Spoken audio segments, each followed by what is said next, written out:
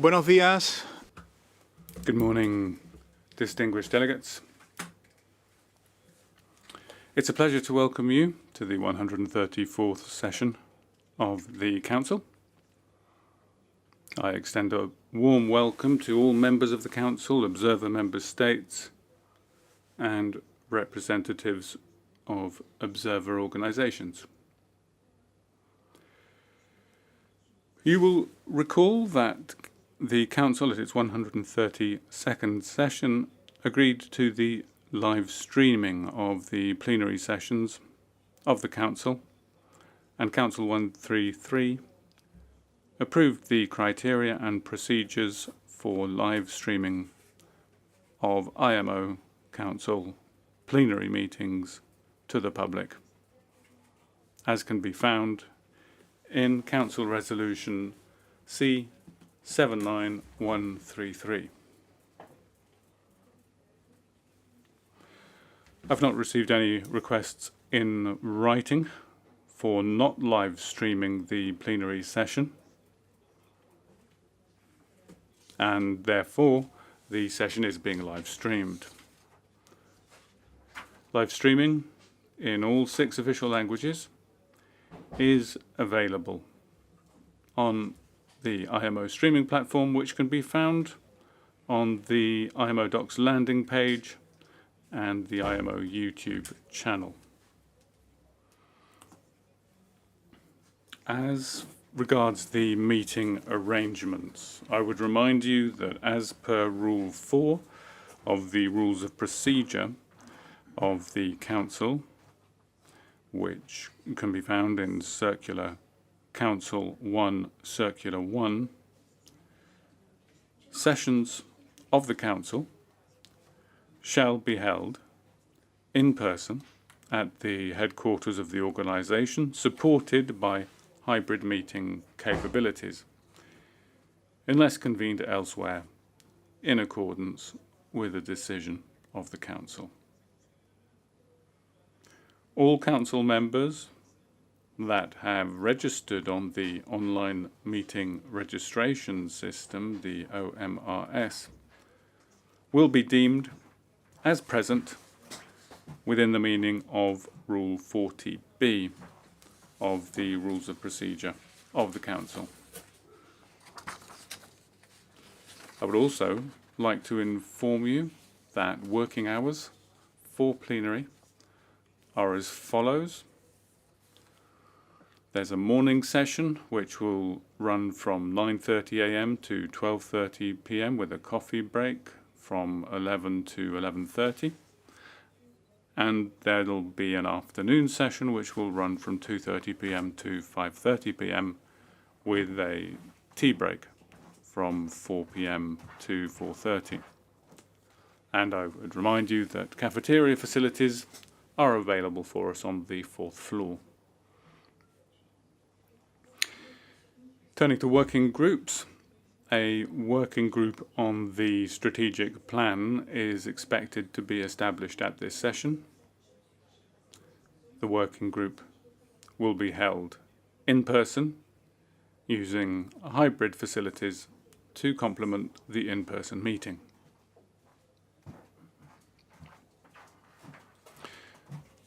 As regards media attendance and filming, I would like to advise the Council that under the guidelines for media attendance at meetings of IMO Assembly, Council, committees and their subsidiary bodies, accredited media organisations can observe plenary sessions unless the Council decides otherwise. And in this regard, we have not received any requests from media organisations.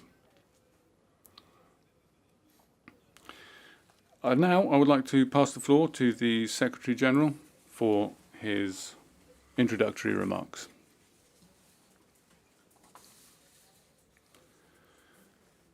Thank you, Chair. And good day to everybody. I'd like to begin with a few announcements before turning to our agenda this week. The organisation has learned with deep regret of the incident involving Admarine 12, which occurred on the 1st of July while the unit was being towed to a new work site in Egypt's territorial waters north of the Red Sea Governorate. It has been reported that 4 lives were lost and search efforts are ongoing for the remaining 3 individuals. I wish to express my profound sadness and sincere condolences to the families of the victims and all those affected. In a separate tragic event, I also wish to convey my heartfelt condolences following reports that 4 lives have been lost and approximately 30 individuals remain missing after a ferry carrying 53 passengers and 12 crew members sank off the island of Bali on the 2nd of July 2025, the Tunu Pratama Jaya. The organisation will continue to monitor developments closely and stands ready to support efforts to draw any lessons that may help prevent such incidents in the future. Additionally, I am also concerned to learn of the attack which occurred last week in the Black Sea, negatively impacting seafarers and port workers. Let me reiterate that there is no justification for any attacks against international shipping, regardless of motivation or cause. And I remain committed and available to facilitating dialogue among all parties involved. I've recently received reports of an attack on a vessel yesterday in the Red Sea whilst navigating southwest of Hodeidah in Yemen. No injuries have been reported to the crew, and I urge all parties to exercise restraint and avoid any actions that could further escalate tensions in the region. Seafarers' safety and well-being must remain a priority at all times.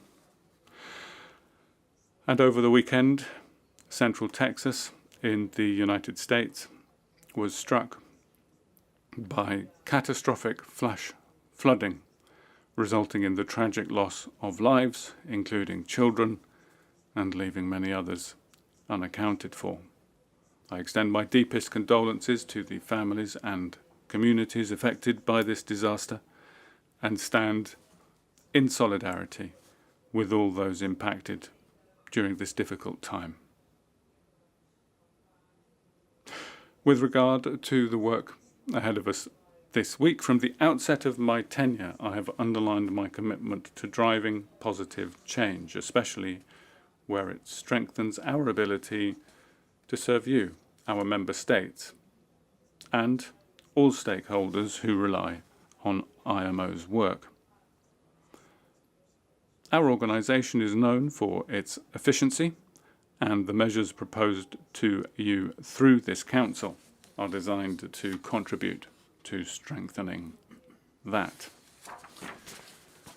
This week, we have before us an important agenda. You will be asked to finalise the amendments to the rules of procedure, both of the Council and the Assembly.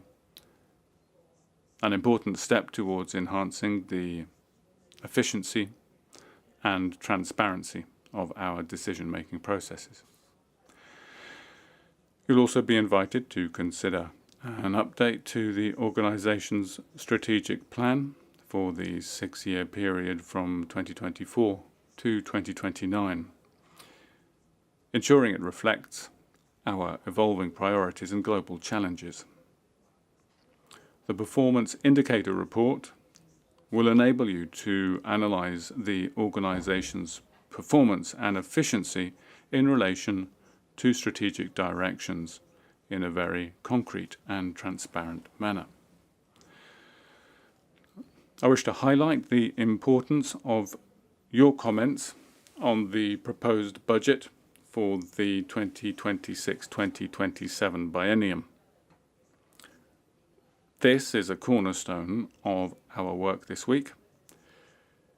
The decisions you take will ensure that the organisation remains adequately resourced and financially sustainable, enabling us to deliver effectively on our mandate and priorities. You will be invited to advance our continued commitment to multilingualism through the consideration of measures to implement the guidelines for the further enhancement of multilingualism at the IMO. You'll also review enhancements to the IMO number scheme, including related proposed consolidated assembly resolutions, and shape our approach to the next cycle of the IMO member state audit scheme, guiding our work for the next years. I trust that I can count on your active engagement and support as we work through these important matters. I'm confident that under the able leadership of your chair, Mr. Victor Jimenez Fernandez of Spain, and your vice chair, Mrs. Amane Fetala of Morocco, the Council will make meaningful and significant progress on the important matters before you. You can continue to count on the full commitment and support of the Secretariat throughout your work. Thank you very much indeed. Muchas gracias, Secretario. Thank you very much, Secretary General, for your introductory comments, and allow me also on behalf of Council to join with the condolences expressed to the victims of accidents and natural disasters that the Secretary General mentioned.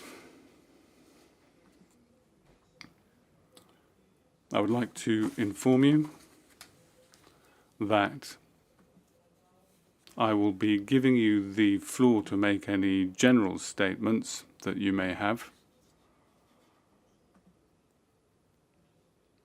after we have adopted this session's agenda. And I would now like to give the floor to the Director of the Administrative Division to make some announcements with respect to the conduct of the meeting. Mrs. Prempe, please go ahead. Thank you, Chair, and good morning to everyone. Regarding hybrid capabilities, we'd like to refer you to Circular Letter number 4627, Guidance on the Use of IMO Hybrid Meeting Capabilities. At the request of the IMO Council, the Secretariat has implemented changes to the hybrid meeting system to generate a single request-to-speak list during plenary sessions. The list will combine requests for the floor for both in-person and remote active participants. Using this feature implies changes in the way the microphone system operates and how the floor is requested and given to delegations in the room. The Secretariat will now play a short tutorial video explaining these changes.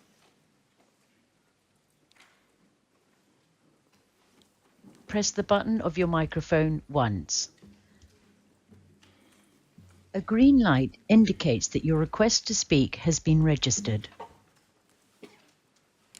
Requests to speak are displayed on dedicated screens in the room and online on Zoom. To withdraw your request, press the microphone button a second time. The green light will turn off and your delegation's name will be removed from the list. When the chair gives the floor to your delegation, your microphone will be activated from the podium. A red light indicates that your microphone is live. When speaking, a banner with your delegation's name and the associated flag or logo will be shown on the video image. One microphone may be shared by two delegations. It is important to press the correct microphone button to avoid the wrong delegation being registered to speak.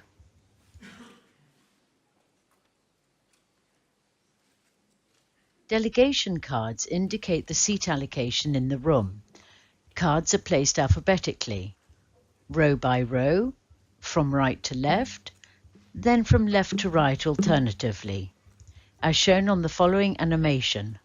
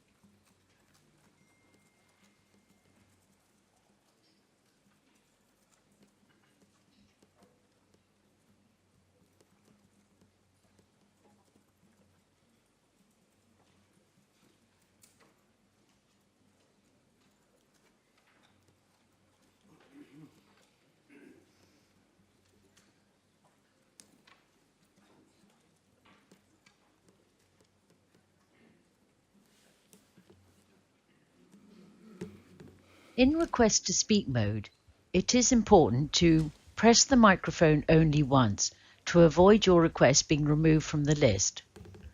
Use a microphone button assigned to your delegation only, or the wrong delegation will be registered to speak. Lastly, it is important not to change the positions of the cards in the room. Talk to meeting services staff if changes are required.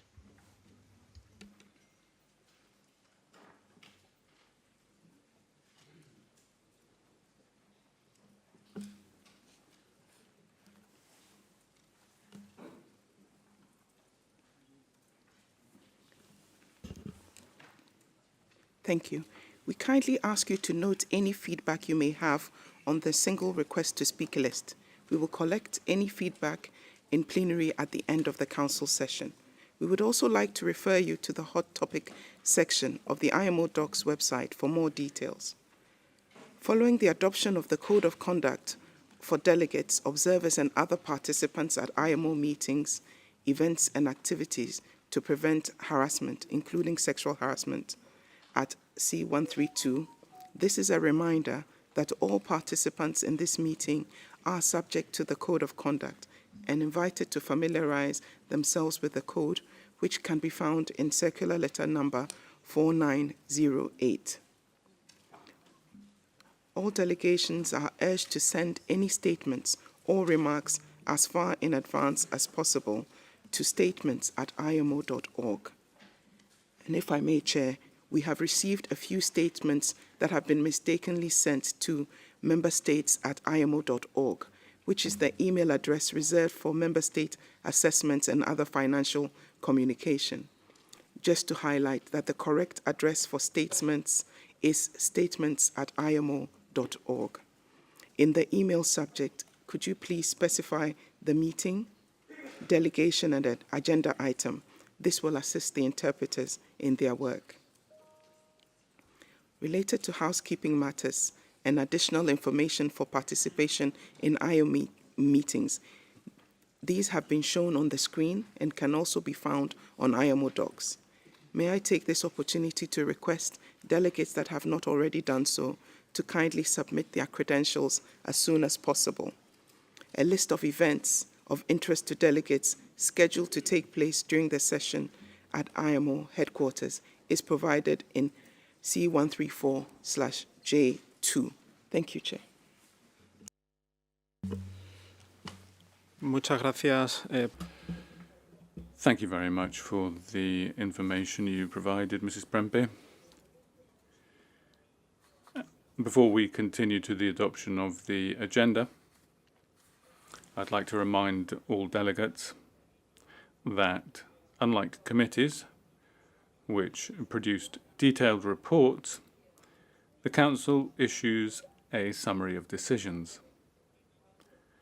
Please note that individual statements will not be attached to this summary, as the meeting is being recorded.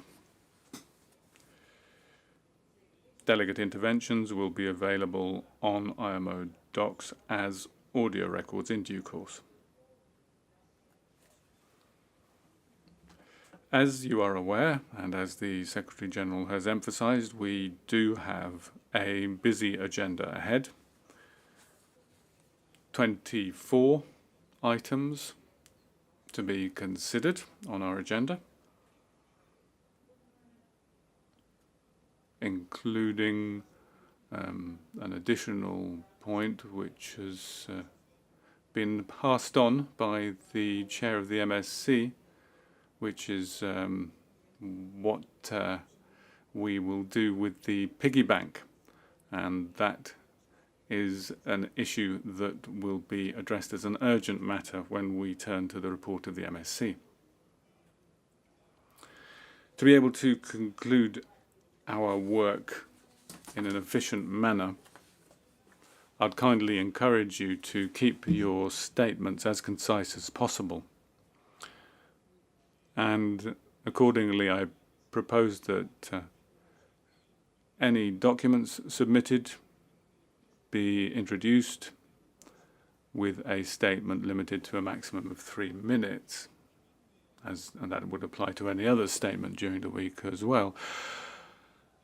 I assure you that I will do my utmost to facilitate a smooth meeting with the support of the Secretary-General and the rest of the team. And as usual, I would appreciate your cooperation in helping us achieve our goals. So, as I was saying, we can now turn to the first item on our agenda, which is the adoption of the agenda. The provisional agenda for this session is contained in document C1341. I would like to invite delegates to make any comments on that document. The floor is open for comments. Entiendo que I assume that the Council agrees to the adoption of the agenda for this session. If there is no objection, it is so decided.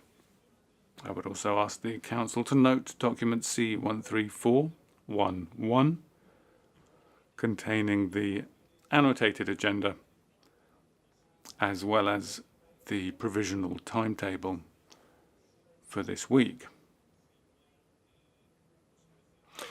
So if there are no further comments, that completes the consideration of this agenda item. And as I said a moment ago, I will now offer the chance to those who wish to make general statements or comments to those who wish to do so. The floor is open. Delegation of India, to be followed by Indonesia.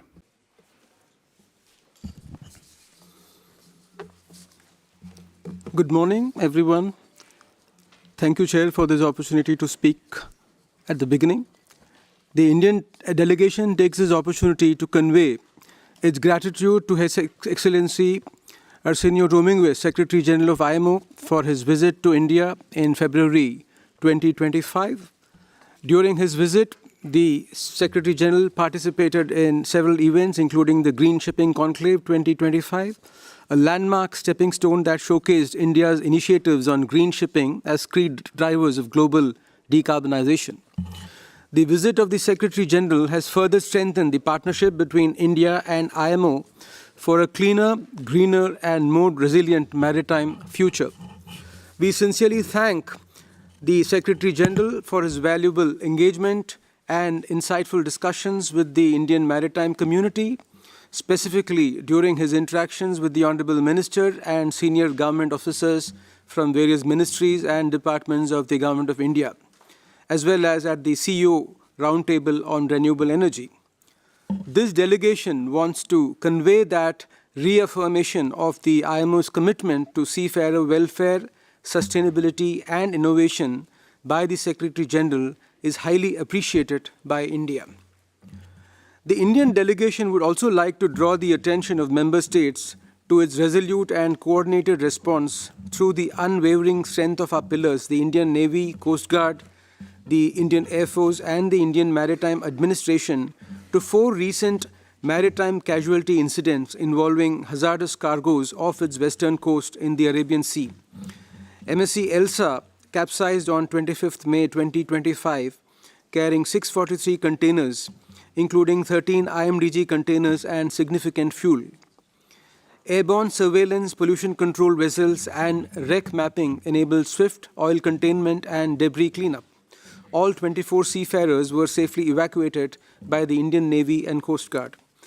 In the second incident that happened on 9th June 2025, Vanhai 503 suffered an explosion and intense fire resulting in 4 fatalities.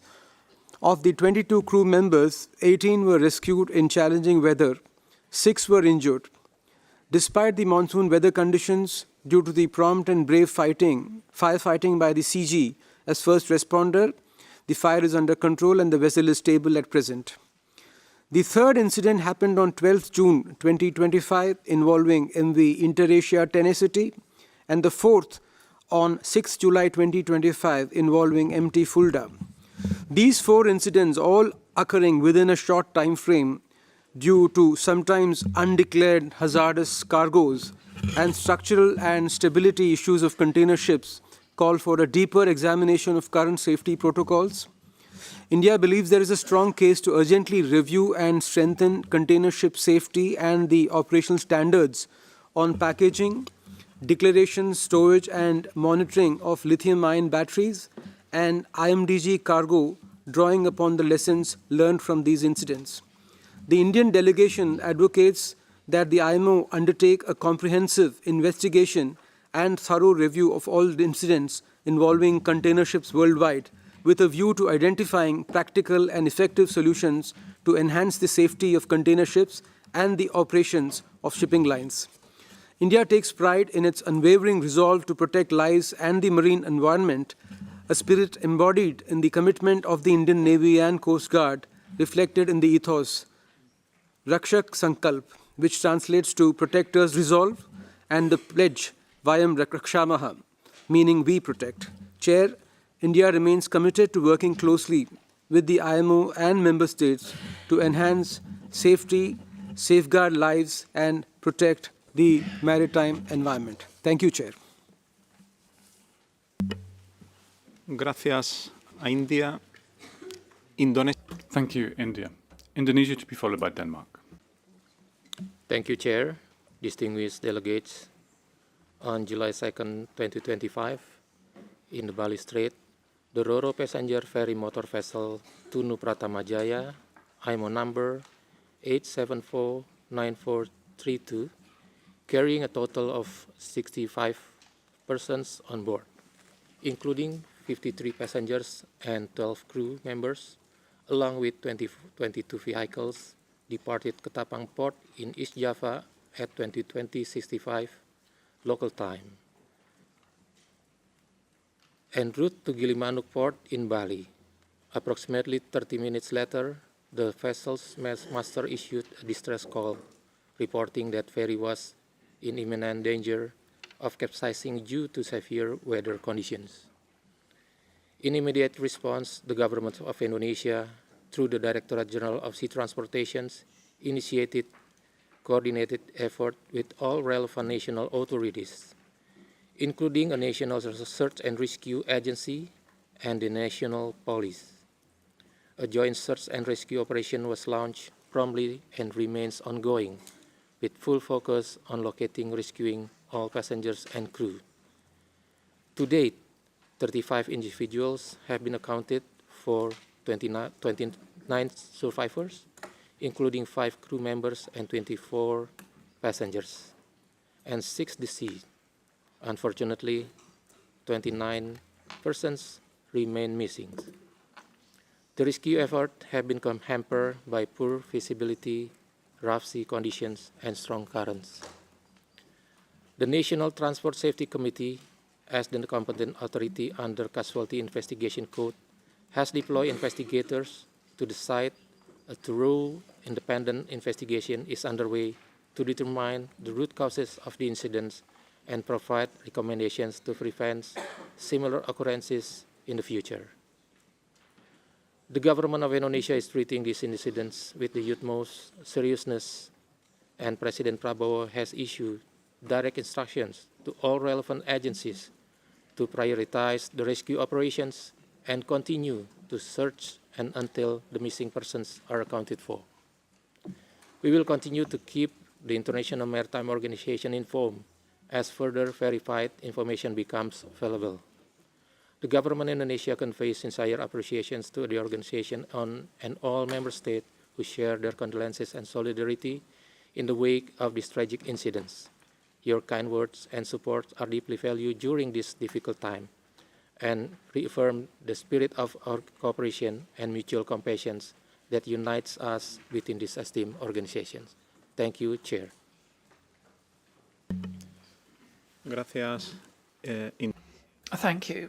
Indonesia. Denmark, followed by Greece. Good morning, Chair. Thank you very much. Good morning, everybody. First of all, I would like to express my sincere condolences to the victims of all the incidents mentioned by the Secretary General. And then I have two brief statements. Denmark, on behalf of the member states of the European Union and the Commission, expresses its deep concern as we learn about the recent attacks by the Russian Federation on key Ukrainian export infrastructure in the port of Odessa in the southern Black Sea, resulting in casualties, including civilian seafarers. We strongly condemn Russia's illegal and unprovoked aggression against Ukraine, which continues to threaten global peace and security. Attacks on commercial ships and maritime infrastructure in the Black Sea violate international law, endanger innocent seafarers, and contradict IMO principles. We urge Russia to cease these actions immediately and reaffirm our unwavering support for Ukraine's sovereignty and territorial integrity. On the Red Sea, Denmark, on behalf of the member states of the European Union and the European Commission, strongly condemns the recent attack on a commercial vessel off the southwest coast of Yemen. We're deeply dismayed that such attacks have resumed in the Red Sea. The recurrence of violence against merchant and commercial ships is both alarming and deeply regrettable. These attacks not only endanger the lives of innocent seafarers, but also disrupt global trade and have potentially severe consequences for the climate and the marine environment. We urge restraint by the aggressors to avoid further escalation in the Red Sea and beyond.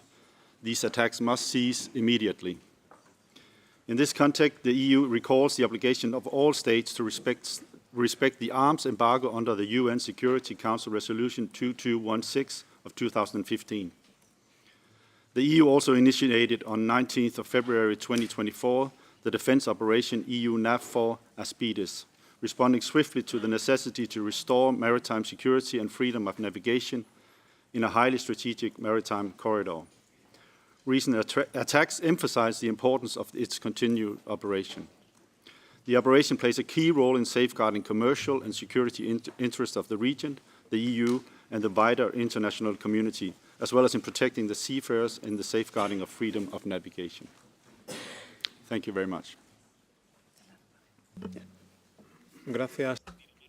Thank you, Denmark. Greece, followed by Italy. Thank you, Mr. Chairman, and good morning to all delegates. We express also our condolences for all victims, and we thank the Secretary General for referring to the issue about maritime security and, in general, for safeguarding maritime security. Greece strongly condemns the armed attack against the merchant vessel Magic Seas in the Red Sea, which happened southwest of port of Al Hodeida. We express our deep sympathy and solidarity with the seafarers who suffered through this unacceptable incident. Such acts of aggression are an affront to international maritime security and a blatant threat to the safety of life at sea and the protection of marine environment. There can be no justification for putting innocent seafarers in harm's way or for weaponizing merchant shipping and turning it into a bargaining tool for political ends. We underline that freedom of navigation, as safeguarded by UNCLOS, remain a cornerstone principle that must be fully respected. Any attempt to undermine the safety of vital shipping lanes threatens global trade and economic prosperity of our societies. In this regard, Greece acknowledges the vital contribution of Operation Aspides and similar initiatives to the safety of merchant shipping. We extend our sincere appreciation for the swift and invaluable support in this particular incident. Greece calls on all IMO member states to stand united in condemning such acts and to strengthen our collective resolve in enhancing maritime security, using all available tools and mechanisms to restore the rule of law at sea. Thank you, Mr. President. Gracias. Thank you, Greece. Italy, followed by the United Kingdom. Thank you, Chair, and good morning to all. Italy thanks the Secretary General for his update on the Red Sea situation. Italy echoes the distinguished delegate of Denmark and his intervention as presidency on behalf of the EU member states. We also echo the statement delivered by the distinguished delegate of Greece and firmly condemns all the attacks performed by the Houthi against the commercial ships. This action violates the IMO Convention and international law and constitutes a threat to maritime security and peace in this region, being detrimental to the international maritime transport and logistic chain in the Red Sea and the Gulf of Aden. Italy, as part of the defensive operation Aspides since the beginning, actively contributed with both naval and air assets of the Italian Navy, currently with the Rear Admiral Quanto Matteo as a force commander. Italy continued its effort to ensure the re-establishment of the principle of freedom of navigation and the protection of the seafarers. Finally, Italy wished to extend its heartfelt condolences to the family of those who have lost their lives due to the severe weather events in Texas. Thank you, Chair. Gracias, Italia. Thank you, Italy. The United Kingdom, followed by the Kingdom of the Netherlands. Thank you, Chair. On behalf of the United Kingdom, I would like to extend condolences to all those impacted by recent maritime incidents around the world. The United Kingdom calls upon all IMO members to protect seafarers and commercial shipping, respect freedom of navigation, and uphold the rules-based international system. As the Secretary-General has so rightly highlighted, there is no justification for attacks on commercial shipping, and seafarers' safety must be the priority.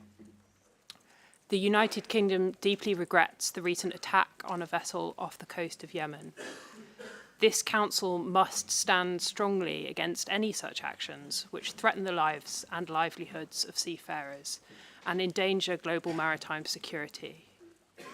The UN Security Council has firmly condemned the Houthis' attacks in the Red Sea. The UK Foreign Secretary has called for restraint, de-escalation, and diplomacy. The United Kingdom would also like to emphasise its steadfast solidarity with Ukraine, particularly in light of the ballistic missile attack that took place on the 3rd of July 2025 at the Odessa commercial seaport, resulting in multiple casualties, including among seafarers and port workers. I would like to express my condolences to the families of those who were killed and thoughts to those who were injured. The Russian Federation's actions continue to show a flagrant disregard of IMO Resolution A1183/33 and are inconsistent with the principles and purposes of this organisation. We would like sincerely to thank the Secretary-General for his continued efforts to keep the membership updated on the evolving situation in the Black Sea region and welcome IMO's technical assistance activities. Thank you. Gracias. Thank you. UK, Netherlands, followed by Egypt. Thank you, Chair. Good morning to all. Let me first thank the Secretary-General for his visits to the Netherlands this spring.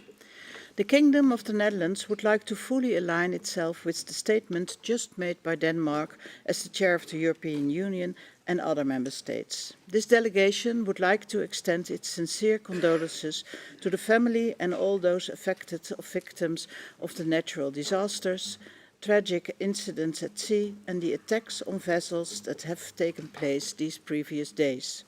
The freedom of navigation and the safety at sea, and especially those of our seafarers, should be priority at all times, and we strongly condemn any actions to act against this. Thank you, Chair. Thank you, Kingdom of the Netherlands. Egypt, to be followed by Japan. شكرا سيد الرئيس. يود Thank you, Chair. The delegation of my country would like to thank the Secretary-General for conveying his condolences following the incident involving a vessel in the Suez Gulf last week. This occurred when the vessel was withdrawing, and it led to the loss of 4 lives, and a number of people were saved. And search efforts were undertaken to find those still missing. My delegation here would like to assert that this incident occurred far from the shipping lanes through the Suez Canal, and shipping in the Suez Canal is continuing normally. And by way of conclusion, we would like to convey our condolences to the families of all the victims mentioned this morning. We also endorse all the appeals that have been expressed for an end to all attacks against ships and shipping in the Red Sea as well. And we stress the importance of unconditional, full respect for international shipping freedom. Thank you. Gracias, Egipto. Thank you, Egypt. Japan, followed by Canada. Thank you, Chair. And Japan thanks the Secretary General for the update on the incidents and natural disaster recently happened. We sincerely express our condolences to all those involved in these incidents and in tragic natural disasters. Japan echoes with Denmark, Greece, and others, and expresses our grave concerns on the situation in the Red Sea. We strongly condemn any actions, including the recent attacks by Houthis, that impede the free and safe navigation of vessels. Japan reiterates our call to all member states to fully respect and act in a good faith in accordance with the agreed resolution, namely the UN Security Council Resolution 2722 and 2739, and the MSC Resolution MSC 564108. In addition, Japan shares its concern expressed by the previous speakers on the recent missile strikes on the Odessa port. In this regard, Japan condemned Russia's actions threatening the safety of sea and reiterates our call to cease such military action immediately in accordance with Assembly Resolution A1183-33. Thank you. Gracias. Thank you, Japan. Canada, followed by Norway. Thank you, Chair. Good morning, delegates. Canada wishes to thank the Secretary-General for his updates on the tragic incidents and natural disasters that have taken place over the last week. We join others in expressing our sincere condolences to all parties who have lost lives. In particular, we issue deep sympathy to the seafarers and port workers in Ukraine who were killed or injured in the recent attacks in the Black Sea. Canada reiterates its solidarity with Ukraine and the Ukrainian people and condemns the attacks by the Russian Federation in the strongest possible terms. These attacks on port and supply chain, infrastructure, port workers, and merchant vessels are a violation of international law and undermine the fundamental principles of this organization and the backbone of the maritime sector. On the situation in the Red Sea, we also share concerns over the returned escalation of attacks on merchant vessels. To be brief, we align with the intervention of Denmark on behalf of the EU member states, Japan, and the United Kingdom. We urge all parties in both the Black Sea and the Red Sea to intensify efforts to bring an end to these conflicts and move towards a just and lasting peace. Thank you, Chair. Muchas gracias. Thank you, Canada. Norway, followed by Australia. Thank you, Chair, and good morning to all.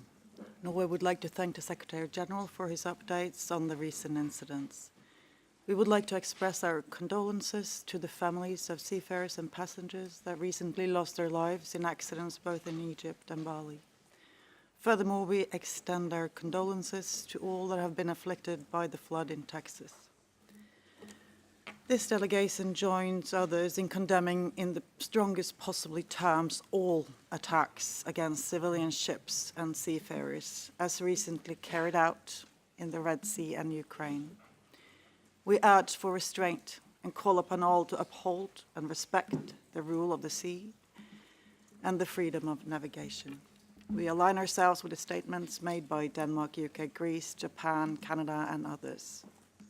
We also would like to reiterate our continued support for Ukraine. It is about respect for international law, about re-establishing the basis for peaceful coexistence, shaping our common future. Thank you, Chair. Gracias. Thank you, Norway. Australia, to be followed by the Republic of Korea. Chair, good morning to all. Australia too thanks the Secretary-General for the update on the recent incidents and events. We also express our sincere condolences to all those involved in these incidents and disasters. Australia echoes the concerns of others about the attack on the Liberian-registered Magic Seas in the Red Sea. Australia reiterates its condemnation of such attacks on merchant and commercial ships. They are unacceptable violations of the international law and the IMO Convention, pose serious threats to the safety of seafarers, severely disrupt global trade and endanger both regional and international security.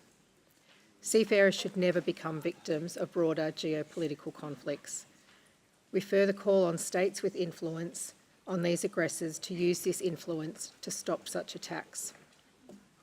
Australia too has grave concerns over the incidents that are still occurring in the Black Sea. Russia's illegal invasion of Ukraine has resulted in unacceptable damage to civilian shipping and to harm seafarers and the marine environment. Australia condemns the attack on 3 July in the port of Odessa, resulting in the death of 2 people and injuries to others. This incident is a flagrant disregard of IMO Assembly Resolution A118333 and goes against everything the IMO stands for. Thank you, Chair. Gracias, Australia. Thank you, Australia. Republic of Korea, followed by Finland. Thank you, Chair. We deliver our thanks to the Secretary-General about the update of a recent incident. This delegation also joined our deep condolences and sympathy to the victim of recent incident and the national disaster. Regarding the recent situation of the Red Sea, the Republic of Korea emphasizes the importance of safeguarding maritime safety and the freedom of navigation, and believe that IMO and its member states should work together to discuss practical measures to ensure the safety of a vessel operating in high-risk areas. In particular, this delegation recognized continued international effort to enhance maritime security in the Red Sea, as highlighted in the IMO resolution MSC 564/108 and the UN Security General Resolution 2722 and 2768. The Republic of Korea will continue to closely cooperate with the IMO and the international community and actively participate in the discussion to promote maritime safety and the stability of the global shipping operations. Thank you, Chair. Gracias, Republic. Thank you, Republic of Korea. Finland, please. Thank you, Chair. Finland also would like to express the condolences to the recent attacks and incidents mentioned earlier in the discussion, and we fully support the statement made by Denmark as presidency of the European Union on the incidents or the attacks and the aggression in the Black Sea and the Red Sea. We would like to, under this agenda item, Chair, to express our concern on GNSS interference, which also reflected in the circular letter 5037 issued by Estonia and Finland and published by IMO on the 19th of June 2025. This delegation wishes to draw your attention, Council members, to the growing risks to maritime safety caused by GNSS interference. It increasingly hampers the ability of seafarers to navigate and operate their vessels safely, particularly in high traffic and navigationally challenging areas. This threat has become especially acute in the Baltic Sea region, where reports of signal jamming and spoofing continue to rise. Modern maritime operations are highly dependent on satellite navigation, not only for positioning and timing, but also for the safe operation of systems such as GMDSS. The increase in interference poses a serious challenge to maritime safety, especially for vessels lacking modern multi-frequency receivers or robust backup systems. At the same time, manipulations of AIS data further undermines navigational awareness and maritime safety. In response to this unfortunate situation, Finland and Estonia have taken a number of practical steps, including issuing frequent maritime safety warnings and updates to electronic nautical charge, as well as publishing operational guidelines to support mariners in dealing with such disruptions. These measures reflect our shared view that ensuring resilience to GNSS disruptions must now be considered a key component of maritime safety. And as given above, only recently Estonia and Finland have issued a circular letter number 5037 that have been circulated by IMO. These coordinated efforts reflect our shared view that resilience against satellite navigation threats must now be an integral element of navigational safety and preparedness at sea. We therefore respectively request that all member states give due attention to this growing concern and take appropriate steps to ensure that ships flying under their flags and seafarers of their nationalities are properly informed, trained and equipped to manage GNSS disruptions when needed effectively. Thank you, Chair.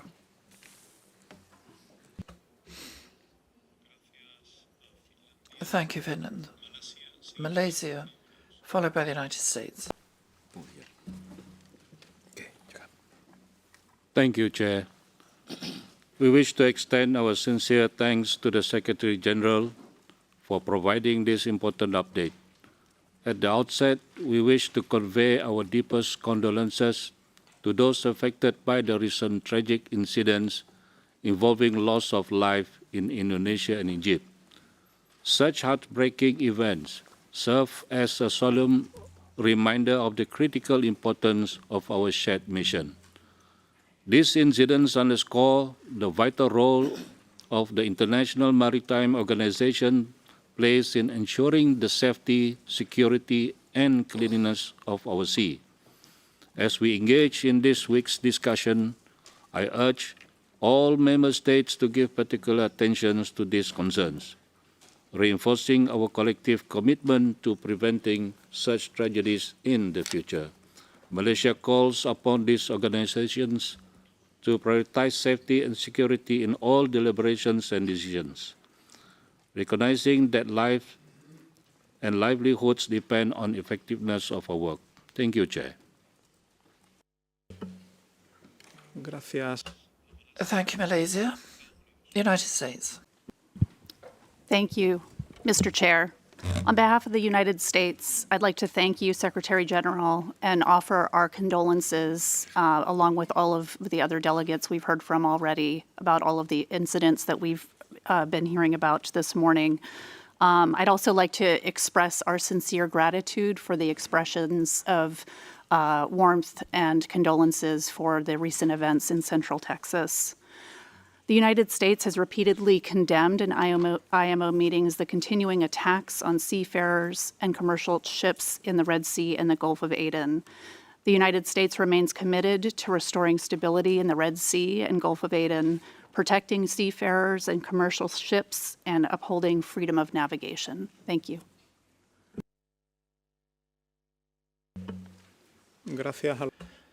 Thank you, United States. As there are no further requests for the floor from members of Council, I now open the floor for observer member states, beginning with the delegation of Ukraine, to be followed by a man. Thank you, Chair. Distinguished delegates, first of all, we would like to express our sincere condolences to the delegations of all countries whose citizens have lost their lives or have been affected by recent maritime incidents and natural disasters.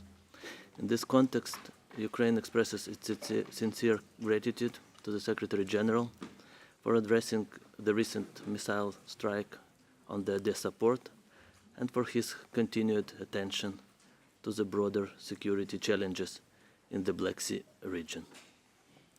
We highly appreciate his consistent leadership in defending the safety and dignity of seafarers worldwide. We are also grateful to those delegations that have expressed solidarity with Ukraine and condemned this latest Russian attack. As already noted, on 3rd July, a Russian Iskander ballistic missile targeted and struck the berthing area of the Odessa commercial seaport. At this time of the attack, metal was being unloaded from the general cargo vessel H.G. Rose, flying the flag of Saint Thomas and Principe. 2 civilians were killed, a dock worker and truck driver. 6 others were injured, including port staff and 2 Syrian nationals, members of the ship crew. Critical infrastructure of the port was also damaged: cranes, port equipment, and warehouses. This was a targeted strike on a functioning civilian port, a local vital for global trade and food security. For the 4th year in a row, Russia has been attacking Ukrainian ports.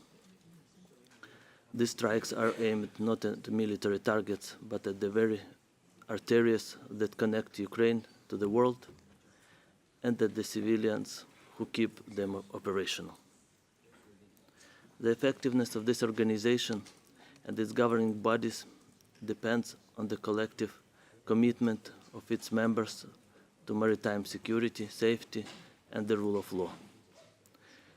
We call for a united international response that prioritizes accountability, the protection of civilians, and the maintenance of the rules-based order at sea.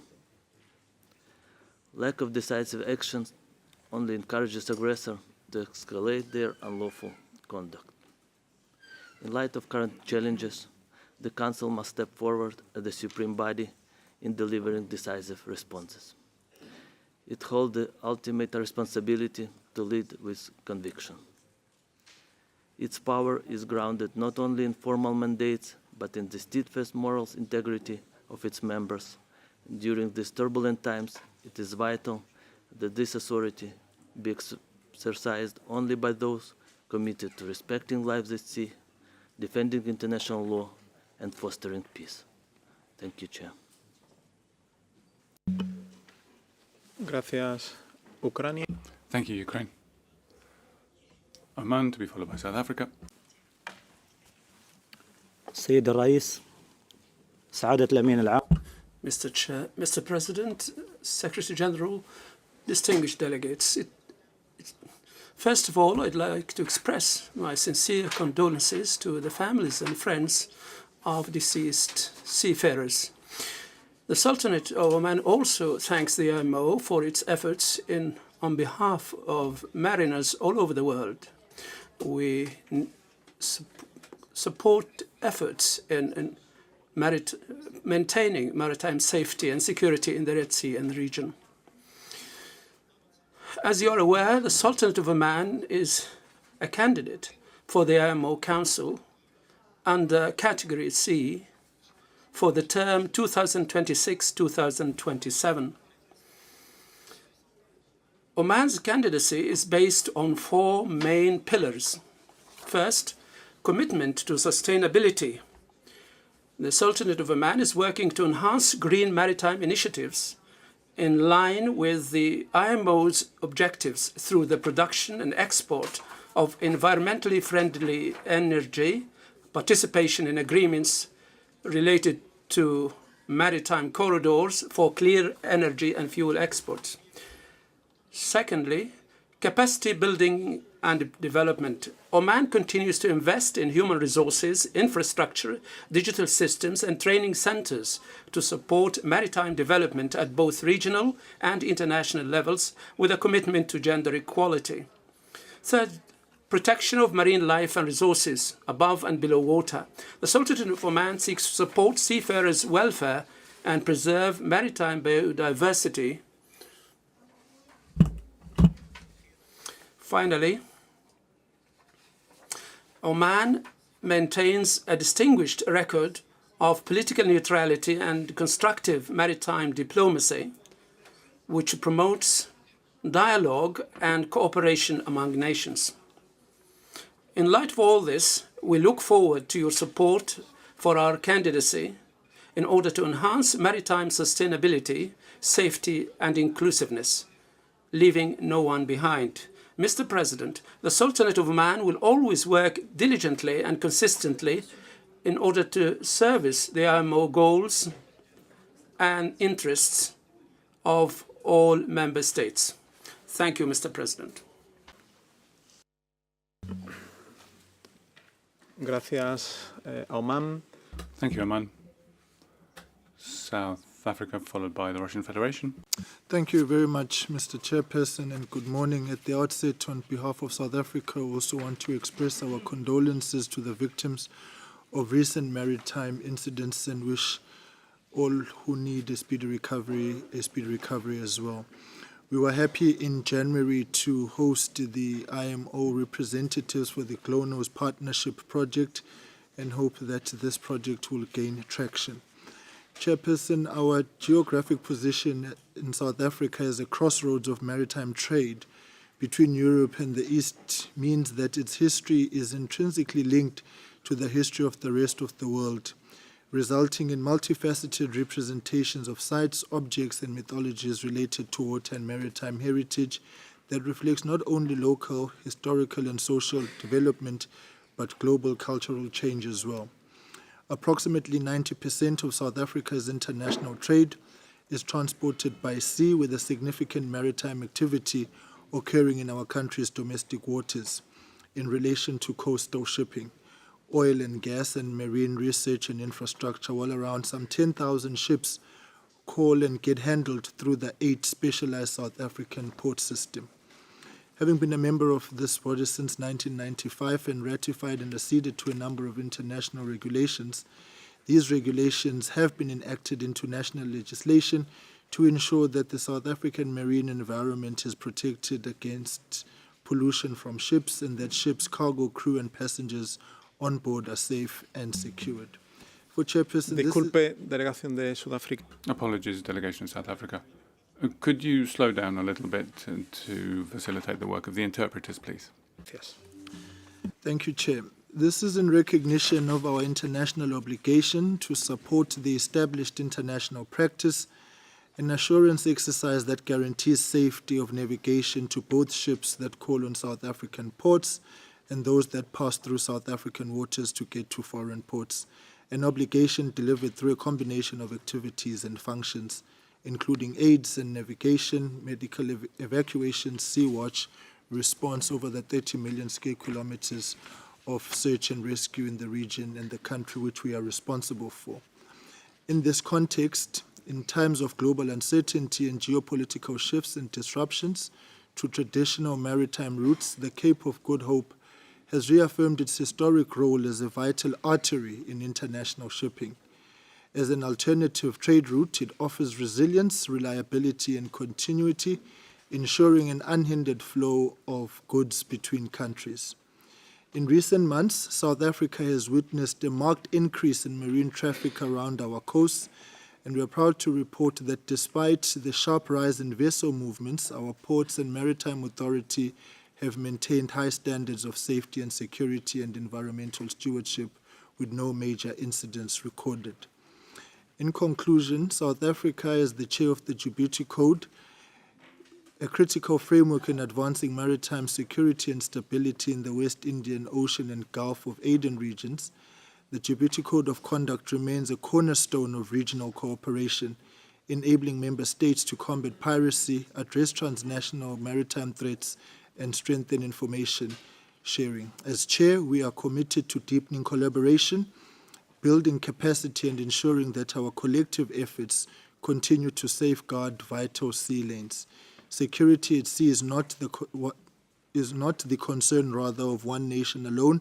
It is a shared responsibility, and through the Djibouti Code of Conduct, we are proving that partnership and coordinated action can deliver real impact. I want to thank the SG for your steadfast leadership and continued support of the Djibouti Code and its signatory states. Thank you, Chair. Gracias. Thank you, South Africa. Russian Federation to be followed by Liberia. Thank you, Chair. Good day to you, good day to the Secretary General, dear colleagues. First of all, we would like to join those who've expressed their condolences to all those who have suffered as a consequence of the natural disasters and other incidents which have recently taken place. With regard to the repeated accusations against our country regarding intentional attacks on civilian infrastructure of ports and on civilian vessels, in particular, we would like to repeat what we have repeatedly stated here within the walls of this organization.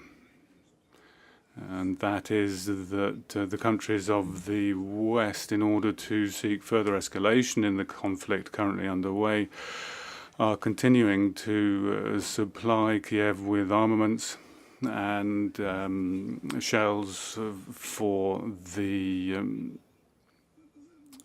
under the pretext, rather, of the challenge of rather the import and export of different kind of products. For example, metal, agricultural produce, and other wares. Now, in order to store all of this military cargo, or the civilian infrastructure is intentionally used. So any means of transport to provide such a military cargo to Ukraine, and also the place of their storage, is a lawful target. And we should separately make a mention here of the ship owners with regard to their responsibility for the provision of commercial vessels for the carriage of such military cargo. That is simply unallowable, because with these actions, the life of everyday seafarers who cannot have any knowledge of what cargo they are carrying are subjected to a threat to their own lives. And this can lead, unfortunately, to loss of life. Thank you. Gracias. Thank you, Russian Federation. And I now give the floor to Liberia. Thank you, Chair. We would like to say a very good morning to fellow delegates. And we want to begin by joining our voices with those who've expressed condolences to all victims who have suffered maritime incidents. In particular, we'd like to convey our condolences to the government and people of the United States of America over the horrible flood that shattered Texas. Our hearts are with the victims. We'd like to thank you, Secretary General, for your report in detail. And we'd just like to, on a side note, bring to the attention of Council that the Liberian vessel Majesty has been attacked, terribly attacked. The attack led to the flooding of the engine room and, of course, endangering the lives of the crew. We can confirm the safety of the master and crew of the vessel Majesty, and Liberia is doing everything to ensure safety of navigation and protection of the marine environment. Like many others before us, we think these attacks are illogical and very unwarranted. We will report to the Secretariat when investigations are done and express in full statement our position. Thank you, Chair.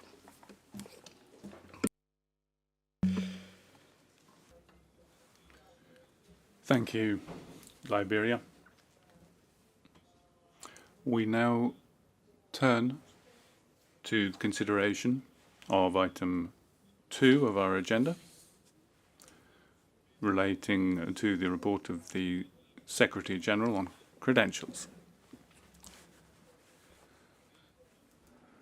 In accordance with Rule 10 of the Council's Rules of Procedure, members of the Council are required to transmit to the Secretary General the credentials of their representative and alternates, if any, not later than the opening day of the Council. I invite the Secretary General to report on the credentials. Thank you, Chair. I'm pleased to report that the credentials of all Council members have been received and found in order. Thank you very much. Thank you, Secretary General.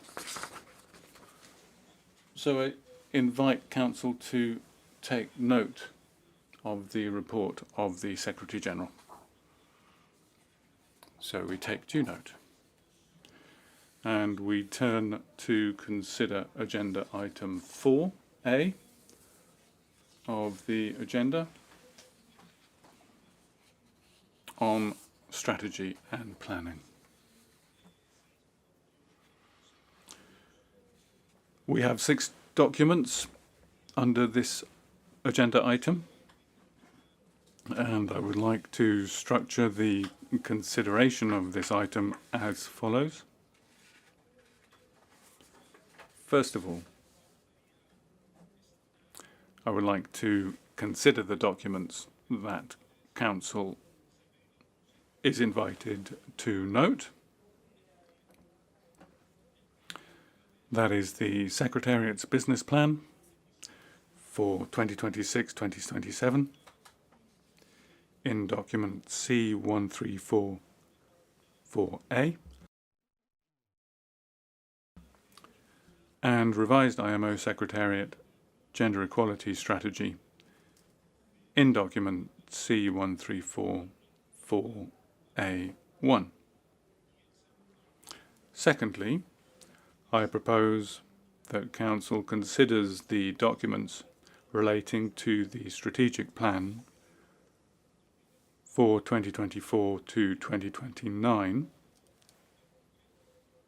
specifically document C1344A2, on the application of the strategic plan, document C1344A3, on the report on the analysis of the performance indicators, as well as document C1344A4 and its addendum on the draft Assembly resolution with the revised strategic plan for the organisation for the 6-year period 2024 to 2029, including the table of performance indicators and the work programme of IMO organs for the 2026-2027 biennium. So I would first invite the Secretary-General to introduce the Secretariat's business plan for the upcoming biennium, which can be found in document C1344A. Thank you, Chair. This document presents the Secretariat's business plan for the 2026-2027 biennium, following the same process as in the previous biennium. The divisional business plans of all divisions have been consolidated into the Secretariat-wide business plan. The Secretariat business plan consists of 3 levels, all contributing to the achievement of the 8 strategic directions. Starting from each strategic direction, these levels are the specific objectives that the Secretariat plans to achieve with regard to each strategic direction, the concrete results that are planned to be achieved within the 2-year time horizon based on the strategic priorities for the biennium, and the specific activities the Secretariat is planning to implement in order to achieve the specified results. The updated Secretariat business plan can be found in the annex to this document. Thank you. Gracias. Thank you, Secretary-General. I open the floor for comments.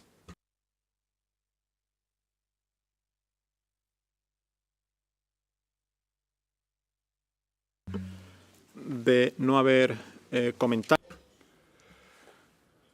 I see there are no comments, so I believe the Council can note the Secretariat's business plan of the Secretariat. I see that there are now some requests for the floor. Delegation of Liberia.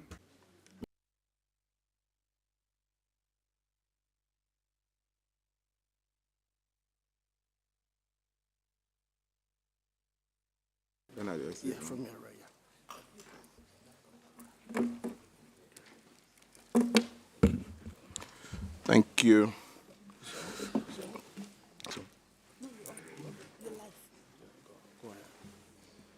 Thank you, Chair. Liberia thanks the Secretary General for document C134/4A and expresses strong appreciation for the forward-looking Secretariat business plan for 2026-2027. We fully support its strategic direction and modern approach to the challenges facing the organization. In particular, on Strategic Direction 8, we welcome continuing efforts in enhanced digitalization and service delivery. We commend the Secretariat's work to improve systems and streamline workflows. We also commend the professionalization of IMO staff. Many officers demonstrate deep procedural work, knowledge, and institutional memory, which is vital to guiding delegations. We see an opportunity to build on this strong foundation by further enhancing consistency across the Secretariat. We encourage strengthening training and development, including the use of AI and digital tools to support Secretariat staff. Liberia reiterates its support for the Secretariat to its leadership under the Secretary General. Thank you, Chair.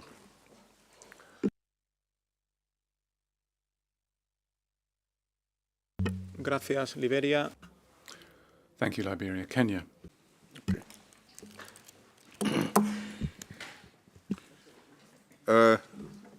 Thank you, Chair. We also send our condolences to those that faced the calamities that came naturally and those that were caused by those attacks. Kenya thanks the Secretary General for the paper, and we note that the paper is addressing emerging issues in the maritime sector. The plan specifically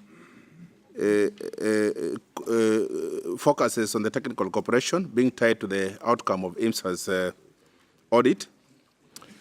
And as being a beneficiary of the TC activity arising from the IMSA's corrective action plan, Kenya attests to the effectiveness and it's resulting in resources being directed where they are truly needed. Kenya also thanks the Secretary General for the new approach to the TC activities that incorporate gender inclusion with the new requirements for more participation of women. We look forward to a more robust engagement of the Secretariat, particularly with the heads of maritime administrations, in developing the TC proposals for the benefit of the member states. Thank you, Chair.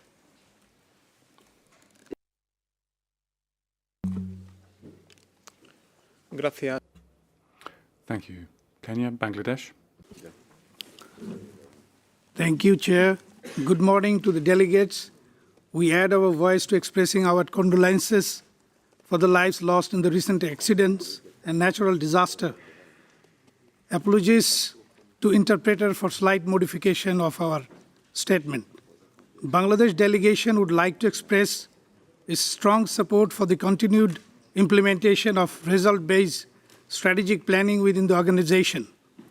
As outlined in the document Charlie 134/4 Alpha, we welcome the updated Secretariat Business Plan for the 2026-2027 by Neom and commend the Secretariat for its effort to streamline the plan and strengthen the linkage between the strategic plan, specific objectives, and the proposed budget. With regard to the document Charlie 134/4 Alpha/1, we commend the Secretariat for its continued commitment fostering Bangladesh, an inclusive and perdone que le interrumpa. Bangladesh, apologies. We are not currently considering that document. In conclusion, Bangladesh delegation supports sending all relevant documents to the working group if established, and we stand ready to work collaboratively. Thank you, Chair. Please go. Gracias a... Thank you, Bangladesh.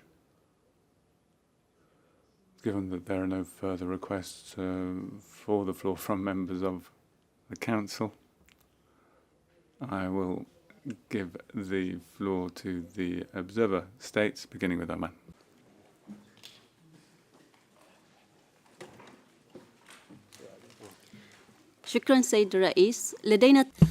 Thank you, Mr. Chair. We have a comment on document C1344A. Can I make that statement now? Thank you, Chair. The Sultanate of Oman welcomes the Secretariat's plan. We also support its efforts regarding EMSIS. This will help to achieve our common goals. We stress that it is important to give special priority to the needs of SIDS and LDCs through the application of programs of capacity building, which should take into account the special challenges faced by such states, especially in the field of maritime safety, the protection of marine environment, and the enhancement of capacity to implement international agreements. We also support the development of systems for collection and analysis of data to bring about concrete results for member states, while focusing on supporting the efforts of SIDS and its planning and implementation efforts. Thank you, Chair. Gracias a... Thank you, Oman.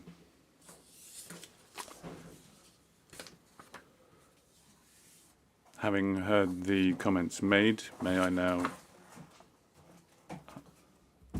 conclude that the Council can note the Secretariat's business plan for the 26-27 biennium. If there are no objections, it's so decided, and we turn now to consider the revised IMO Secretariat Gender Equality Strategy.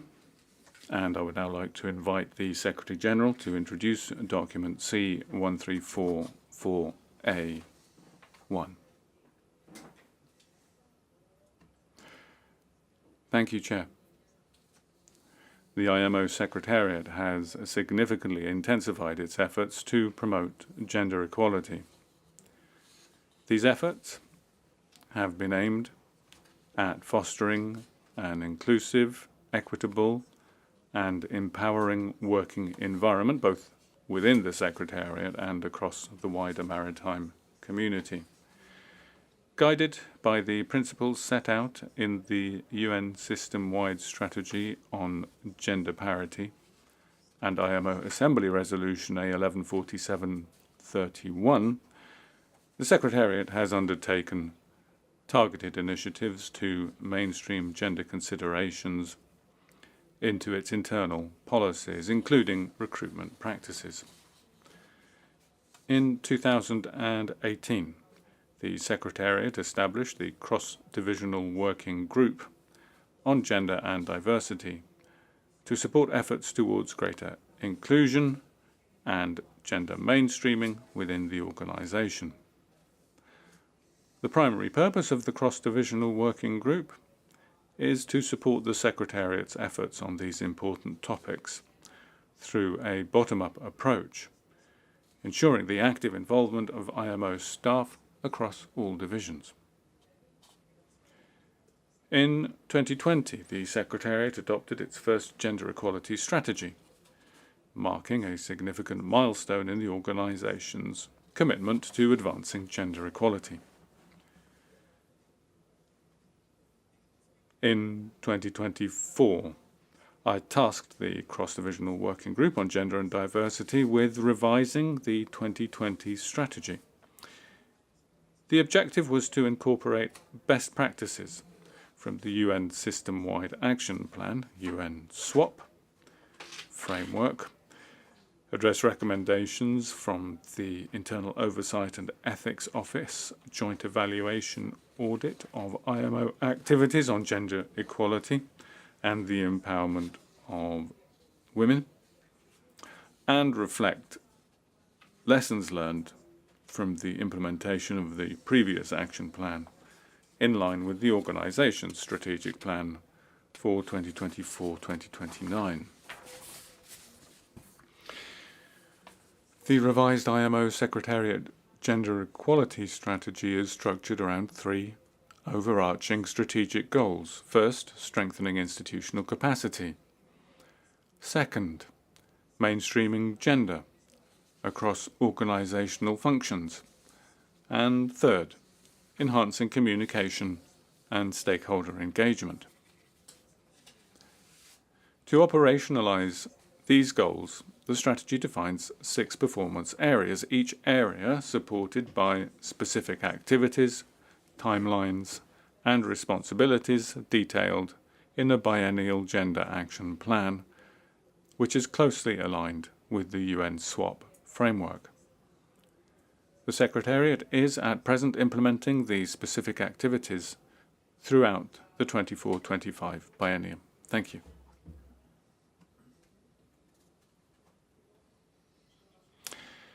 Thank you, Secretary-General, for introducing the document on the IMO revised gender strategy. It's practically 11 on the dot, so time for the coffee break. So I would suggest that we now take that break, and we'll return to hear comments on the Secretary-General's document when we come back at 11:30. I now give the floor to the delegation of Thailand for an interesting announcement. Please go ahead. Thank you, Chair. The delegation of Thailand is pleased to extend a warm invitation to all of you to join us for our morning coffee break, kindly hosted by His Excellency Mr. Nattawat Gritsanamara, Ambassador of the Kingdom of Thailand to the United Kingdom and Permanent Representative of Thailand to the IMO. In the spirit of international friendship and cultural exchange, we are delighted to offer a traditional Thai coconut pandan cake alongside the usual selection of pastries. Delegation of Thailand, I would ask you for silence, please. We haven't yet taken our break, and we have a delegation making an announcement, so I would ask you for your understanding in that regard. Thank you, Thailand. You can continue. Okay. Thank you, Chair. So the delegation of Thailand is pleased to extend our warm welcome invitation to all of you to join us for our morning coffee break, kindly hosted by His Excellency Mr. Nattawat Gritsanamara, Ambassador of the Kingdom of Thailand to the United Kingdom and Permanent Representative of Thailand to the IMO. In the spirit of international friendship and cultural exchange, we are delighted to offer a traditional Thai coconut pandan cake alongside the usual selection of pastry. In addition, specially designed t-shirts made from 100 recycled marine plastic will be available to you all as a gesture of our shared commitment to maritime sustainability. All delegates, representatives of international organizations, and IMO staff are most welcome. We look forward to seeing you at the Delegates Lounge. Thank you. Muchas gracias por la invitación. Thank you, Thailand, for your invitation. 30. And we'll be back at 11:30.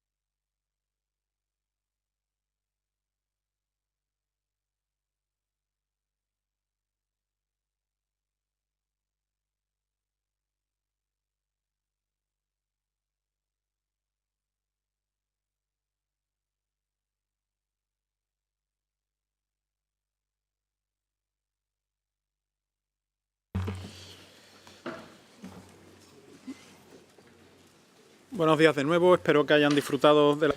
Good morning again. We hope you've made the most of the coffee break. We thank Thailand for the kind offer.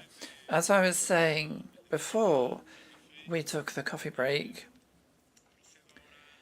I shall now open the floor for comments on the document submitted by the Secretary-General. So the floor is open, beginning with the delegation of Singapore, to be followed by Chile. Thank you, Chairman. Singapore expresses our heartfelt condolences to all those affected by the various incidents highlighted earlier this morning. Singapore is a strong proponent of gender equality. Women continue to form only a small part of the maritime workforce. Achieving greater gender equality will require our continued commitment and collective efforts. Singapore would like to commend the General Secretary for his continuous efforts in encouraging the increased visibility and recognition of women in the maritime sector and within the IMO. Such efforts play an important role in advancing gender equality and ensuring the empowerment of women in the maritime sector. Thank you. I thank you, Singapore. The delegation of Chile, to be followed by Finland. Thank you, Chair. First of all, we would like to express our heartfelt condolences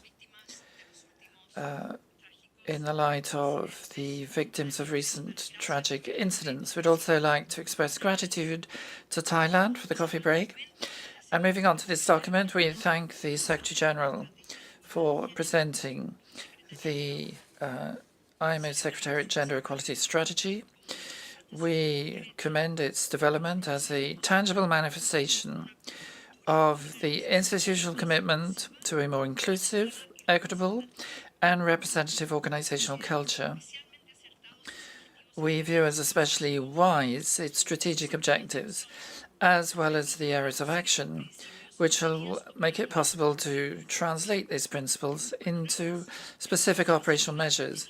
We welcome the fact that some of the initiatives in the action plan have already been carried out, and others have clear deadlines for implementation during the current year. And we hope its implementation will continue successfully advancing, consolidating an organizational structure which is consistent with the values of the UN system and the IMO's own strategic plan. Chairperson, Chile acknowledges that progress on gender equality not only strengthens institutional performance, but also sends a clear signal to the global shipping sector regarding the sort of leadership which this organization seeks to exercise. And lastly, we would like to highlight the fact that this commitment is also borne out in our region of Latin America, where multiple technical cooperation, vocational training, and women's empowerment initiatives in the maritime sector have been developed with the IMO's valuable support. And we trust that this strategy will be a benchmark framework to develop further and expand these efforts. Thank you. Gracias. Thank you, Chile. Finland, followed by the Republic of Korea. Thank you, Chair. First, we want to thank Thailand for refreshments, nice refreshments during the coffee break. Finland's foreign policy systematically and purposefully promotes the rights of women and girls and gender equality in a cross-cutting manner. This should be very visibly reflected in Finland's UN activities, like also here at IMO. Accordingly, Finland thanks the Secretary-General for the document C134/4A1, which contains the revised IMO Secretariat Gender Equality Strategy and welcomes its 3 overarching strategic goals with 6 performance areas to operationalize them, and further each goal supported by specific activities, timelines, and responsibilities detailed in a biennial gender action plan, which is just mentioned by the Secretary General, and they are aligned with the UN SWAP framework. Finland is of the view that women and girls, they need to see other women in all positions in the organization. Accordingly, we need more women in the leading positions also in the IMO Secretariat.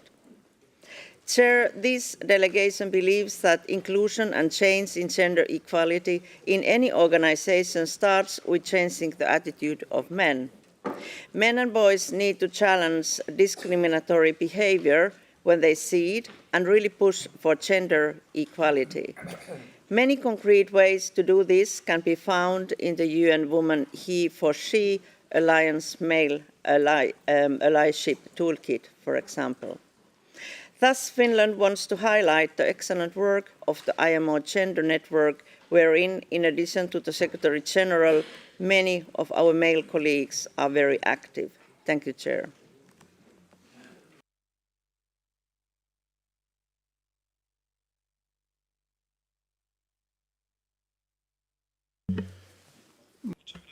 Thank you, Finland. The Republic of Korea, to be followed by the United States.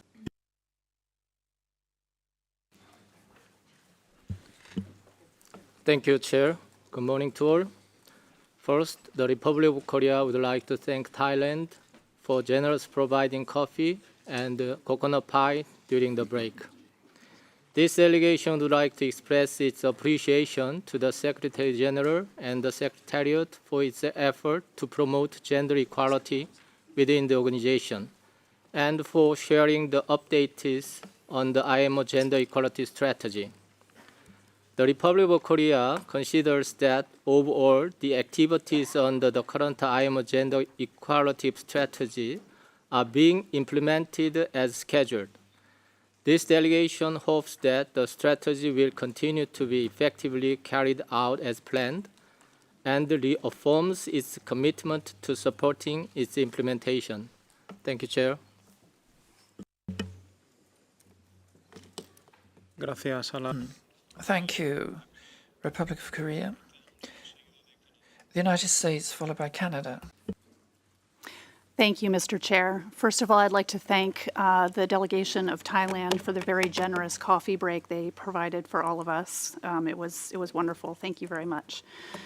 The United States strongly supports the protection of women and girls, the defense of their rights, and their empowerment. The government of the United States is working to protect and promote the ability of women and girls to engage in all aspects of social, civil, political, and economic life. Women, including American women, have been among the great maritime pioneers.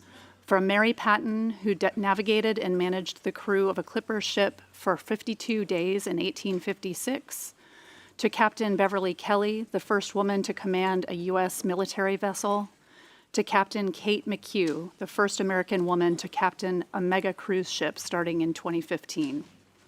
The United States recognizes anticipated future personnel shortages in the global maritime industry, including the future need for highly trained professionals. Hiring for these critical jobs, upon which the lives and livelihoods of thousands of passengers and crew depend every day, must be based on ensuring maritime safety and overall job excellence. Thank you.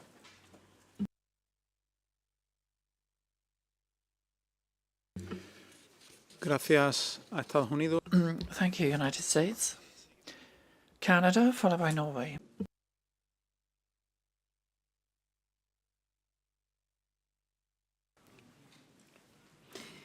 Thank you, Chair. Canada first wishes to thank the delegation of Thailand for the delicious tea break this morning. Canada commends the Secretariat's progress in working to reflect equality and equity as guiding principles in the work of the IMO, and thanks the Secretary General for his commitment to this issue across the maritime sector. One suggestion we would like to raise in regards to this strategy and the work on promoting gender equality more generally At TC 75, many delegations noted that discrimination based on gender is often compounded by socio-demographic and other factors, including but not limited to race, ethnicity, religion, health status, and age.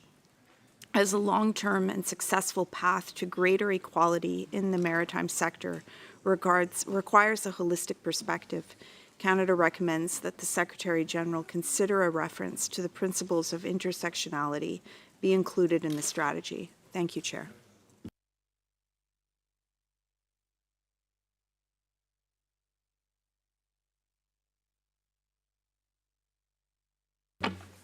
Gracias a Canadá. Thank you, Canada. Norway, to be followed by Peru. Thank you, Chair, and thank you to Thailand for the coffee break. We thank the Secretariat-General for the information provided and for the work undertaken in the Secretariat to promote diversity and gender equality. Norway is a firm supporter of initiatives to promote diversity, equity and inclusions in the maritime sector. The adoption of the IMO Secretariat's Gender Equality Strategy in 2020 was an important milestone for this organisation. We commend the SG for his initiative to revise the strategy to incorporate best practices from UN SWAP as well as addressing recommendations and lessons learned. Chair, we believe the revised strategy will improve the facilitation for a fair, supportive and sustainable workplace for all in the Secretariat. We support this. Thank you. Gracias. Thank you, Norway. Peru, to be followed by Australia.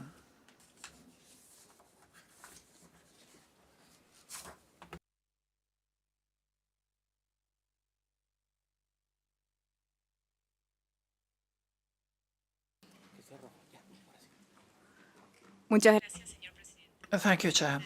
The delegation of Peru expresses its condolences to the victims of the regrettable incidents and condemns the recent attacks on international shipping. We also acknowledge that the strategy proposed in this document is a resolute step towards modernization, efficiency and justice in the international maritime system.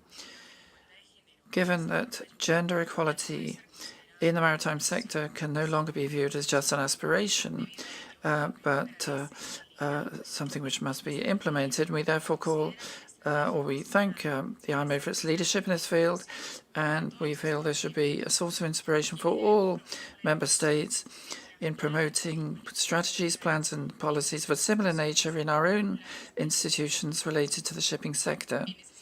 In this regard, we encourage continuation of promoting fora and technical assistance for sharing good practice and monitoring mechanisms with the aim that the member states may adapt their strategies to national context, because it's only with inclusive and representative and gender-sensitive institutions that we can build a truly sustainable and just shipping sector. Thank you.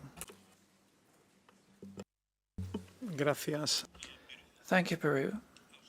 Australia, to be followed by the United Kingdom. Thank you, Chair. Australia would like to thank the Secretary-General for the update on the revised gender equality strategy, which is a vital step towards building a more inclusive and innovative organisation, and more broadly to influence the maritime sector. By valuing women's workforce participation and promoting equal opportunities at all levels in the IMO will help unlock new talent and perspectives, and this will strengthen the industry as a whole. Beyond the important work of the IMO gender equality strategy, it is an important priority for all parts of the maritime sector. We need to look at our systems and structures to ensure equity in participation and being conscious of unconscious bias that may exist in our organisations to support the necessary cultural shifts. This work is very important in Australia, and I would just highlight that the safety of seafarers is a critical enabler to increase women's workforce participation. All seafarers, including women, can rightly expect to work in a safe, harassment-free, inclusive and respectful environment. Thank you, Chair.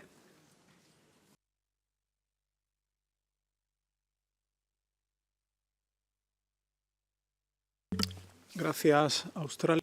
Thank you, Australia. United Kingdom, to be followed by Belgium. Thank you, Chair. The United Kingdom would like to thank the Secretary-General for this revised gender equality strategy. Gender equality is a fundamental building block to advancing freedom and boosting prosperity worldwide. It is also key to accelerating progress across the UN's Sustainable Development Goals. The UK is committed to advancing gender equality in our international work, including at the IMO. The IMO has a crucial role in championing women's empowerment, leading the global maritime sector to shape a regulatory environment that supports the participation of all. Striving to achieve gender parity at all staffing levels within the Secretariat is not only the right thing to do, it sends a strong signal to all the brilliant women, girls, and people out there who are thinking about joining the maritime industry, that they are very much welcomed and that they won't be left behind. I'd also like to thank the delegation of Canada for raising the important principle of intersectionality. We therefore support this strategy and look forward to hearing updates from the Secretariat on future progress. Thank you.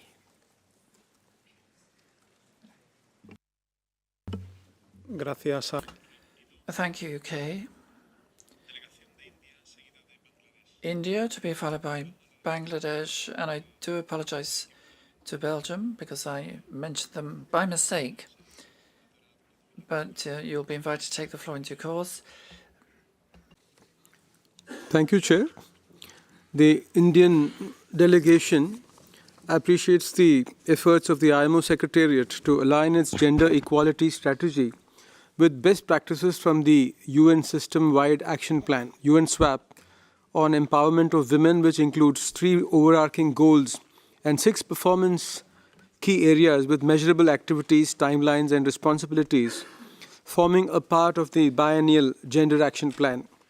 The Indian delegation appreciates the opportunity to share our national efforts aligned with IMO's gender inclusion strategy. India launched the Sagar Mein Samman, or Honor at Sea initiative, on 25th November 2024 to foster an inclusive maritime ecosystem for women, from seafaring to leadership roles in line with IMO's goals and India's Maritime Vision 2047. Since 2014, India has achieved a 650% increase in female seafarers, supported by targeted actions in skills training, capacity building, leadership development, financial assistance, and regulatory reforms to enhance safety, representation, and retention of women in maritime professions. We welcome collaboration with member states to share our learnings and encourage interested researchers and stakeholders to coordinate with the Indian Maritime Administration and the DGS to facilitate and endorse the detailed policy paper submissions on Sagar Mein Samman to the forthcoming Assembly. The Indian delegation reaffirms its firm commitment to advancing gender equality in the maritime sector. Thank you, Chair.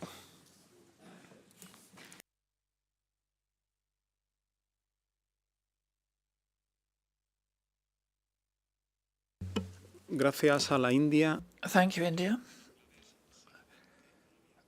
Bangladesh, to be followed by Saudi Arabia. Thank you, Chair. I thank Thailand for graciously hosting the coffee break and deeply appreciate the IMO's continued focus on gender equality. My delegation welcomes the revised IMO Secretariat Gender Equality Strategy as outlined in document C-134/4A/1. We commend the Secretary's sustained commitment to an inclusive and equitable work environment in line with Strategic Direction 8, the UN SWAP, and the SDGs, especially Goals 5 and 8. The structured and integrated approach of the revised strategy, focusing on institutional capacity, gender mainstreaming, and stakeholder engagement, is particularly commendable. Its alignment with the biennial Gender Action Plan ensures a clear and accountable way forward. The Bangladesh delegation is pleased to shared that since 2002, our Navy and Coast Guard have enrolled 10.08% women in their forces, with many actively serving in the sea appointments, contributing to national and global gender goals. Mr. Chair, Bangladesh is hosting a panel composition here at the IMO on 9 July on gender inclusivity. And lastly, I warmly invite you all to our presentation on gender inclusivity during the lunch break on 9th July. Thank you, Chair.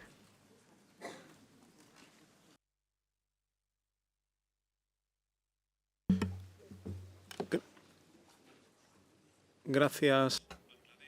Thank you, Bangladesh. Saudi Arabia to be followed by Jamaica. شكرا لك السيد الرئيس وتحية طيبة لك. Thank you, Chair. Congratulations to you and the Secretariat of the organization.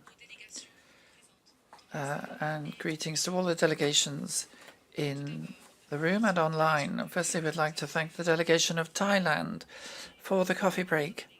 And like other delegations, we convey our condolences to the families of victims of recent incidents. We would like to thank the Secretary General for presenting the revised gender equality strategy of the IMO Secretariat. We recognize the importance of promoting gender equality and inclusivity within the organization in alignment with broader UN frameworks and the IMO strategic plan for 2024-29. We also appreciate the efforts made to update the strategy based on the most recent evaluations and to establish a structured approach for its implementation. Thank you.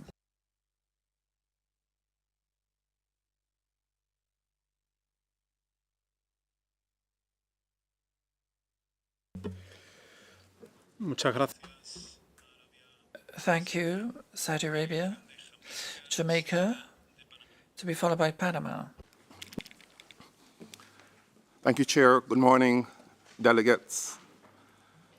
Jamaica joins with others in expressing our condolences to the victims of natural disasters and incidents. We'd also like to thank Thailand for the coffee break.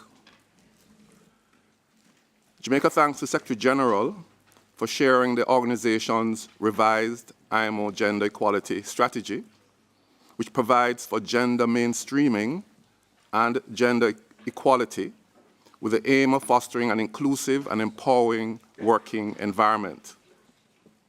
We commend the IMO's unrelenting and visionary approaches to integrating women in the participation and work of the IMO and at the Secretariat level, and globally by building capacity and providing support at the member state level.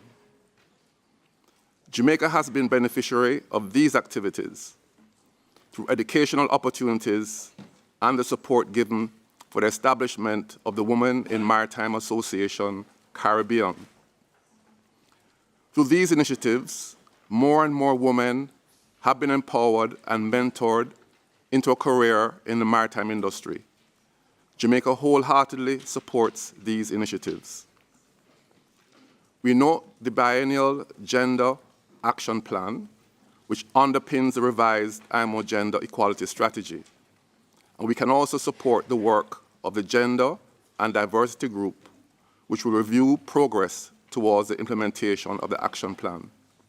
We look forward to updates from the Secretary General on this matter. Thank you.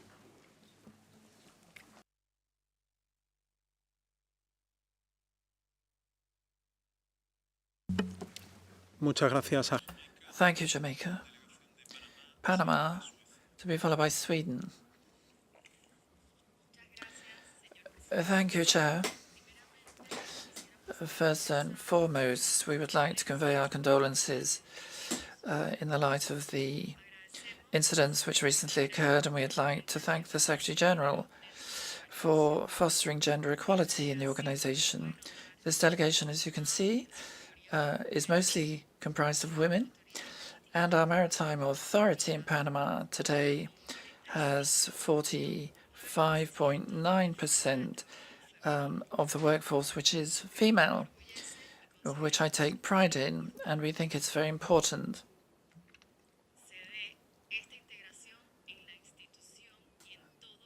And gender equality is being mainstreamed in our institutions and across the maritime sector.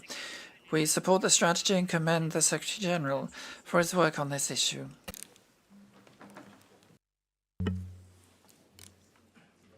Gracias. Thank you, Panama. Sweden, to be followed by Cyprus. Thank you, Chair, and good day, everyone.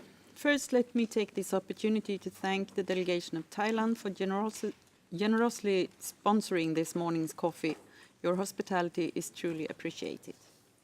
Before turning to the matter at hand, we also wish to express our sincerest condolence to all those affected by the recent maritime accidents, armed attacks on international shipping, and natural disasters. Our thoughts are with the victims, their families, and the communities impacted by these tragic events. Turning to the topic at hand, Sweden wished to reaffirm our strong and enduring commitment to the principles of gender equality and diversity.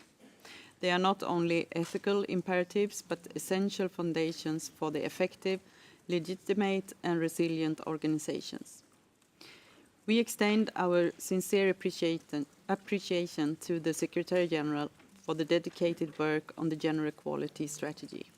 It provides an important basis for advancing real and lasting change. At the same time, we recognize that progress depends not only on strong declarations, but also on their implementation.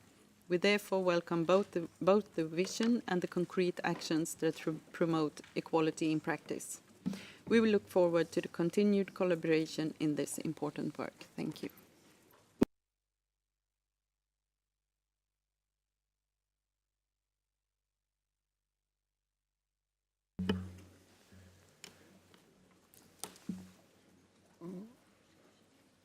Muchas gracias. Thank you, Sweden. Cyprus, to be followed by Indonesia. Thank you, Chair.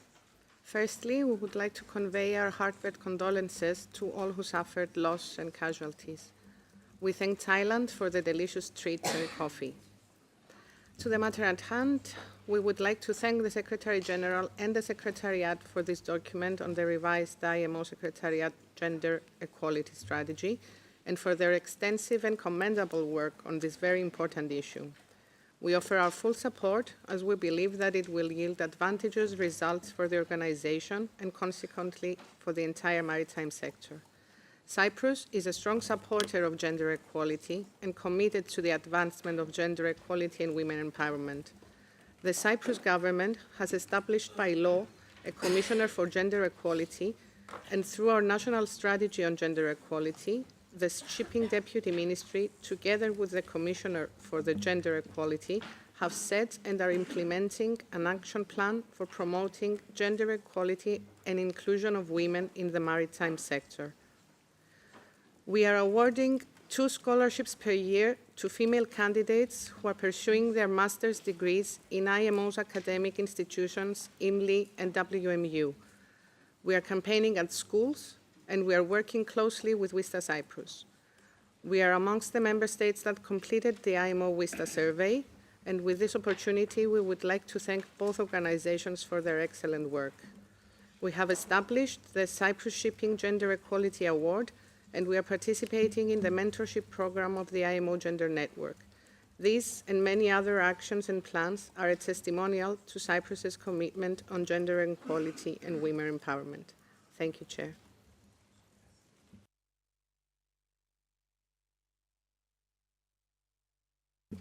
Gracias a Chipre. Thank you, Cyprus. Indonesia, to be followed by Italy. Thank you, Chair. First, we would like to join others in conveying our condolences to the victims of the recent incidents and natural disasters. We also would like to thank Thailand for the coffee break this morning. On the matter at hand, Chair, Indonesia would like to express its sincere appreciation to the Secretary-General for the work that has been done in this issue.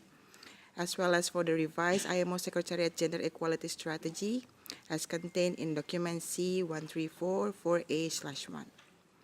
We strongly support the revised strategy and commend the Secretariat's continued commitment to fostering a diverse, inclusive, and equitable working environment.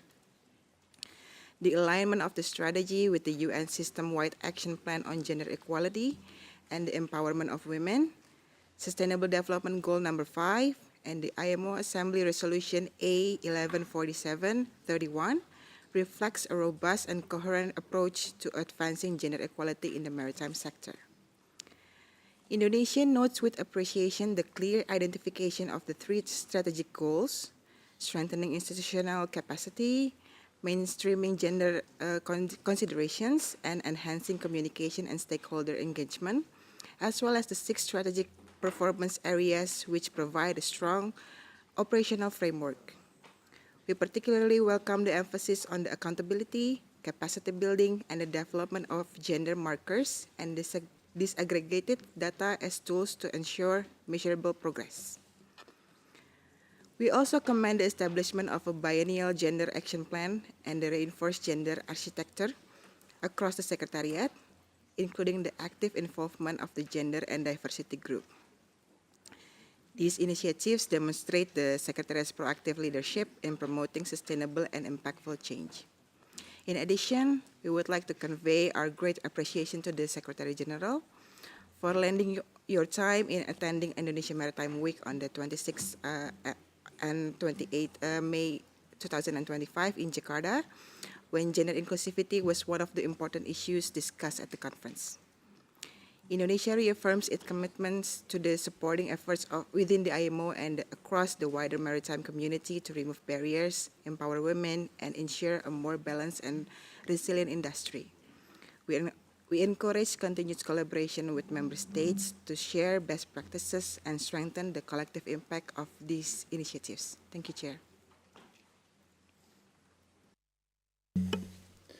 Gracias. Thank you, Indonesia. Italy, followed by the Kingdom of the Netherlands. Thank you, Chair. Let us thank Thailand for the morning refreshment. Italy wishes to express its strong support for the revised IMO Secretary Gender Equality Strategy as presented in this document. We commend the Secretary General for the inclusive, evidence-based approach taken in updating the strategy, that aligns with the United Nations system, incorporation of internal oversight recommendations, and the adoption of lessons learned from the previous cycle all contribute for a robust framework. Italy particularly welcomed the strategies focused on the 3 strategic goals. It has long-standing advocate for gender equality across all sectors, including maritime sector. Fully support the direction of this strategy and encourage its full implementation, including the regular monitoring and reporting of progress. Thank you, Chair. Gracias, Italia. Thank you, Italy. Netherlands, followed by Mexico. Thank you, Chair. First of all, I would like to thank the delegation of Thailand for their coffee break. This delegation would like to thank the Secretariat for its work on the revised IMO Secretariat Gender Equality Strategy. The Kingdom of the Netherlands has a firm commitment in advancing gender equality in the maritime sector, and we were very pleased to have Ms. Karin Orsel having received the IMO Gender Equality Award this year.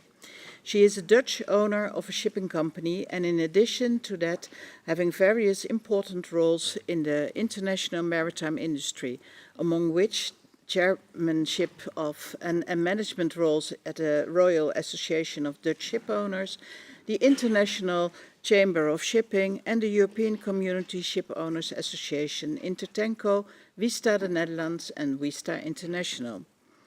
Advancing the inclusion of women and other underrepresented groups in the maritime industry is also needed in view of the rising shortage of seafarers, now and in the future.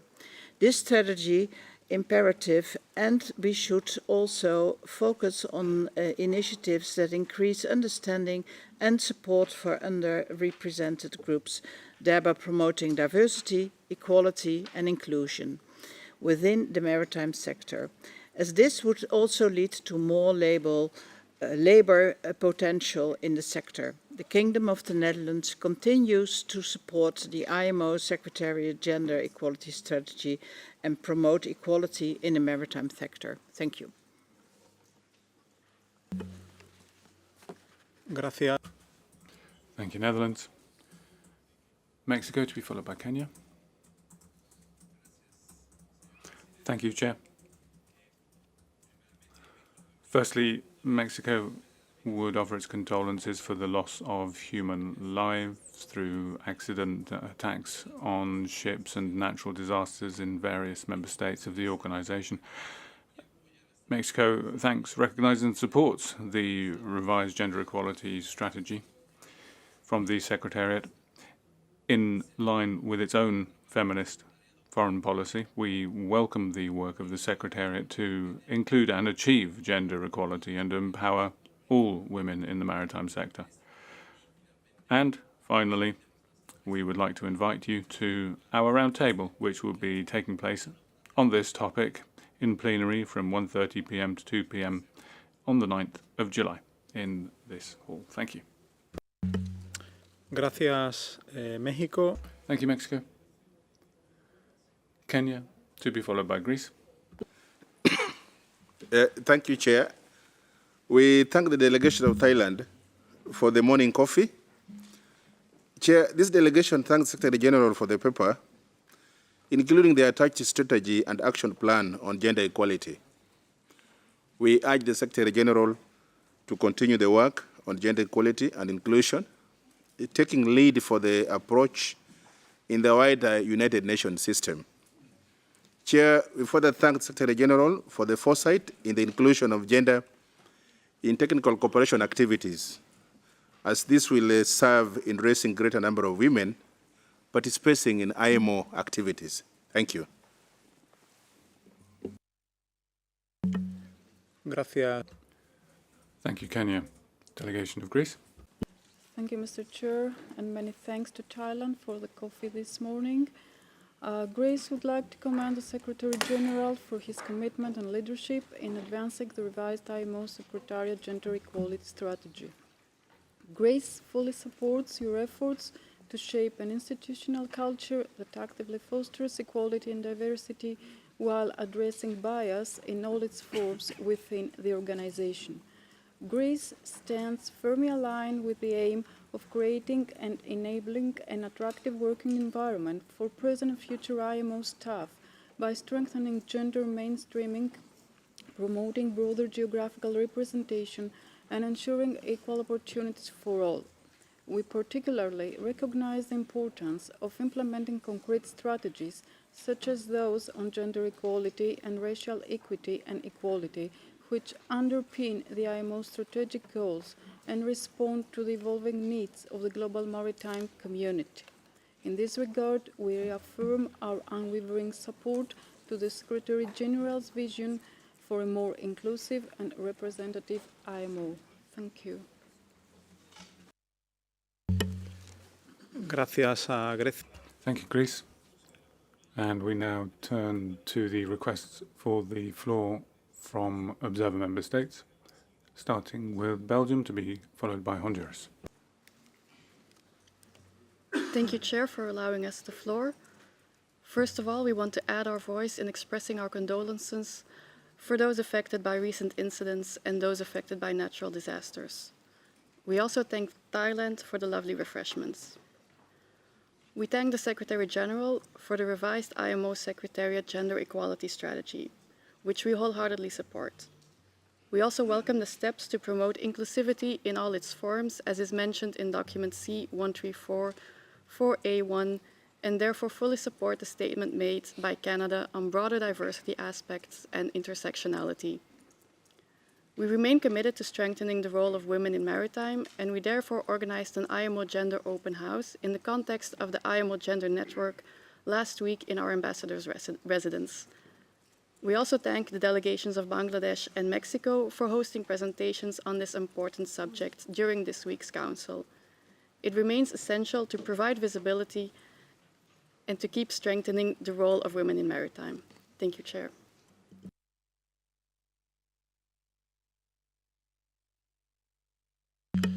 Gracias. Thank you, Belgium. Honduras, to be followed by South Africa. Thank you, Chair. And thank you to the delegation of Thailand for coffee this morning. It's the first time I've taken the floor, Chair. So I'd like to offer our sincere thanks to the Secretary-General of the IMO, Mr. Arsenio Dominguez,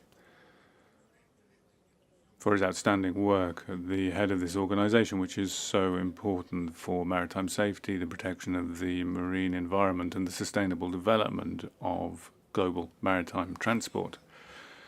We'd also like to extend to you, Chair, our thanks for your ongoing leadership and commitment to the work and objectives of this organization. Our thanks go to the Secretary-General and the Chair for the information that you shared with us this morning, and we deeply regret the incidents that have taken place at sea and the loss of human life. We also extend our condolences to the families of the victims of natural disasters anywhere in the world, especially those recently occurring in Texas. We are committed to peaceful solutions to conflict so that the entire world can benefit from a shared peace. It is with enthusiasm that Honduras supports the Secretariat's gender equality plan that has been shared with us this morning, as the gender equality strategy sets out in the document 4A1. We have the first female president in our country's history, a good illustration of gender equality. As the document before us shows, gender equality and mainstreaming a gender perspective have received a great impetus throughout the UN system. So this morning, Chair, it's with great fervour and satisfaction that we support this strategy and further urge the IMO to continue with policies that promote equality and transparency and the legitimate rights of human beings. Thank you, Chair. Gracias. Thank you, Honduras. South Africa, to be followed by Monaco. Thank you, Chair, and a very good afternoon to all delegates. We thank the delegation of Thailand for sponsoring the morning refreshments break. We also offer our sincere condolences and a message of support to the delegation of the United States for Central Texas communities affected by flash floods recently, and all delegations affected by various forms of disaster. My delegation recognizes efforts by the Secretariat to improve inclusion and gender mainstreaming within the Secretariat. In this regard, we view the establishment of a cross-divisional working group on gender diversity within the Secretariat as testimony to a special and deliberate effort aimed at ensuring that the maritime sector remains a viable career option for all. Thank you, Chair.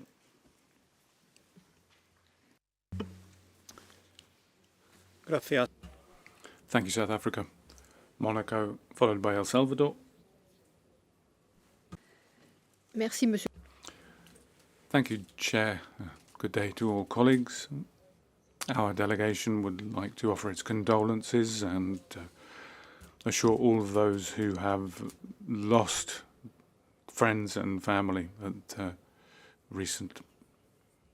during recent maritime accidents and natural disasters. We would like to thank Thailand for the coffee this morning and support the revised IMO gender equality strategy. Our particular thanks go to the Secretary-General for all of his work in this area. The Principality of Monaco is very much committed to the defence and promotion of the place of women in the maritime sector. Thank you, Chair. Gracias, Mónaco. El Salvador, seguido de Ecuador. Thank you, El Salvador, followed by Ecuador. Thank you very much, Chair, and good day to all delegations. It's the first time we've taken the floor, so my delegation would like to join those who have offered their condolences for recent maritime accidents and natural disasters. Our thanks also go to Thailand for the coffee this morning and the document which we have before us, which reflects the progress in the international community in pursuing gender equality and parity. We welcome the efforts that have been made by the Secretary-General to guarantee active participation of women in the maritime sector at all levels.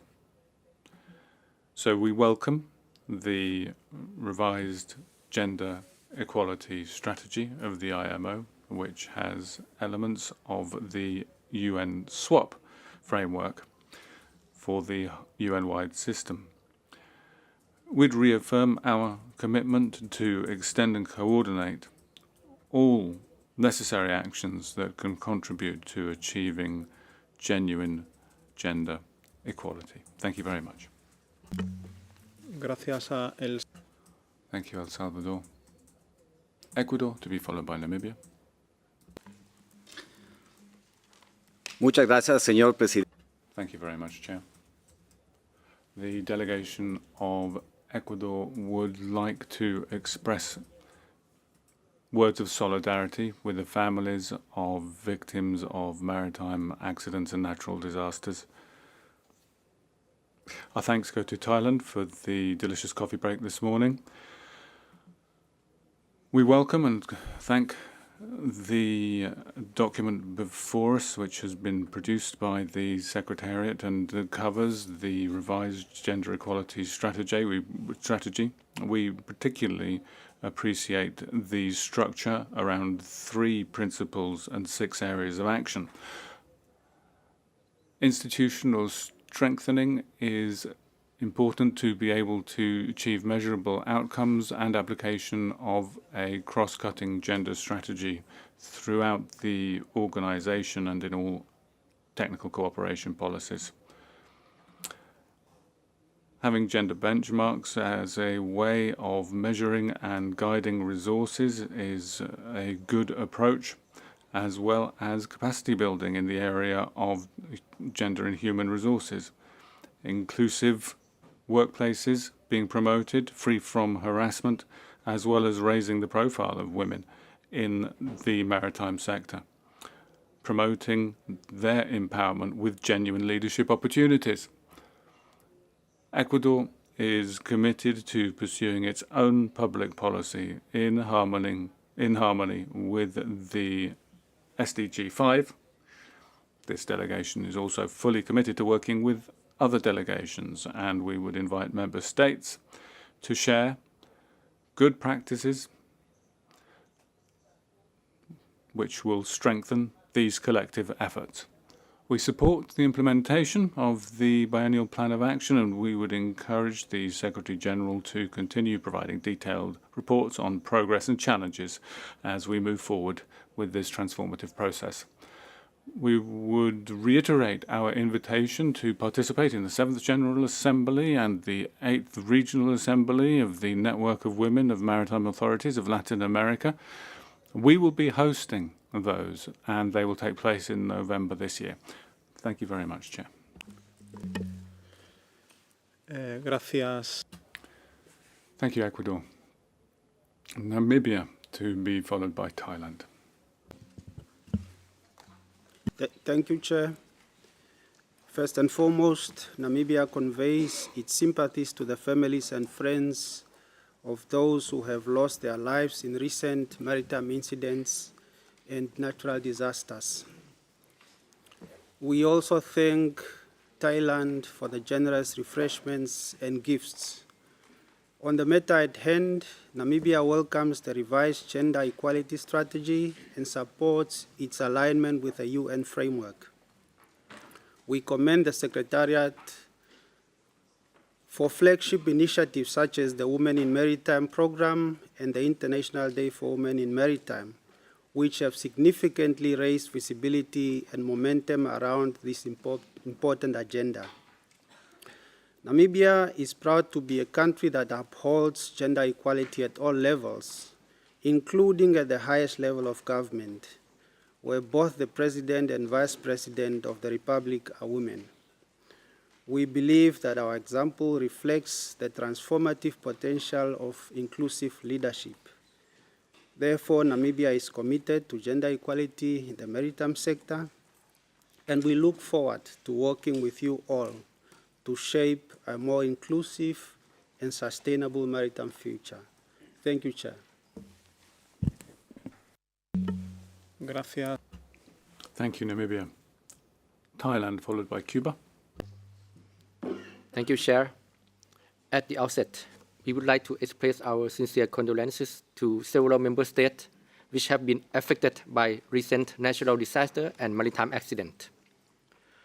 On the matter at hand, this delegation extends its gratitude to the Secretary General for submitting document C134/4A/1, containing the revised IMO Secretariat Gender Equality Strategy. This document presents a clear and well-structured strategy, providing a vital roadmap for actionable steps, enabling measurable progress and ensuring accountability. The strategies focus on key areas such as leadership commitment, equitable recruitment and career progressions, work-life balance initiative, and fostering an inclusive organizational cultures is recognized as a critical element for the success of any gender equality initiative.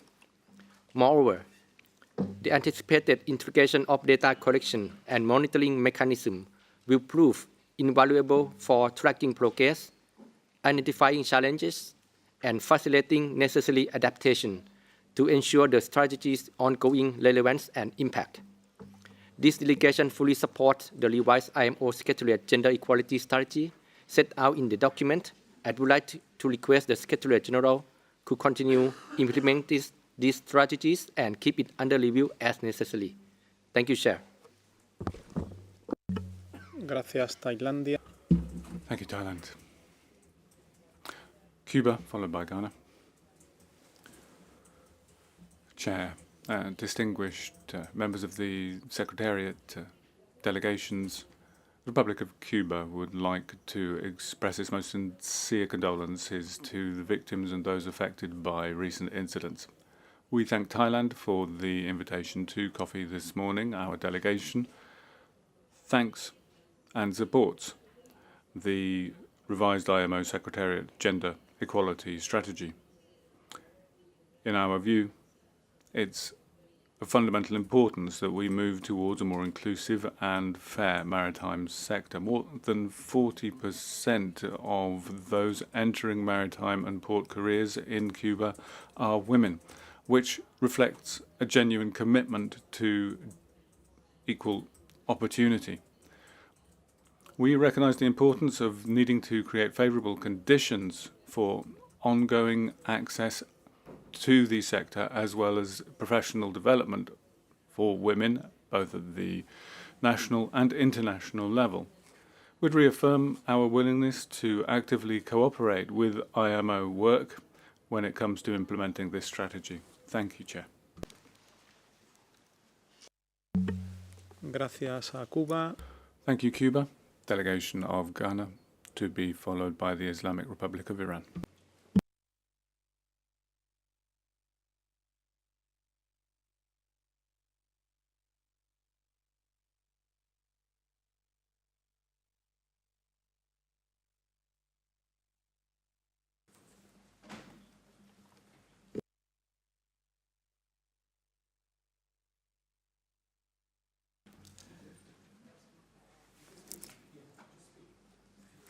Hello? Is it on? Yeah, it's on. Okay. Thank you, Chair. The Ghana delegation would like to thank the Kingdom of Thailand for the morning coffee, and we also express our sincere sympathy and condolences to all those affected by various disasters.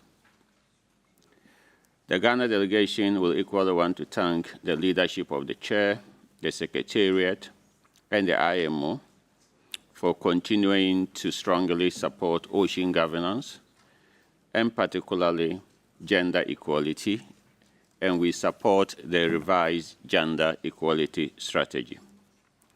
Ghana continues to make significant strides in gender equality, and this is clearly reflected in the composition of our staff, including senior management across maritime institutions in Ghana, especially the Ghana Maritime Authority that I lead, where we have more women in senior positions than men.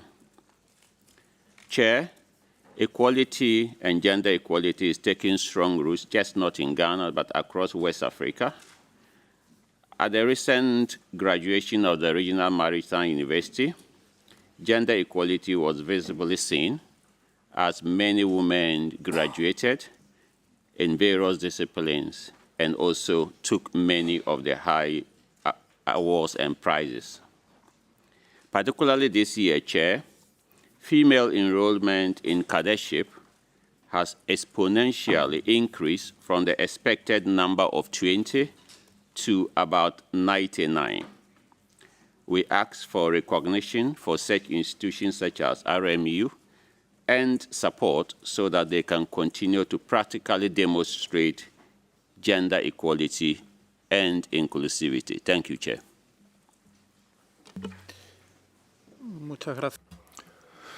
Thank you, Ghana.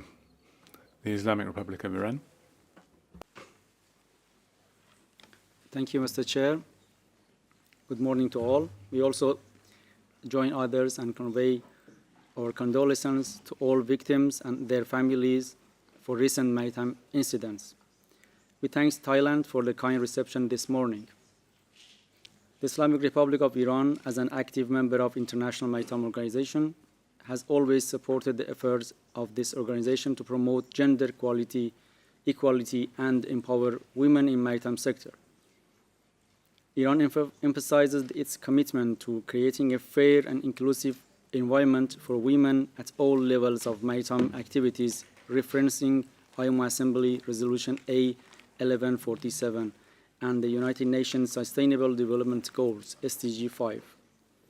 We welcome the framework presented in the IMO Secretariat Gender Equality Strategy and view it as a positive step towards achieving these goals. To address this importance of the presence of females in maritime sector, the Islamic Republic of Iran will prioritize the following actions: encouraging and supporting Iranian women professionals to participate in job competitions with the IMO Secretariat through training programs and financial incentives, collaborating with the IMO to design and implement women's empowerment programs in the maritime sector, including participation in the international initiatives such as Women in Maritime, strengthening domestic policies to increase women's representative in the key maritime positions and related international organizations. We urge the Secretary General of the IMO to provide technical and educational support to facilitate greater participation of Iranian women in the international maritime organizations, organizing specialized workshop, training courses, and targeted job opportunities can significantly contribute to this endeavor. The Islamic Republic of Iran believes that gender diversity and active participation of women at all levels of maritime activities are not only a moral imperative, but also a key factor in the sustainable advancement of this industry. We are committed to taking practical steps in the direction of collaboration with the IMO and other international entities. Thank you, Mr. Chair.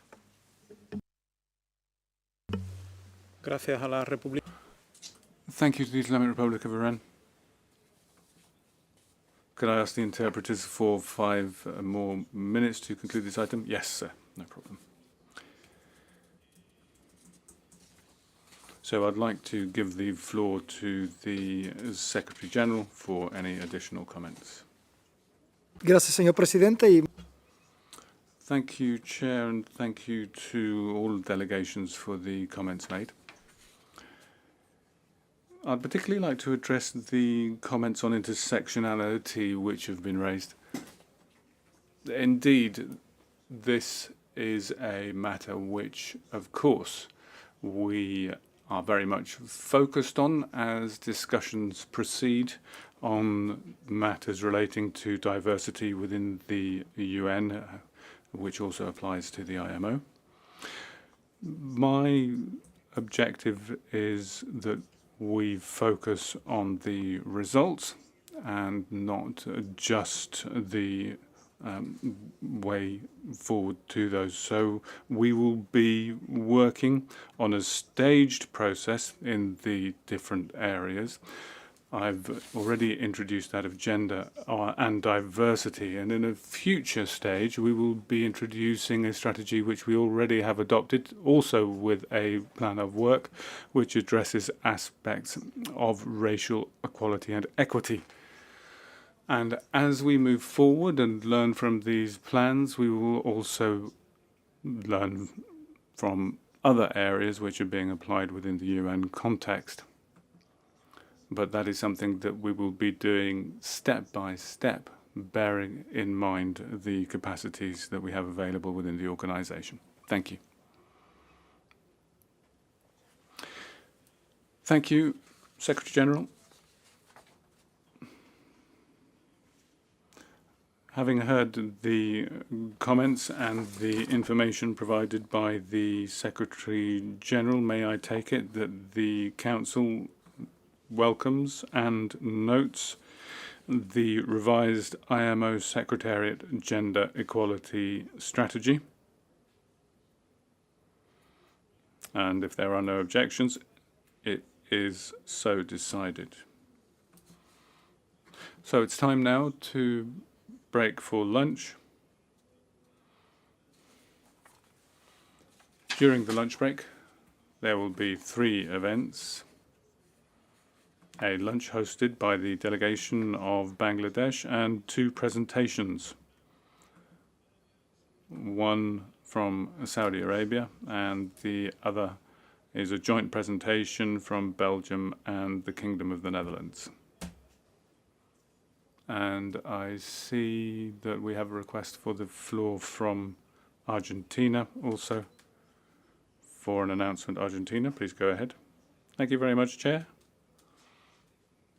Firstly, we just like to echo the condolences that have been voiced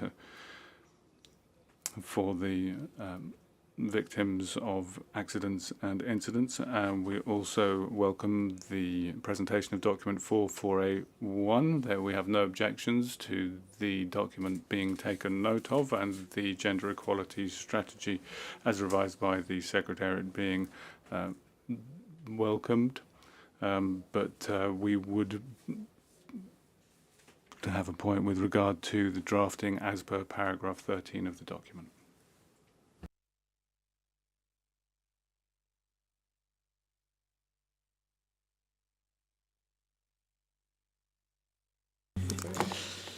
Bueno, no creo que exista inconveniente en aceptar lo que...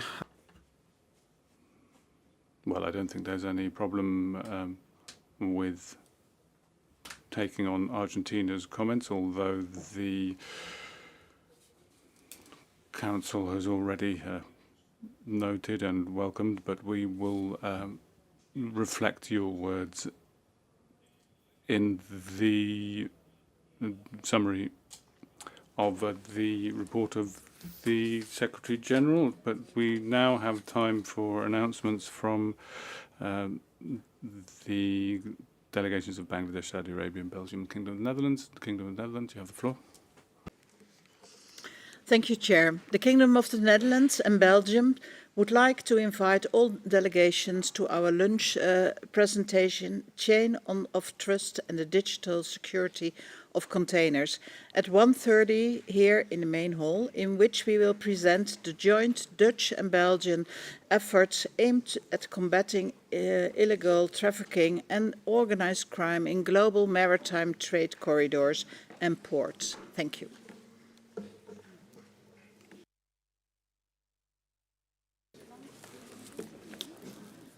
Good afternoon, Excellencies, distinguished delegates. Bangladesh delegation is honored to invite all of you to a lunch reception at Delegates Lounge. You are all welcome to enjoy some Bangladeshi cuisine. See you in the upstairs. Thank you very much. Gracias, Bangladesh. Thank you, Bangladesh. Saudi Arabia. Thank you very much. I'm not sure if I can compete with the Bangladeshi cuisine. It's very tough. However, distinguished delegates, I would like to invite you all to witness or attend our presentation about the port of Neom. It's part of our the future city, which we call it the city of the dreamers. So this presentation will give more insights about what we have been done already at the port of Neom and what are our future plans. Thank you very much. Muchas gracias. Thank you very much. Enjoy your lunch break, and we'll see you at 2:30 p.m.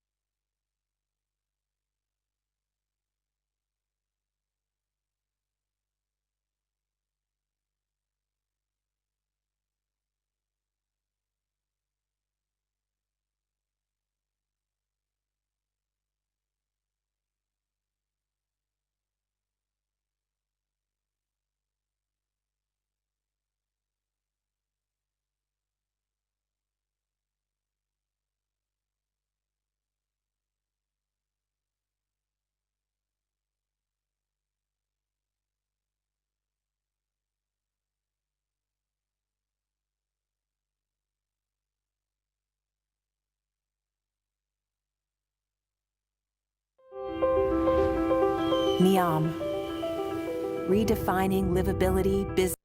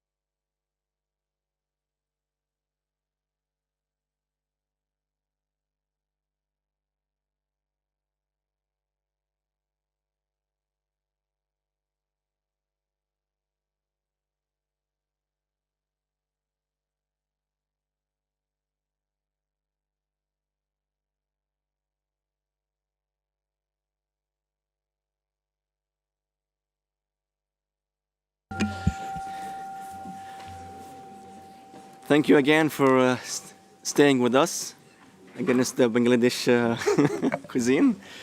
Good afternoon, everyone. I am Kamal Al-Junaidi, the permanent representative of Saudi Arabia at the IMO. And today we'll have a presentation about Neom.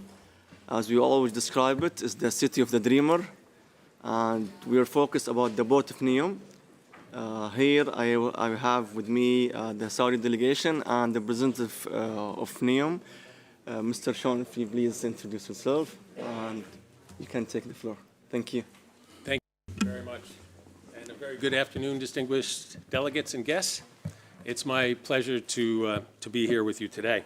I had the opportunity to address this esteemed body 2 years ago to present the concept and the ambition for the creation of the Port of Neom. And it's truly my honor to be back again to provide an update on our progress. Before I begin, I want to thank His Excellency and the Kingdom of Saudi Arabia's Transport General Authority for this invitation and making it possible for us to be with you today. I'll spend the next several minutes talking about our plans for the Port of Neom, just as importantly, to briefly introduce the port's position inside of Neom and inside of Oxagon, Neom's industrial city, and most certainly to provide you with an update on our progress towards achieving our ambition to build a benchmark for the port of the future. Let me begin by sharing a short video introducing Neom. Neom, redefining livability, business, and conservation. A new future. 15 sectors as economic engines, each reinventing their categories. New thinking, new technology, resulting in job creation and economic growth. A place powered by renewable energy and sustainable water through Neom's energy and water company, Enoa. Our cognitive technology business, Autonomous, is pioneering personalized services, sectors already in market with media production, future-proofed food, and new forms of mobility. City of the future, The Line, will adopt human-centric design principles and predictive AI. A walkable city, an agreeable climate all year round. No cars, no pollution, no urban sprawl. The reimagined industrial city, Oxygen, built at the crossroads of global trade with advanced and clean industries. Our mountain destination, Trojena. We are changing the face of tourism through regenerative travel in an unexplored land. 12 luxury destinations across the region of Magna, steeped in natural beauty and advanced technology, championing better international standards in tax, the regulatory environment, and commercial law. Re-greening, rewilding, regenerating across land and sea, with 95% of Neom protected for nature. Owned by Saudi Arabia's Public Investment Fund and supported by global partners like DSV, OneWeb, and Pony AI. Neom is happening now. We are open for business. The purpose is to accelerate human progress. Neom, made to change.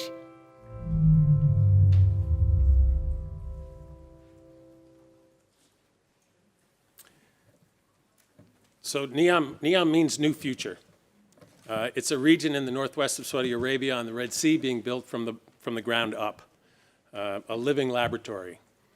A place where entrepreneurship will chart the course for this new future. It's important to know Neom is not just about building assets, it's truly about building an economy and a way of life. The Neom vision shows Neom as an accelerator of human progress and a vision of what a new future might look like. It will be a destination and a home for people who dream big and want to be part of building a new model for exceptional livability, creating thriving businesses, and reinventing environmental conservation, with renewable energy at source and 95% of the land preserved as a nature region.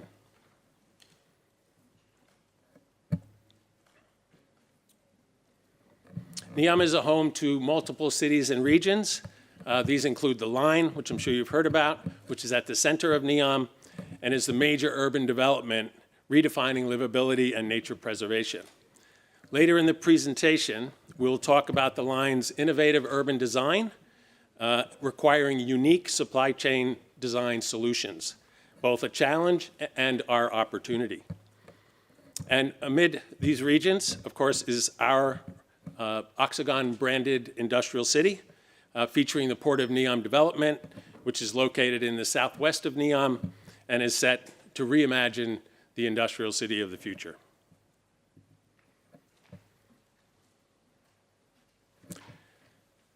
So this is the Oxygon vision.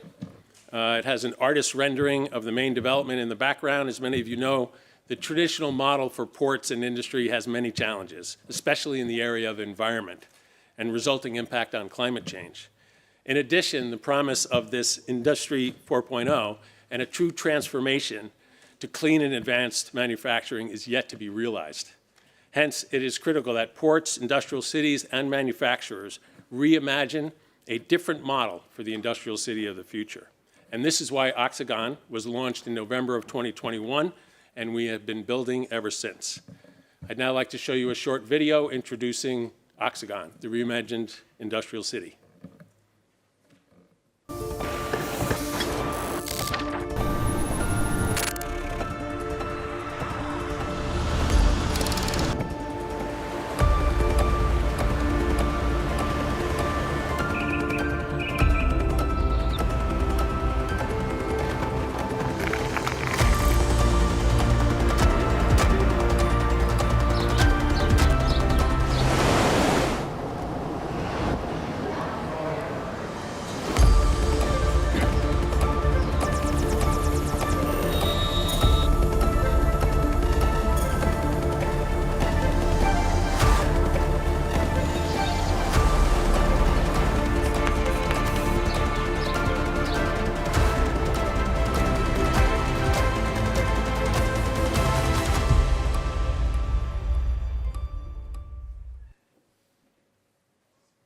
So Oxagon has 4 strategic pillars that, when taken in aggregate, differentiate Oxagon and position it as a model for future industrial cities. And those pillars are a focus on advanced and clean industries and attracting like-minded manufacturers, a focus on research and innovation in support of our tenants and in line with Neom's vision to address the world's most pressing challenges. Of course, the port is at the center, a truly next-generation port with fully integrated supply chain network using sustainable technology. And unlike many industrial cities where industry and livability are mutually exclusive, Oxagon is a new paradigm where industry, nature, and thriving communities are integrated in a new model for industrial cities. Here you see the layout of our Oxagon master plan. And again, we were well into the build. It's over 50 square kilometers in a compact layout, preserving land and coastline. The integrated port and logistics zone is at the center of the Octagon, surrounded by nature, research and innovation district, and our first communities. Towards the south, which is on the right, is the industrial quarter, where we already have several manufacturing tenants from the renewable energy and technology sector signed up, including the Neom Green Hydrogen Company, which will be the world's largest green hydrogen production plant. So, introduce Neom, Oxagon, the industrial city, and now I want to focus most of the presentation on the Port of Neom. The vision for the port, simply to be the world's most technologically advanced, efficient, and sustainable port, with the world's first fully integrated port operations and supply chain. With global trade passing through the Suez Canal, it's ideally placed to deliver goods and materials in and out of Neom, and really for the northwest of the kingdom and the surrounding region. It's also an opportunity to open up new trade lanes with intermodal corridors serving the kingdom and our neighbors to the east. Start with a short video showing you the concept behind the Port of Neom. Welcome to the Port of Neom, a new model for a compressed supply chain with an integrated port, logistics center, and rail delivery operations in a single facility. The port will be fully powered by renewable energy, handling 12 million TEUs with over 2 million square meters of advanced logistics space. Phase 1 will establish an intermodal logistics hub. Cargo will be transferred by a network of autonomous vehicles, optimized by AI to maximize efficiencies and avoid delays. Real-time interventions are made possible by fully integrated planning and control systems. On-dock rail will provide direct connections to the Neom rail network. Technology and nature are integrated, ensuring a sustainable workplace environment, fostering collaboration and enhancing productivity.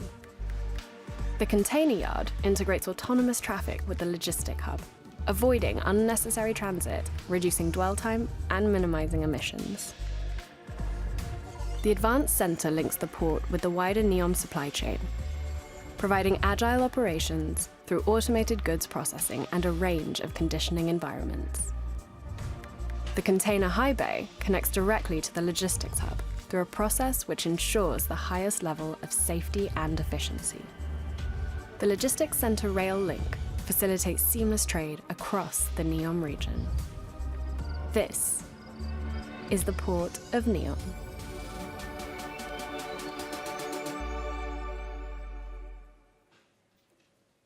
So here is a depiction of some of the main assets that are being developed inside the port and logistics zone. The port is currently open for business. We're handling containers, general cargo, and bulk, mainly required for the emerging quantities in order to build Neom as a region. The first phase of the development, referred to as Container Terminal 1, and an expanded general cargo terminal is close to completion and will be coming online in 2026. Here you can see the condensed vessel operations, logistics operations, and rail delivery operations in a single facility. Terminal 1 will have 1.5 million TEUs of capacity and a water depth of 19 meters, able to handle the largest vessels on the east-west trade lane using the Suez Canal. Terminal 2, with the same compressed supply chain design, has reserved capacity for expansion in line with Neom's growth in population and tenant-driven demand. The integrated port and supply chain model, with all operating functions from vessel arrival to last mile, all managed from a single control room, allows for a one-piece move without the traditional staging in a container yard. Direct from vessel discharge to the intermodal stations, the Advanced Logistics Center, and the on-dock rail operations. This will enable the Port of Neom to achieve unprecedented levels of efficiency and sustainability. We believe we will achieve not just incremental improvement, but step-change advances in throughput velocity, asset utilization, and energy usage. The real challenge is how to preserve efficiency by replacing the contingency of time and distance in traditional supply chains. Later in the presentation, we'll share our innovative solutions to overcome this challenge. I wanted to share this slide, which is actually from our presentation in 2023, outlining our sustainability and efficiency ambition in our concept design thinking at that time. It starts with the design and the construction, the ability to build an organization capable of delivering, and through to ongoing operations. We're constantly reviewing our program to ensure we're living up to our sustainability and efficiency goals and ambitions, and truly developing models that can be applied for the next generation of ports. I'm pleased to say, as you will see in the presentation, we were very much on track, on schedule, and within budget. A little bit about where we are today. At this point, I'd like to share some information in these three critical areas of achieving our ambition, and to be able to provide some benchmarks for the port of the future: sustainability, automation, and supply chain integration. We have 3 slides on each. The Port of Neom's commitment to sustainability is underpinned by a robust policy framework and a set of procedures designed to embed environmentally responsible practices across all aspects of the development and the ongoing operations. Our framework and policies are aligned with key UN Sustainability Development Goals. These policies emphasize the integration of sustainability from the earliest planning stages, ensuring that environmental considerations are central to the decision-making process. The port's approach is guided by principles of adaptive management, compliance, and international standards, and a focus on continuous improvement. Sustainability principles are embedded across all aspects of planning, design, construction, and operations. This is to ensure long-term systematic change. Here are 3 of our major focus areas. In collaboration with Neom's environment team, we have committed to not just protecting but improving the marine environment in and around the port. A comprehensive coral relocation and restoration program is under execution to ensure the preservation and enhancement of marine biodiversity. We have transplanted vulnerable coral species away from the development zone, cultivating new coral habitats. And most importantly, we have created revetments designed for marine life regeneration with a commitment to ongoing monitoring the growth of these marine environments. All key performance indicators to ensure a zero-carbon port, from construction through to ongoing operations, are on track. This slide shows our committed designs, construction methodologies, and operational capabilities, reflecting our sustainability mission. We're particularly proud of our dredging and quaywall construction program, which is 95% complete. Use of pipeline for dredge material disposition, eliminating over 1 million truck movements, zero disposal of dredge materials to the marine environment, reuse of 100% of the dredge spoils for regional construction. The quay walls use the greenest low-carbon steel, 100% recycled steel with renewable energy at source. And for operations, all equipment is electric, capable of foot automation and machine learning. The port will be able to self-generate more than 50% of its overall demand. At KAUST University, researchers have been monitoring this program from the beginning and are developing a white paper on dredging and port construction best practice for publication.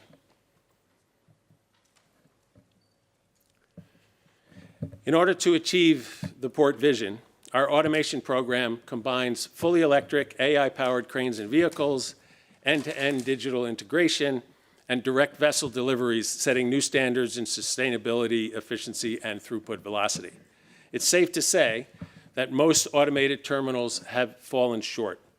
Automation has not reached 100% manless operations, and expected productivity gains have not been reached. Our goal is to achieve full automation and at unprecedented productivity levels.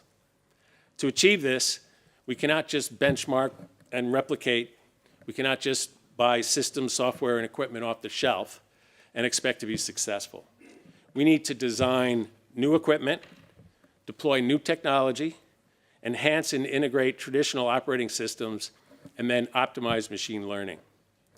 In addition, and this is very important, a very exciting opportunity for us, and in line with the Kingdom's vision for 2030, it's an opportunity to develop a new workforce to operate the automated terminal. We've already begun to develop a cohort of fresh graduate Saudi women to learn as we implement the program, to become the core team of production specialists that will ultimately run the container terminal. The automation development program is a 4 or 5 year effort as we move from remote operations, which are currently in place in many ports, to supervised automation to full exception-based automation.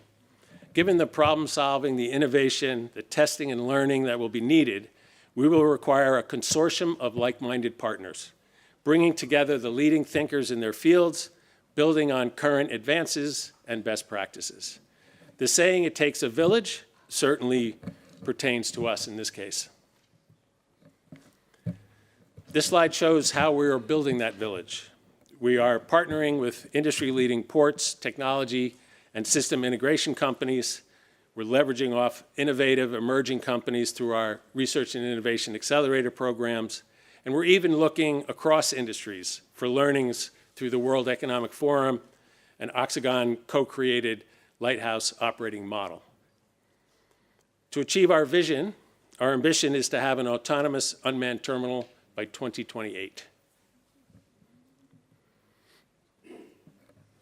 As mentioned earlier in the presentation, in today's traditional supply chains, port logistics and rail delivery facilities are separated by distance, and the time it takes to move between facilities affords operating contingency.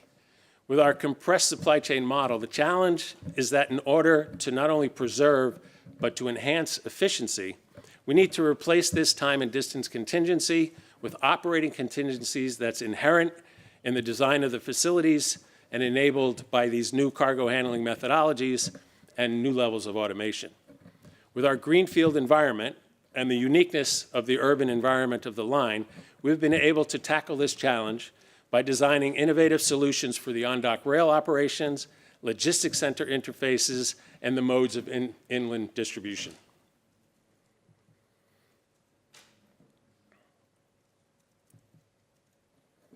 So this slide here, I'll talk to some of these interfaces. For our on-dock rail operation, we'll create contingency replacement with a unique automated crane nesting configuration, allowing for a buffer storage area, with automated loading and newly designed rail cars, which will allow faster and more frequent dispatch of trains. For the logistics center, we'll create the contingency replacement with the use of a high bay container system that will store 36 hours of buffer container inventory in individually accessible slots, allowing any container to be placed at any logistics dock door in minutes, exponentially improving utilization and throughput efficiency. For inland distribution, the Advanced Logistics Center interfaces with the port and is the origin of the rail distribution network for the movement of goods in self-propelled units, providing shipment configuration flexibility and high-frequency dispatch to the fulfillment centers under the line and in Neom's other communities. Here you can see the single physical and digital supply chain network within Neom, connecting the sea and airports with advanced logistics hubs through the rail delivery systems into the fulfillment centers, affording prioritized good movements through to last mile delivery. All of this with best-in-class service levels for Neom's residents, businesses, and tenants. This unique design allows for supply chain orchestration to prioritize the movement of goods from vessel through to last mile delivery with unprecedented levels of efficiency, asset utilization, and sustainability. Finally, just a quick update on the progress of the overall project program. The Port Development Program has moved from the last time we met from the detailed master plan to a concept design in the beginning of 23, and we're now at 63% through the overall program. It's an exciting time for us. We are a new team, a very diverse team, reflecting the Kingdom's Vision 2030 and its hope for the future. I would like to end on a short video we made to celebrate the recent milestone of the delivery of our first batch of STS and RTG cranes delivered from Shanghai. These cranes shape the future of the port, and they mark the shift of Oxygen's vision to reality. It opens a new chapter for the T1 fully autonomous container terminal. Our control room is manned by an all-female Saudi national production specialist team. These ladies are making history. They are the first to take on this kind of role. It's a big step forward in empowering Saudi women and showing what's possible. It's been a dream in the making, and it's great to see that our vision is coming to life. The team and myself are proud to be involved in this project and deliver these cranes and future to the Port of Neom.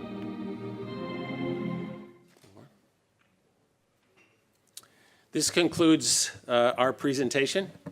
Again, by achieving our ambitions for step change advances in sustainability and efficiency, we're confident we're truly developing models for the world's next generation of ports. I'd like to thank again His Excellency and the Saudi Arabian Transport General Authority for their great support and partnership in making the Port of Neom a reality. Thank you all for your attention, and we look forward to continuing to work with the IMO and each of you to advance our industry and create a better world for all of us. Thank you very much.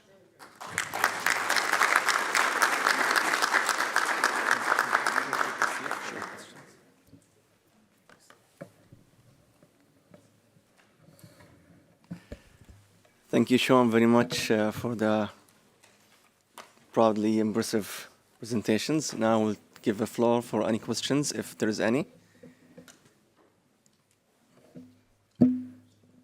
Nothing. Okay.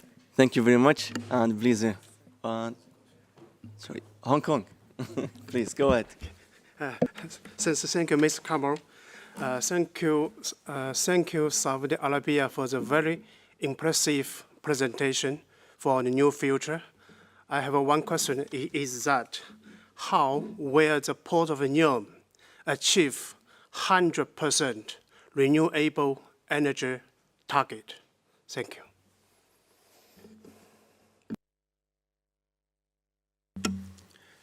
Yeah, so the design of the port will allow us actually to generate 50% of the overall demand of the port in the long run.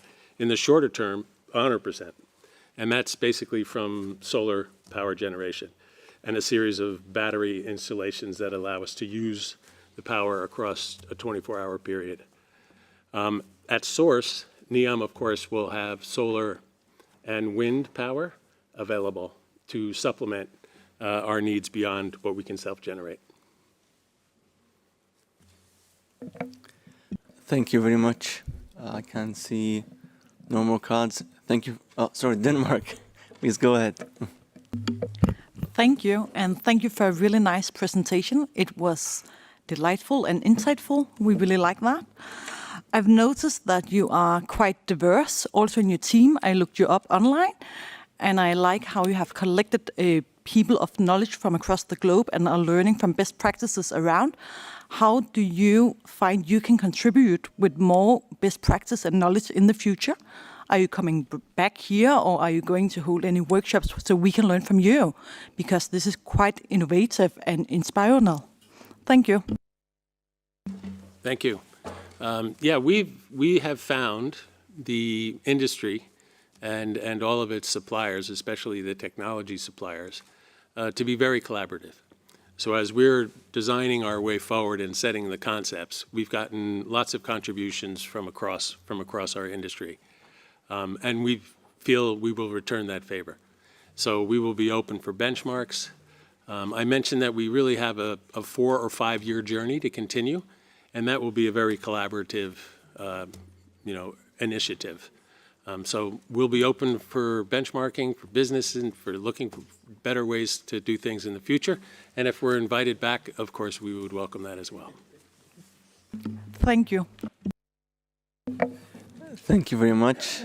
I'll take good luck. Okay. Thank you for being here again. And thank you, Mr. Sean, for being here again and accepting our request. And hope to see the 100%, not only 64% after 2 years. Thank you.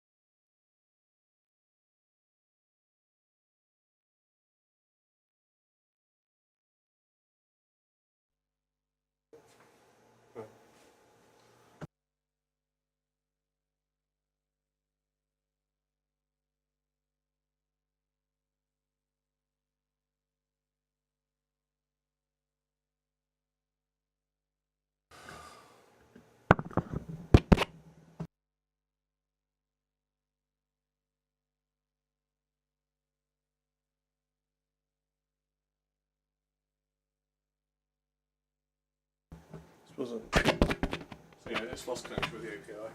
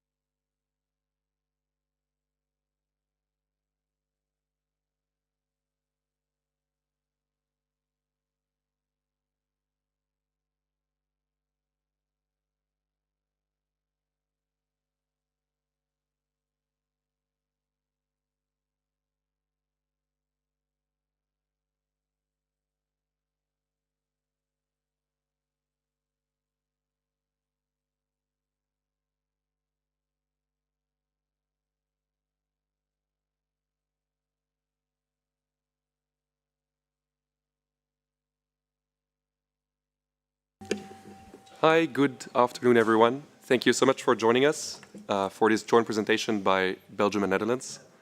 Today, the presentation will be about the chain of trust and the digital security of containers.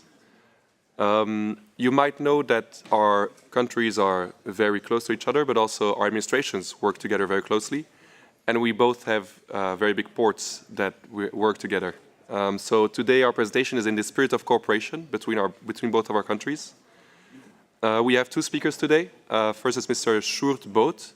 He's the Cluster Coordinator for Digital Transport at the Director General for Civil Aviation and Maritime Affairs. And this is at the Dutch Ministry of Infrastructure and Water Management. And then second is my colleague, but also Mr. Christophe Swolfs, who is the Director of Legal Division at the North Sea and Security at our Directorate General for Shipping at the Belgian Federal Public Service for Mobility and Transport. To give you a very brief background, the Port of Antwerp-Bruges and the Port of Rotterdam are working together and increasing their security of the port.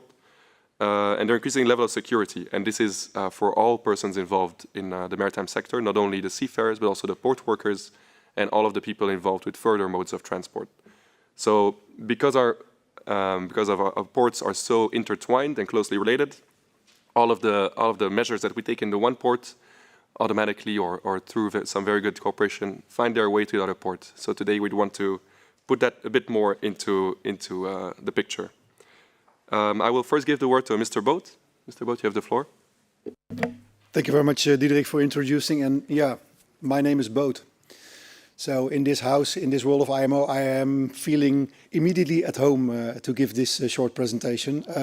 Dear fellow delegates, thanks for the opportunity to talk a little bit further about how we improve the security of the chain of import of containers in this case. I'm missing some slides. Yeah, I'm missing the first slides. Then we do it à l'improviste. Before I will go into detail, I will first take you on the policy journey to state why are we doing this. So you all know global supply chains are under pressure. The current geopolitical situation, shifting trade flows and incidents, they are giving stress in the supply chains. So this asks for resilience and reliability. So shippers and transport companies, they need to be able to direct those supply chains in order to keep the goods flow in a serious, good way. So there's resilience in this time, in this digital decade, that won't go without the availability of actual and reliable data. So I will go into deep in the data scene later on, but this is the first reason to help global shippers, which we have a lot in the Netherlands and Belgium, let direct their supply chains. Second one, we are heavily investing in those global connections. Together with the Port of Rotterdam and Dutch Customs, we are intensifying the cooperations between ports to make green and digital corridors. Dus with the colleagues of Singapore and the colleagues of India, we are intensifying our collaborations in order to have a digital flow, a digital infrastructure in which the data goes beyond the goods, and allowing the logistic service providers to direct those supply chains. And the third one, that's actually a national one, with Rotterdam, also with Antwerp, with Amsterdam Airport. We have some gateways to Europe. Imagine 30% of the stuff you touch in the European Union comes through those ports. And 70% of the goods entering from Rotterdam, they will go directly to the hinterland, to Germany and further in Europe. So in our dense and small country, we need those logistic parties to really make use of the existing capacities. Road, rail, inland shipping. And in order to do that, you need that data. And that data is in silos. So there is some digital exchange and information, but it's always in those silos of road transport, in rail, in inland shipping. And what we need to have that fully digital multimodal system, we need to get that data. And therefore, we don't need new central solutions in terms of IT. We need to connect those systems which are already in use. And that's the only way of doing that is a federative approach. I won't go into the technical details, but the main assumption is the data stays at the source of the shipper, of the feeder service, of all those parties. They will allow access to that data. So we won't send each other billions of messages with digital information. Dutch Customs, for example, takes 4 billion of declarations each year. The data stays at source, and those authorities go to the data. And that's a fundamental way, other way, 360-degree other way of working in comparison with the current situation. So that is the foundation of the work, which is also being executed in that secure chain. Also, the import process is a chain solution. It is complex. It has many parties, a lot of small and medium-sized enterprises with a very low level of digitalization. So that makes it extra complex to digitize that chain. In the Netherlands, we have a port community system in Rotterdam, which is a neutral organization. And they serve for more than 6,600 organizations and have 40 plus services just giving access to that data, just spreading all that information digitally to the parties involved in order to make that chain work efficiently. Those are services on ship calls, import, hinterland, export. But you all know, despite all those investments, the chain is as strong as its weakest link. So, end of 20th century, we discovered that the impact of undermining criminality, drug smuggle in the ports of Rotterdam, but also in Antwerp, increases heavily. So we needed to do something. And the very strong thing we did is that together with all those public organizations and private organizations, we investigated that chain and we saw something that wasn't very, very well developed. We had a system in which a PIN code can use to collect a container from the port. So a system with PIN codes can be easily misused by people, well, forcing to give that PIN code to get that container from the port. So that was, in fact, the moment we said, together with all those parties, let's improve this and let's take that new digital infrastructure we developed in concept and bring it into practice. So it's in the core, the secure chain is, in fact, a system in which we built in an additional authorization layer. So it is a joint initiative, public and private. All those parties in the supply chain in the main port hinterland, they worked together to develop this system. And we asked Portbase, as a neutral organization, already heavily involved in data sharing, to take the initiative to organize the processes, to bring all those parties together to implement that secure chain. In fact, together with a lot of parties, and I've put some involved on that on this slide. So the big shippers, shipping companies, the terminals, and in fact, the whole bunch of organized organizations in that supply chain in the Netherlands and beyond, they make the logistics more secure. What did we do? The authorization part I already expressed. All the containerized loads from initially Latin America was put on that secure chain from the 31st of March 2024. And we quite soon after it, we put all the loads of North America on that secure chain, followed by Africa, Middle East, India, Pakistan, and the Far East and Oceania. And in the end of this summer, we put the remaining containerized cargo parts on that secure chain. So mid of this year, all the containerized goods, all the containers are on that secure chain. How does it work? As I said, I won't go into technical details that are available upon request, of course, but it has to do with that authorization.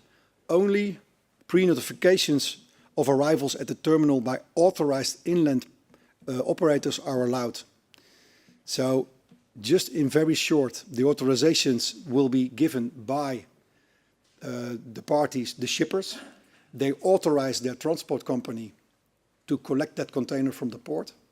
They authorize maybe a subcontractor or another subcontractor only with the delegations of that authorizations. In the end, a driver is going to the gate, and he shows this authorization, and the gate goes towards the data of that authorization. So there is no way of making misuse or fraud of that authorization, because of the fact that in the end, the people who open the gate, they go to the data. If there is something wrong in that chain, in that secure chain, there is a red light and there is no allowance to access that terminal.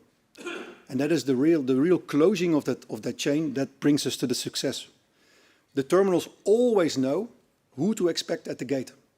And we have additional features, and Christophe will explain more about biometric solutions, which we also use in Rotterdam, in Antwerp, with fingerprints, hand scans, Face ID. It's all secured and all authorized. So no PIN codes anymore, only authorized operators going to their terminals. You can expect some benefits. You see some facts and figures which show a very steep incline of the amounts of cocaine, for example, shipped towards Rotterdam and being caught. The very detail is that the amount of big volumes is increasing quite fast, but there is a slight decrease, but there's a slight increase in the small packages. So you see the volumes go down, but they spread it more on different containers. I'm very happy, and I'm very happy that the decline is there, but we've got some concerns about that incline in the small packages. So what we did, there is no PIN code fraud anymore. There is more reliable logistics in the main port hinterland logistics, but also the way that shippers and transport companies, they give access to that data, that leads to more opportunities to share that data with other relevant parties back in the hinterland or with other relevant partners in that supply chain. So the way of getting them into this supply chain, into this secure chain, that brings them to innovation and solutions to spread that data to other relevant parties in the chain. So that in this way, we make use of the chances digitalization gives you to further improve your collaborations. Yeah, that's in fact the big success we got. And I think the main driver is the very close collaboration between the public authorities and the private party involved. They together made this secure chain and make it work. So if you have any questions on this part, please, after the presentation or later on today. And now I'm giving him to Christophe to go into details on the biometric part.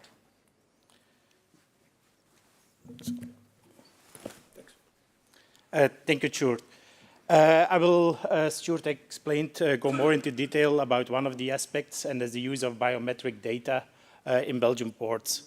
We also have systems to set up to have a lot of data exchange and to protect our ports. And the use of biometric data in our ports is one of the main things we do now at this stage, because we've seen a lot of insider threat in our Belgian port. And insider threat not only from malicious insiders, someone who's already working in the port and tries to make harm or have personal gain, but also we've seen that the use of biometrics can use to help better against neglect, because some people are entering zones that they are normally not allowed to enter, but they just enter the zone because they need to go to that way, and that's the shortest way is over there. If we have use of biometrics, we can refuse access to them. And at that moment, they are not in the most secure zones, and the ports will not rest open. We've seen a lot of cases due to neglect that people can have access to some inside areas. And then we have third parties who will use contractors or business partners to compromise the security. A few years ago, somebody was asked to use his badge to open a port. He has been paid about 7,000 euro for once using his badge. We've seen now investigations a few months ago in which the amount is already 25,000 euro. Just to use your badge, to give access to someone else in a port, you have 2,500 euro. It's a lot of money. People need to work a lot of months to earn this money. And that's why we need to set up also as a government systems that people cannot be enforced, endangered to use or to do such things. And the use of biometrics is one of these things that we can do to build the trust, who is on the port, at which moment. We had a double defense at this moment, and the first one is that we have security screenings now for all port personnel by the end of 2027. Everybody working in a critical function in a Belgian port, a port facility, or a supporting service will be screened. And that is basically made on the past behavior of the person, how he is on social media, do we have criminal records, etc. Can this person be trusted to be in such a critical function? Anybody who has a negative result or refuse to have a security screening will no longer be allowed to work in these critical functions from 2027 in a Belgian port. But it's only on behavior. And I can have, for example, a positive screening, but when I give my badge to Diederik, and Diederik will enter in the report without a security screening, nobody is known. And that's why we have the second defense is the biometric data. It's to identify that the right person of who is saying that he is really him. And the use of biometric data is now allowed in Belgian law for three different reasons. And the first one is to have access to ports, port facilities, or supporting services. That means that, for example, to work in a shipping agency, you also need to have biometric data to enter for example, and as a second point, the networks of the hardware of the shipping agency.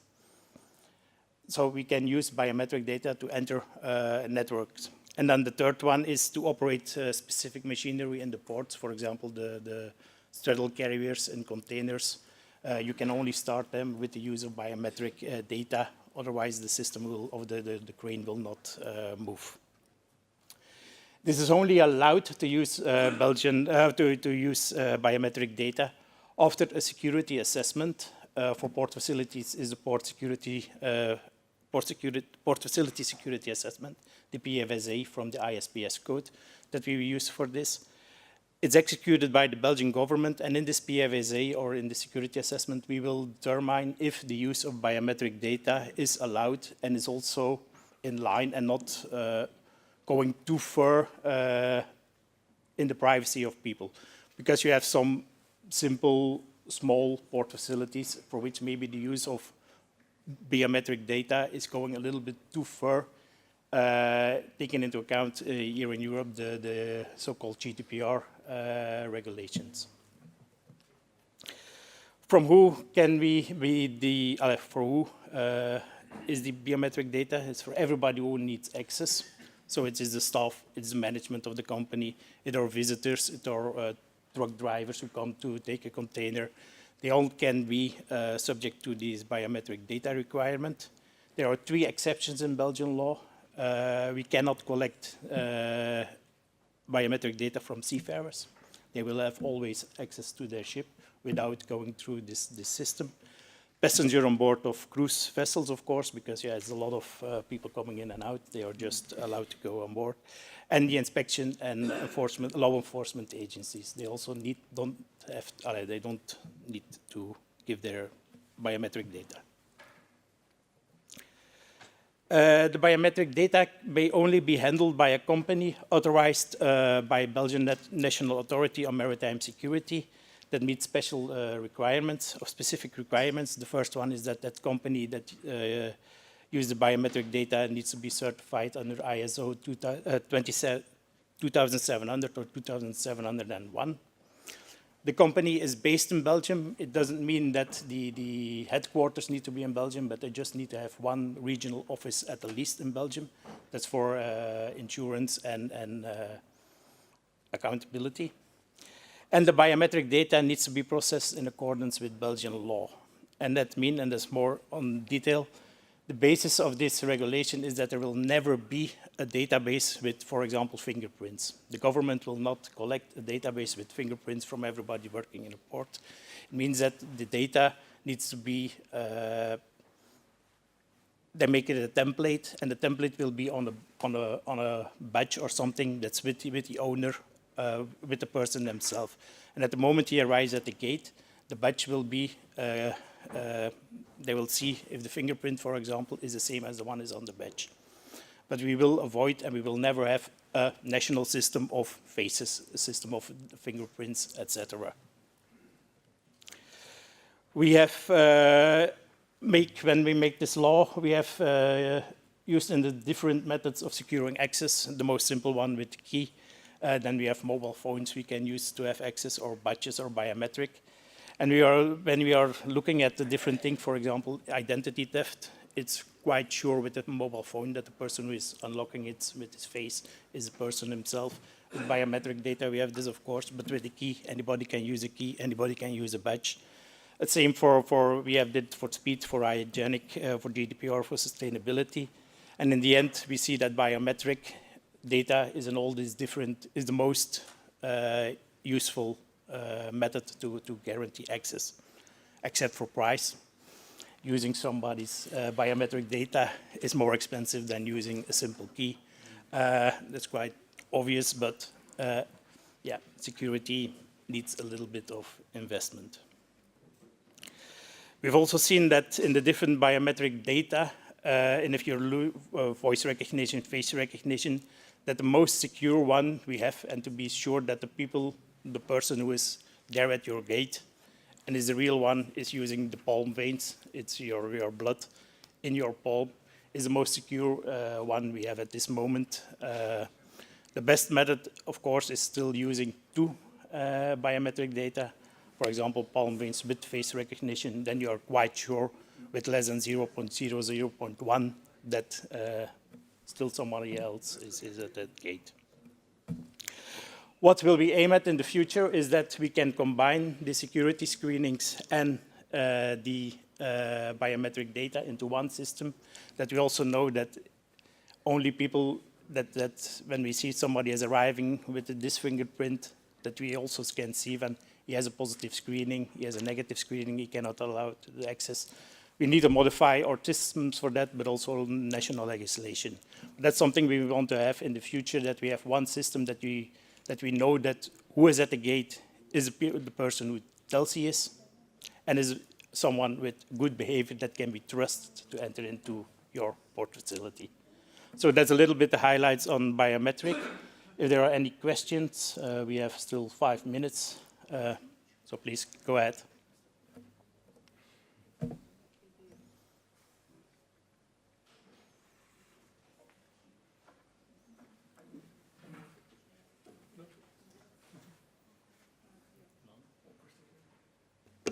It seems like all that was very clear to you, so that's good news. Of course, if you do have any more questions, our presenters will be here for the rest of the day. Also, I'd like to remind you before you go that tonight we have also a joint reception that we're hosting here at the IMO on the first floor, so which you're more than welcome for.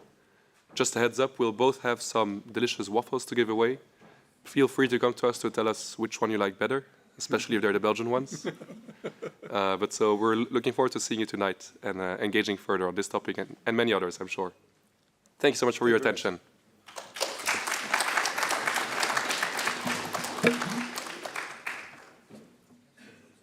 Ja, de eerste paar slides. Dus ik was een beetje van een apropos.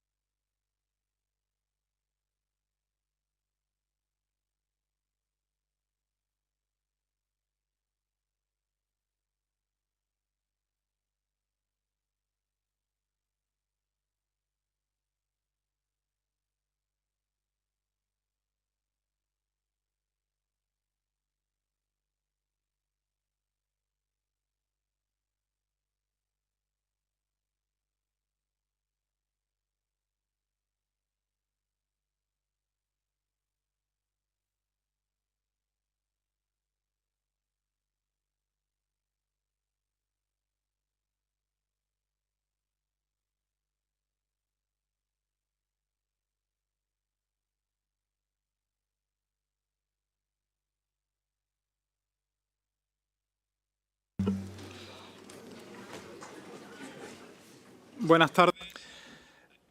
Good afternoon, and I hope you've enjoyed your lunch breaks, and we're grateful to the delegation of Bangladesh for the wonderful meal provided to us. And we move on to, with item 4A of the agenda on the strategic plan at this point. But first of all, I'd like to invite the Secretary General to give us some information on activities organized by the Secretariat during the weekend. Delegates. Gracias, señor presidente. Thank you, Chair. Yes, just a couple of minutes to inform you all that last Saturday, the IMO cycle team covered the 100 kilometers needed to collect funds to help seafarers through the Seafarers mission, the mission to seafarers. So we'd like to extend our congratulations to all the participants and our thanks to all who supported this noble cause through their donations. And for those who've not yet had a chance to donate, but I'm sure you are mad keen to do so, there is still some time. There's a code here through which you can go on making such donations. Thank you, Chair.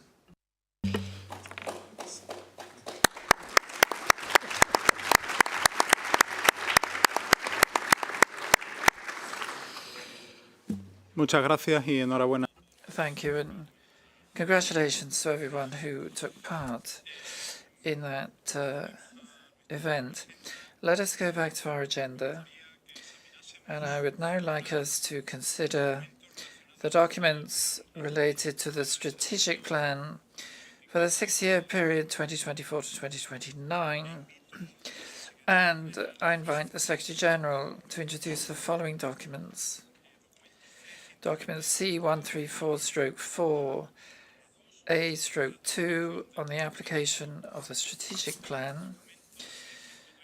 Document C134/4A/3 on the report on the analysis of the performance indicators.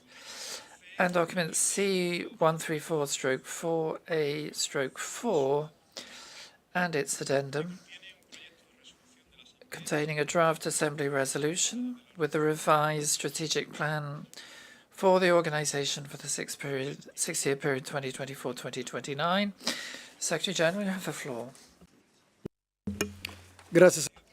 Thank you, Chair. Document C134/4A/2 sets out the revised application of the strategic plan of the organization, including a draft Assembly resolution. The proposed changes are intended to reflect the current process being followed, and in particular, the recent amendments to the document on the organization and method of work of the Maritime Safety Committee and the Marine Environment Protection Committee, including updated annexes to introduce, firstly, new measures to address the workload of the committees and their subsidiary bodies, including the development of a form for preliminary assessment of proposals for new outputs or expansion of the scope of an output. And secondly, procedures to facilitate assessment of capacity building implications of new or amended mandatory instruments. Document C134/4A/3 contains the analysis of the performance indicators, assessing the organization's performance set against the strategic directions for the first year of the strategic plan, to track long-term data of those performed indicators already monitored during the last iteration of the Strategic Plan 2018-2023 have also been included in the analysis. The report enables Council, and in particular the Planned Working Group on the Strategic Plan, to review and assess the current performance indicators and make any necessary adjustments to update the Strategic Plan in the 2026-27 biennium. And document C-134/4A/4 and its addendum. Those documents present the draft revised strategic plan for the organisation for the 6-year period 2024-29, including the table of performance indicators and the work programme of IMO organs for the 2026-27 biennium. Proposing minor amendments to the strategic plan to reflect the decision of TC 75 to approve the draft Assembly resolution on the capacity development strategy, expected to be adopted at the next session of the Assembly, and also proposing amendments to the Council's outputs, reflecting recent decisions at the MSC and MEPC. Thank you, Chair. Gracias, Secretario. Thank you, Secretary General, for the introduction. As you will be aware, it is envisaged that a working group on the strategic plan should be established at this session to consider all documents pertaining to the strategic plan and to finalise the draft Assembly resolutions on the revised application of the strategic plan and the revised strategic plan for 2024 to 2029 for their submission and adoption at Assembly A34. So I would now open the floor for you to make any comments on the documents just introduced by the Secretary General, taking into account the establishment of the working group on the strategic plan, which will consider these documents in greater detail. The floor is open. Emiratos Árabes, seguida de... The UAE, to be followed by Brazil. شكرا السيد الرئيس. Thank you, Chair. At the outset, the delegation of the UAE would like to express our deep condolences to the families of victims of maritime accidents and natural disasters. We also thank Thailand and Bangladesh for the reception and the coffee break this morning. We also thank the Secretary General for document related to the draft resolution on the application of the strategic plan of the organization, which is supported by this delegation. However, we do have a number of general comments. First, as stated, the purpose of this document is to provide a uniform basis for the application of the strategic plan throughout the organs of the organization. This delegation has noted that the organization and method of work of the Council, as set out in Council 1 Circ 2, does not have that uniform basis similar to the other organs in terms of management, control and reporting, as well as work planning and delivery process, particularly in relation to the outputs. Therefore, there might be a need to revise Council 1 Circ 2 for this purpose, to ensure consistency and harmonization to the extent possible across all organs. Second, we do believe that not only should committees establish and maintain its post-biennial agendas, but this issue also applies to the Council.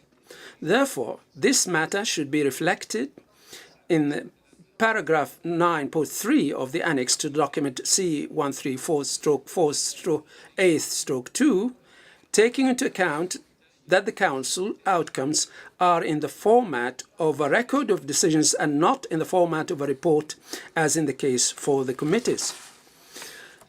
With regard to document C134/A/4 and its addendum, we also thank the Secretary General for these documents.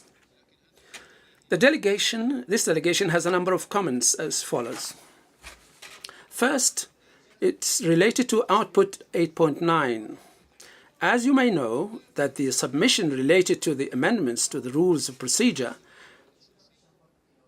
has always been considered under output 8.9, as it is the case during previous sessions as well as during this session. This also applies to the other organs of the organization. Therefore, the delegation of the UAE proposes to amend output 8.9 to read as follows. Revised documents on organization and method of work, rules of the procedure, as appropriate.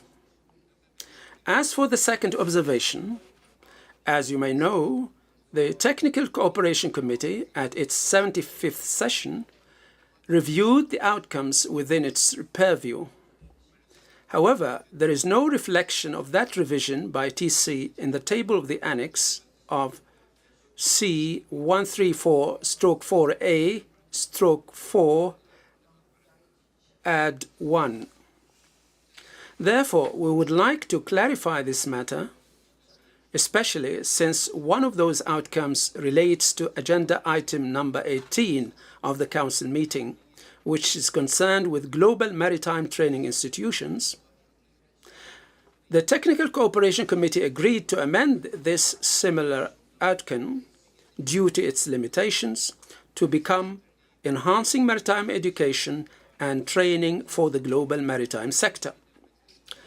The Council may therefore consider amending Agenda Item 18 in light of the review carried out by the Technical Cooperation Committee. Our final observation is that we have sometimes observed inconsistencies between the text of the agenda title and the text of the outcome title.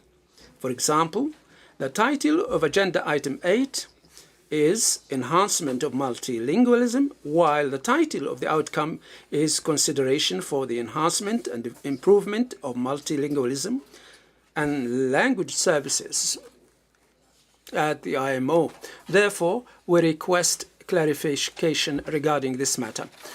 In conclusion, we support also the document which clarifies the performance indicators and the analysis, and we support referring these documents to the working group. Thank you, Chair.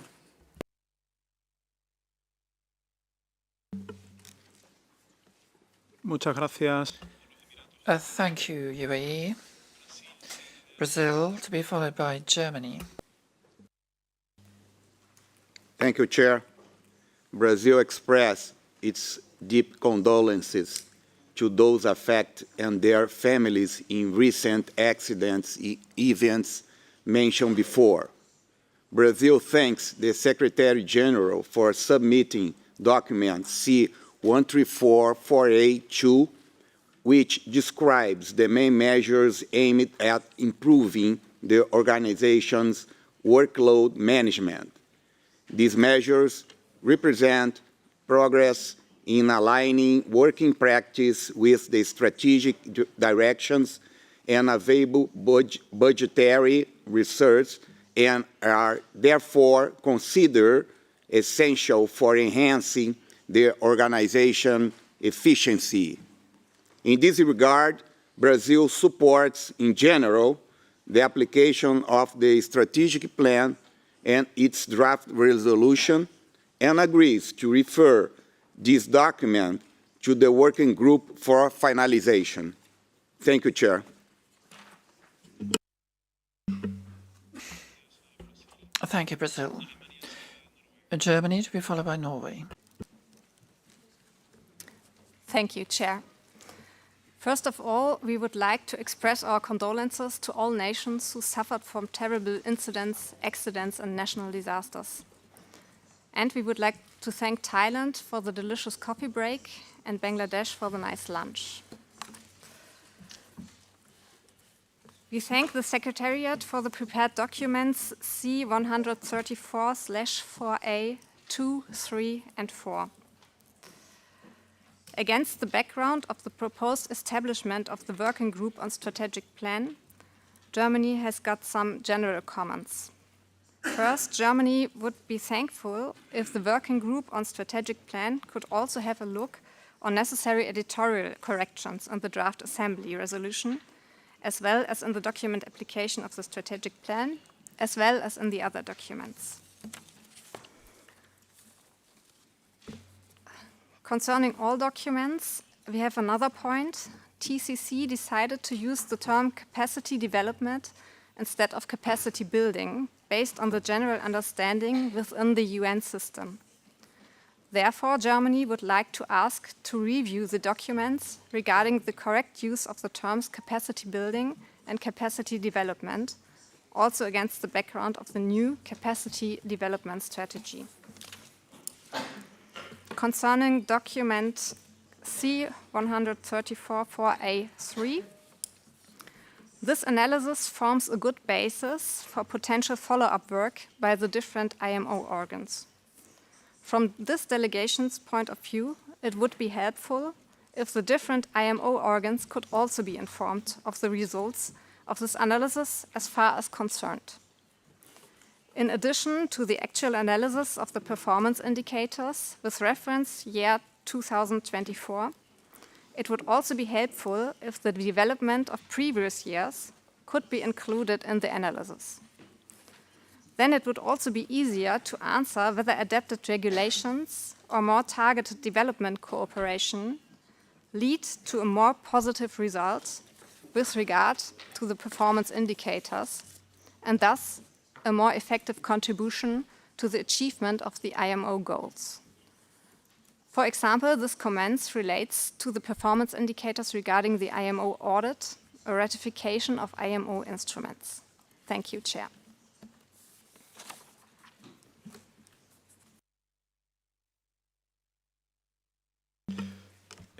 Muchas gracias. Thank you, Germany. Norway, to be followed by the Republic of Korea.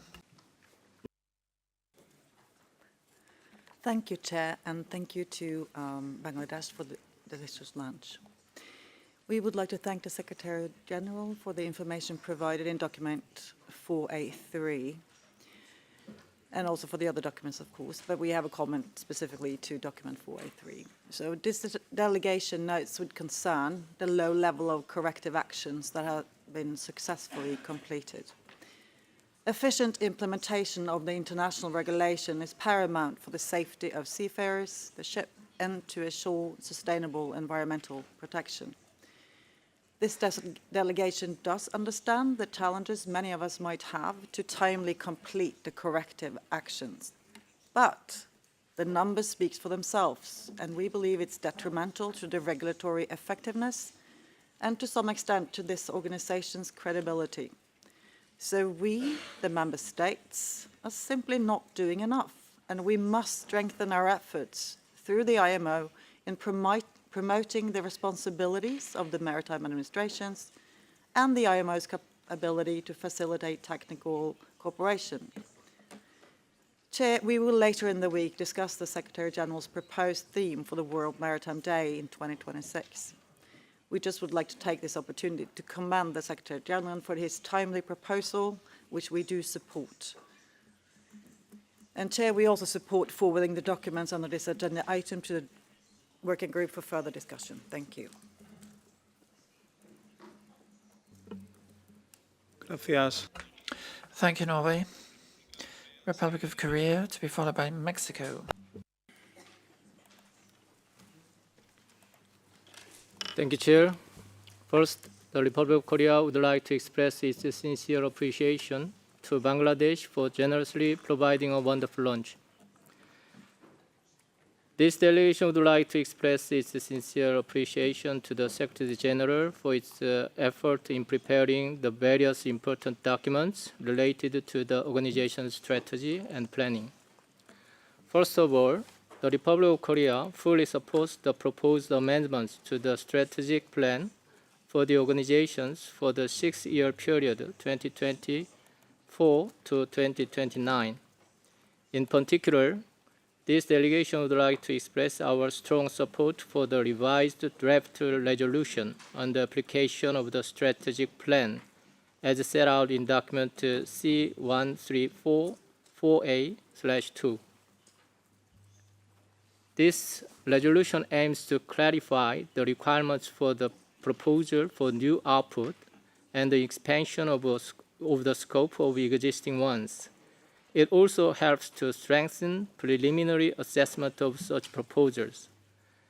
This is especially important at a time when the organization is facing an unprecedented amount of tasks and must make efficient use of its limited resources.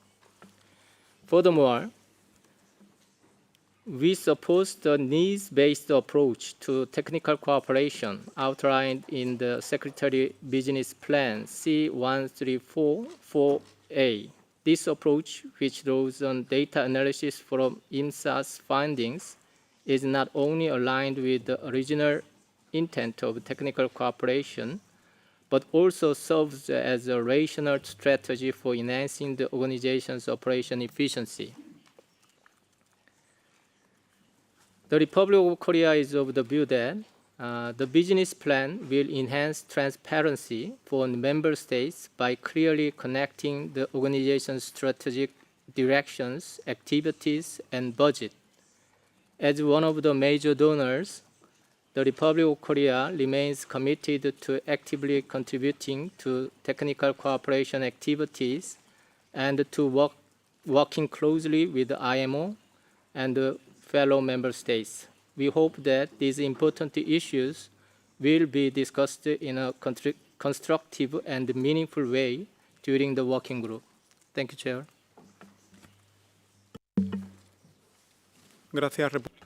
Thank you, Republic of Korea. Mexico to be followed by Japan. Thank you, Chair. And thank you to the distinguished delegations of Thailand and Bangladesh for their kind invitations to the coffee break and the lunch, respectively.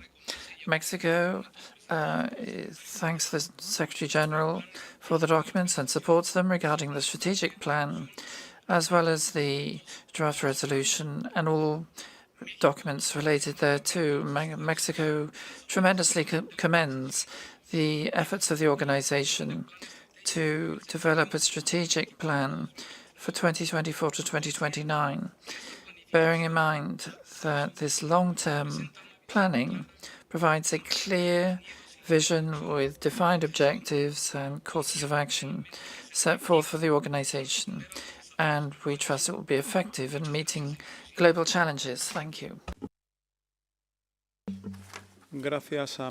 Thank you, Mexico. Japan to be followed by Chile. Thank you very much, Chair. We would like to firstly start with thanking delegation of Thailand and Bangladesh for very kind refreshment and the lunch. Japan would like to thank Secretary General for preparing all these documents related to our strategic plan, which we generally support. In particular, with regard to the revised draft resolution on application of the strategic plan, we understand that one of the main purposes of this revision is to introduce new measures to address the extensive workload of the committees and their subsidiary bodies. And we are, of course, quite concerned with those workloads, so we particularly support addressing those extensive workloads. Therefore, we support forwarding all documents to working group for finalization so that they can be adopted at the upcoming assembly this year. In particular, on the draft resolutions set out in document 4A2 and 4A3, in order to provide a clear instruction to the working group, we would suggest that the TOR in working paper 3, in its bullet point 1 and 3, could be read as consider with a view to finalization, instead of simply saying consider. Thank you.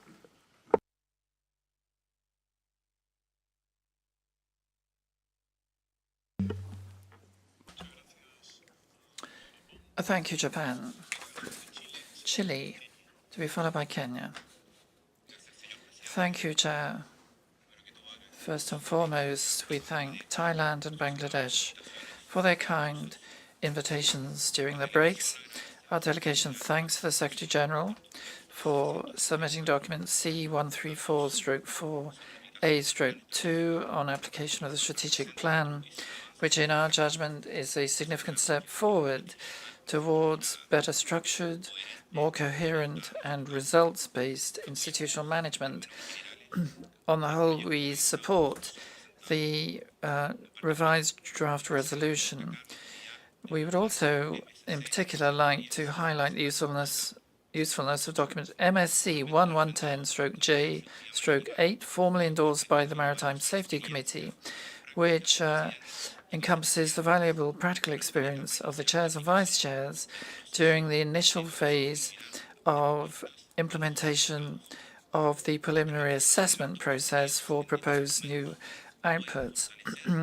We feel that the elements in this document may strengthen implementation of the strategic plan, especially in respect of item 8 pertaining to formulation, assessment and acceptance of outputs.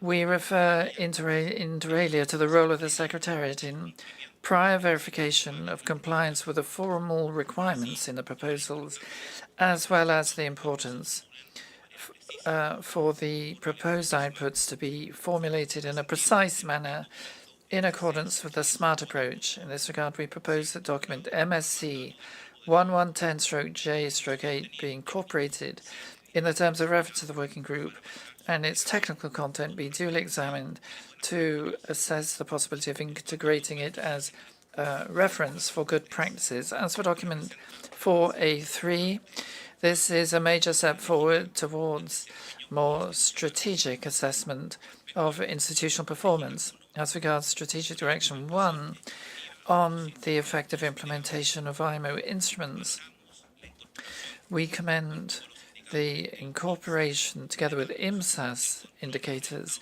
of port state control data as an additional source. This inclusion is a major methodological improvement in providing external, objective and periodical information on the practical implementation of IMO instruments. The combination of IMSAS and port state control data makes it possible to enhance traceability between diagnosis, technical assistance and outputs, moving towards a logic of a closed cycle covering detected gaps, institutional response and effective improvement. From our standpoint, Chair, performance measurement should go beyond formal compliance, incorporating qualitative and quantitative indicators which reflect concrete outputs.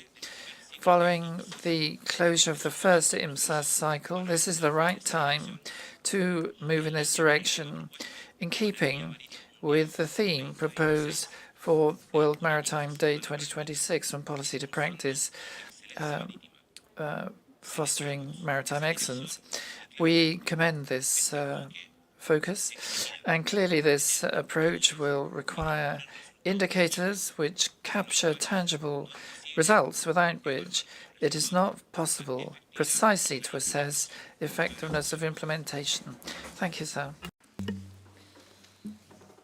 Muchas gracias. Thank you. Chile. Kenya, to be followed by Morocco.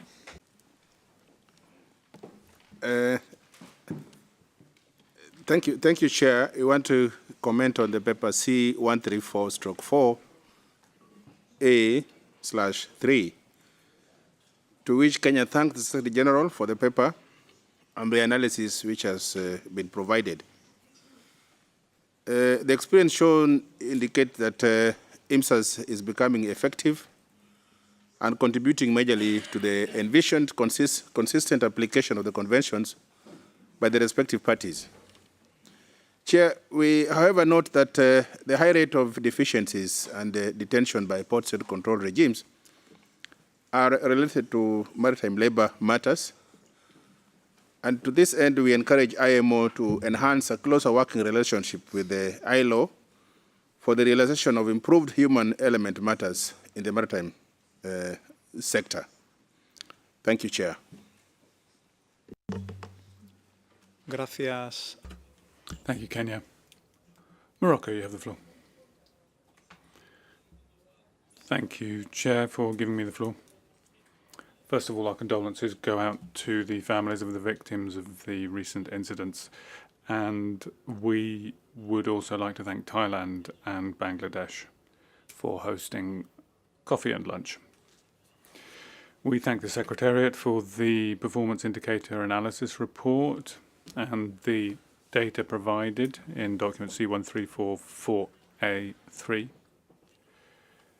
The current performance indicators constitute a good basis for assessing IMO progress across its 8 strategic directions. However, several performance indicators highlight significant work remaining to be done to achieve intended results, particularly in SD1 and SD6.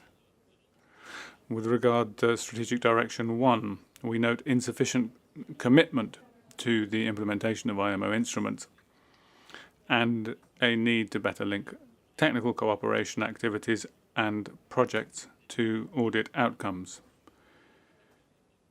More data on PIs 1.7 and 1.8 would be beneficial. With regard to Strategic Direction 6, performance indicators 6.3 and 6.4 indicate a need for increased efforts to promote women in the maritime sector, given the low percentage of women employed here. And finally, we welcome the progress made under Strategic Direction 3, in particular the increased expenditure on technical cooperation activities and major projects related to energy efficiency and emissions reduction under Strategic Direction 3. Thank you.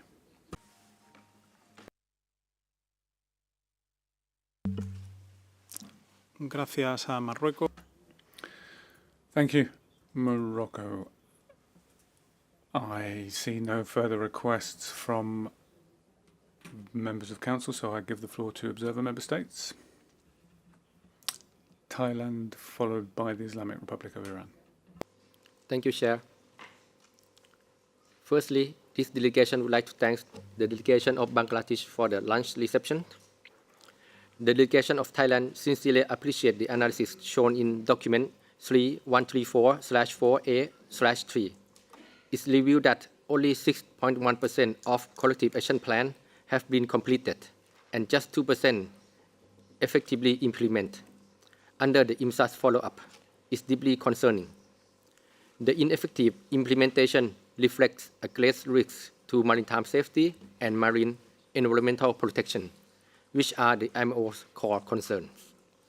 This signals not merely a compliance issues, but a structural gap in how audit findings translate into real change. Therefore, in our opinion, 3 areas deserve immediate attention. Firstly, we must improve transparencies. Member states should be encouraged to share audit summaries and progress reports more widely. Openness enables peer learning and promotes improvement. Secondly, we need to simplify the tools we rely on. Digitalized platforms like GSIS must become more user-friendly, with intuitive interface and clearer reporting pathways. This is essential to remove operational barriers and enable timely, accurate follow-up. Thirdly, and last, the follow-up process itself must be strengthened through regular reminders, targeted support via capacity building, and appropriate escalating measures, such as focus area of audit or improvement in the second audit cycle. Thank you, Chair.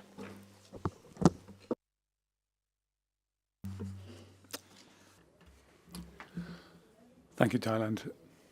Islamic Republic of Iran, followed by South Africa. Thank you, Mr. Chair.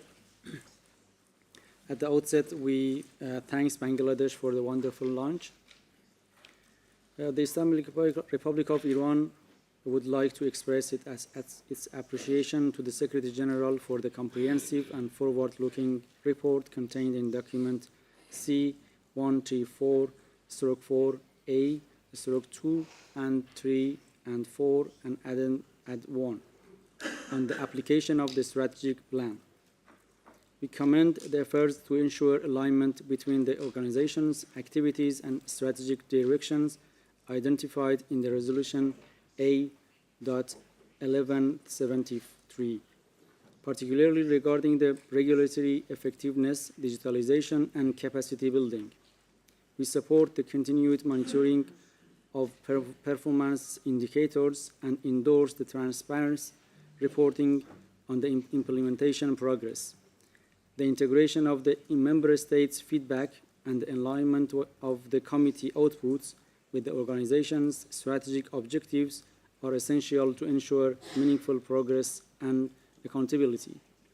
In this regard, Islamic Republic of Iran emphasizes the importance of inclusive participation and technical assistance, especially for developing countries to fully benefit from the contribute to the strategic initiative being pursued. In this regard, we support the establishment of working group on the strategic plan and referring these documents to working group. Thank you.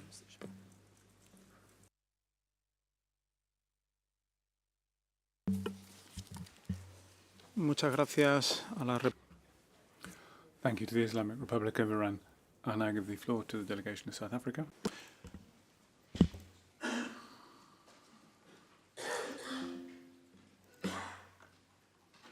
Thank you.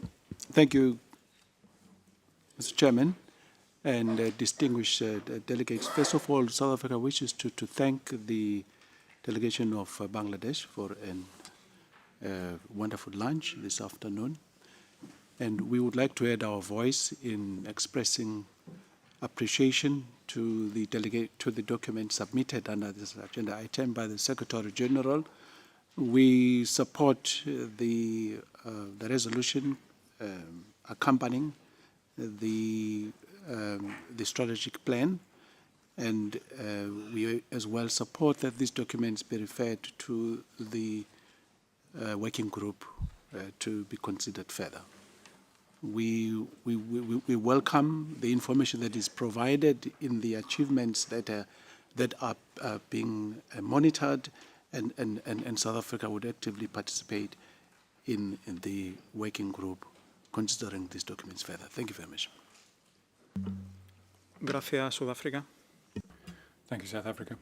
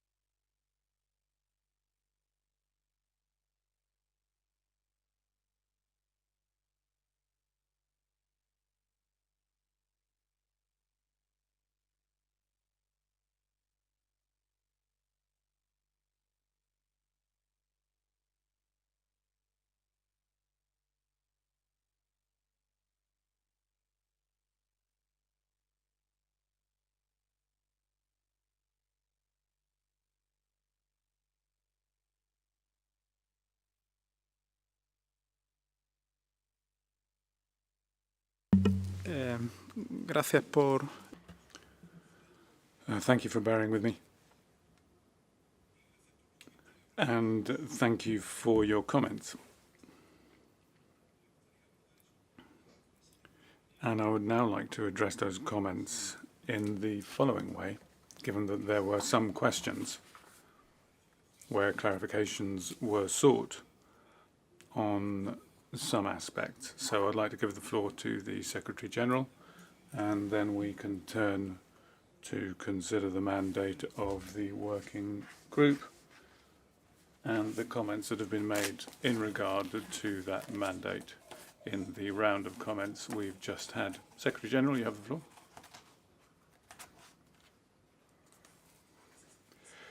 Thank you, Chair, and thank you to Council members and observer countries for the comments. The distinguished delegation of the United Arab Emirates commented. The working method of Council in its introduction is to establish the basis for the Council to be able to carry out its work, bearing in mind the rules of procedure and the application of the strategic plan.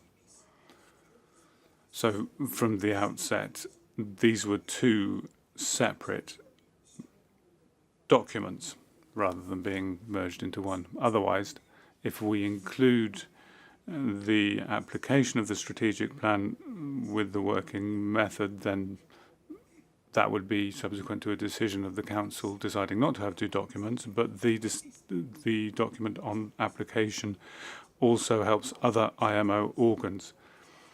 And that's why the separate approach has been adopted. With regard to the comments on the results of technical cooperation and that the predicted outcomes are not reflected in the same way, the committee's agendas do not reflect the same title of a planned outcome, and that is due to the fact that committee agendas can encompass a number of different outputs. So it's in the agenda of the committee itself that would specify exactly the output. And TC carried out an approach which set to carry out what was the items on the agenda subsequently in the next session of the committee. Now, these are comments that the working group can address itself and see how the work might develop in future. The distinguished delegation of Germany rightly pointed out that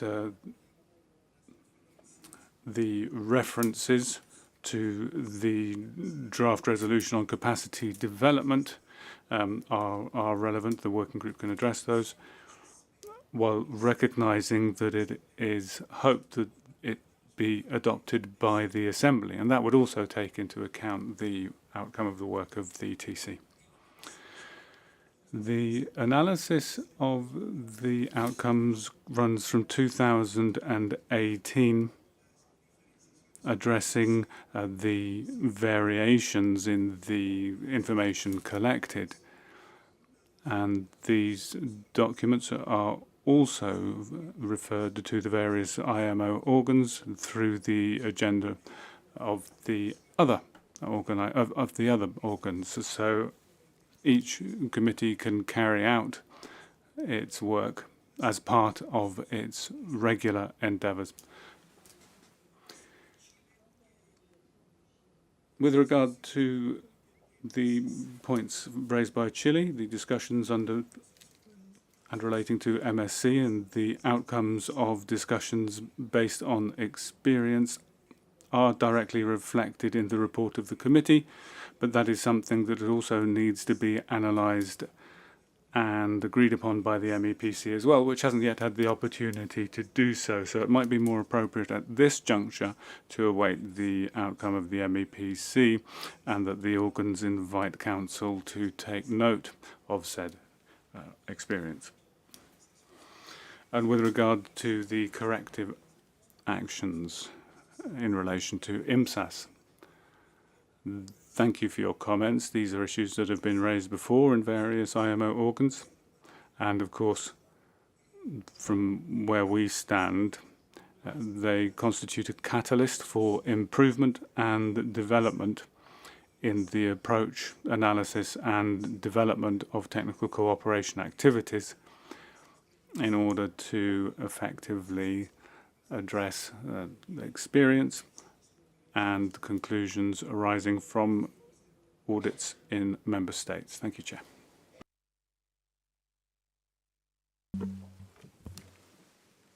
Muchas gracias, secretario.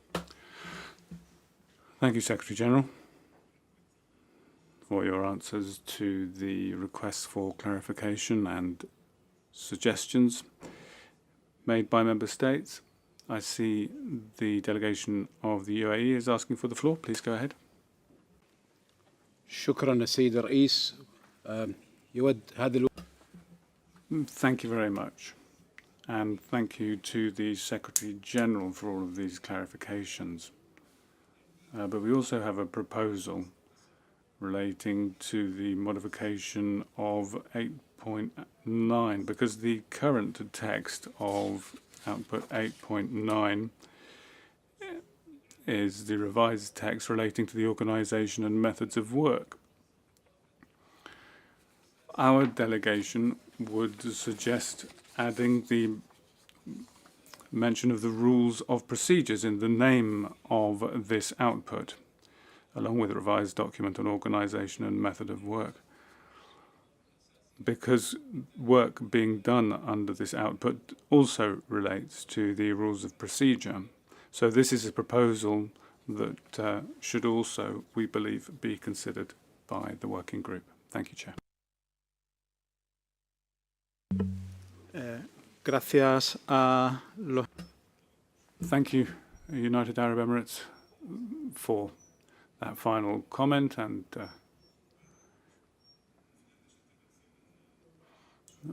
your proposal on output 8.9 should be considered by the working group on the basis of the comments made by your delegation. So we would concur with that. As far as I understand it, the Secretary General has now responded to the request for information requested by member states. The remaining issue is the terms of reference of the working group. That is covered in WP3, which contains the provisional terms of reference. Japan made a proposal under the first point of the terms of reference, and with regard to Chile's proposal to submit J8, and in light of the comments that have been made by the Secretary General, my understanding is that it would be better to wait for this issue to be considered by the MEPC, and that it then be the committees themselves that invite Council to consider this at a future session. Having said that, I would like to address document WP3, which contains the provisional terms of reference of the working group. And I will now read those out on the basis of the comments received. The Council agreed to establish at the 134th session a open-ended working group to meet in parallel with the plenary session, taking into account documents C1344A2, C1344A3, and C1344A4 and its addendum, as well as the comments made in plenary. The group is instructed to consider, with a view to finalisation, the revised application of the strategic plan and related draft Assembly resolution. Document C1344A2. 2. Consider the analysis of the performance indicators. Document C1344A3. And thirdly, consider the draft revised strategic plan for the 6-year period 2024 to 2029 with the mission statement, the vision statement, overarching principles, strategic directions and performance indicators, and the work programme of all IMO organs for the 2026-2027 biennium, and the related draft Assembly resolution. Document C1344A4 and its addendum.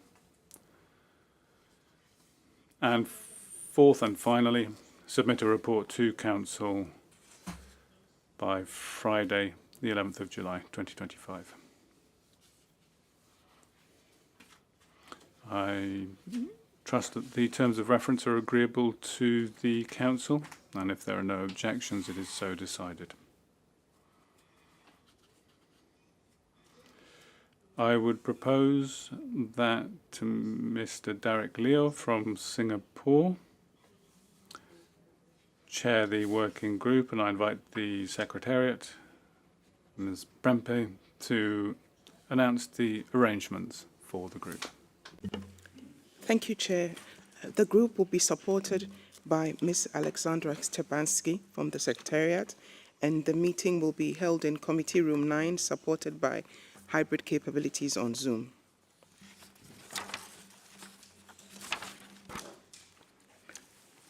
Thank you, Chair. Muchas gracias, señora Prem. Thank you, Ms. Prempe. I would now ask the chair of the working group, Mr. Leo, if any further clarifications are needed and when the work will begin. You have the floor. Thank you very much, Chair. It's nice to be back. We will start shortly in 15 minutes at CR9, so let's start at 3:40 p.m. Thank you very much.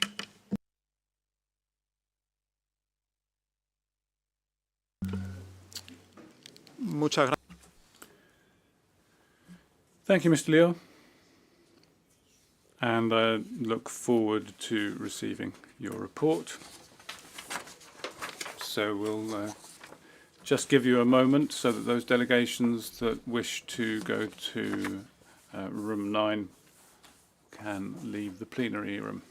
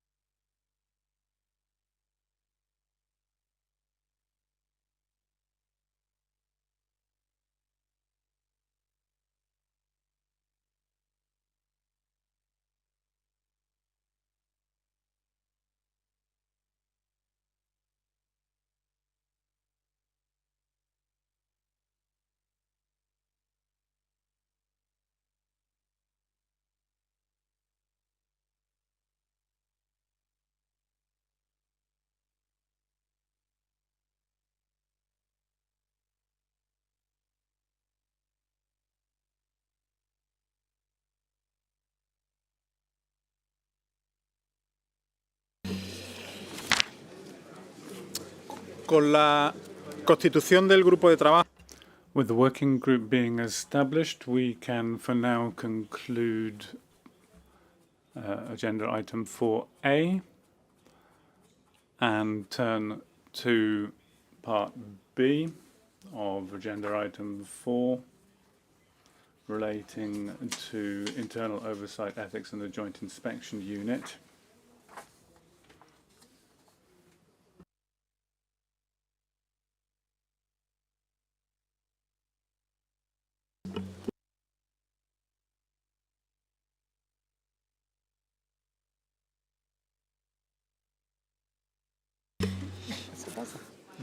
Ruego Apologies, because 4B is on our schedule for Wednesday.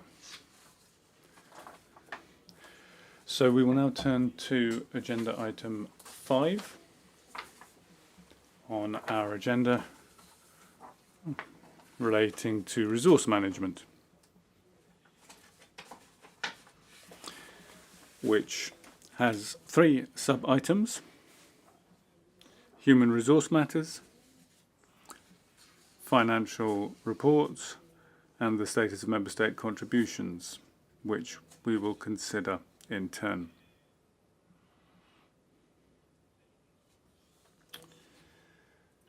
I would invite you to consider firstly matters relating to the financial reports, which is part B of agenda item 5. And I'd ask the Secretary General to introduce document C1345B, where we have information on investments.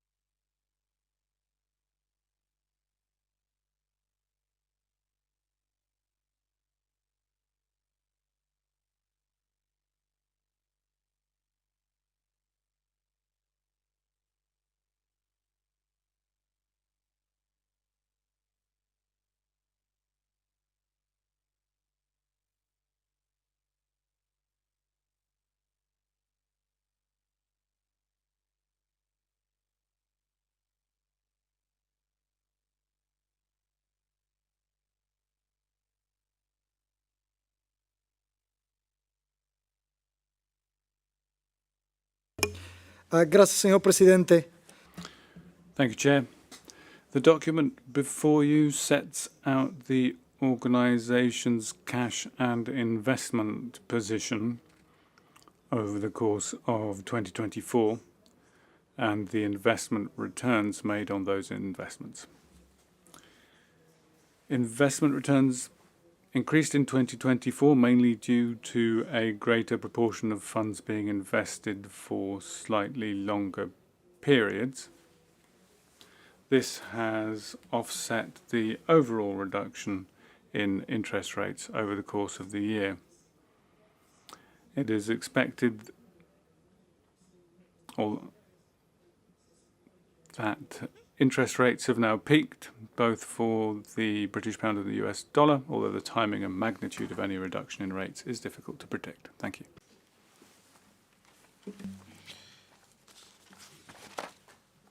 Gracias. Thank you, Secretary General. I now invite comments on document C1345B.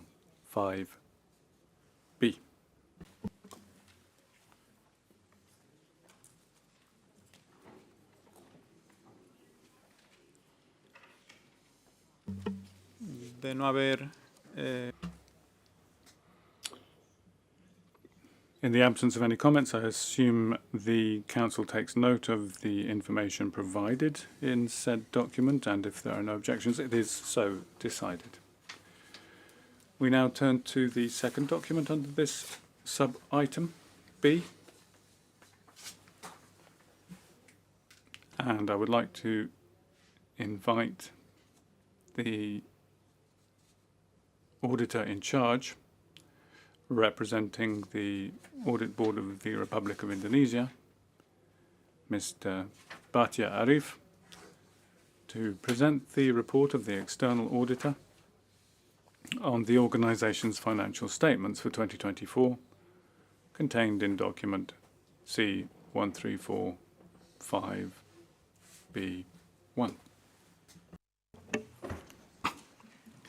Thank you, Chair, Excellency Chair and members of the Council, Secretary General of IMO and the management, ladies and gentlemen.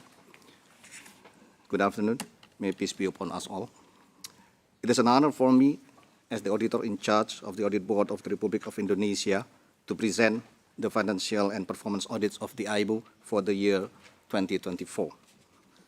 On this important meeting, I greatly value our partnership with all of you to foster governance, accountability, and transparency in the maritime sector, paving the way for a brighter future.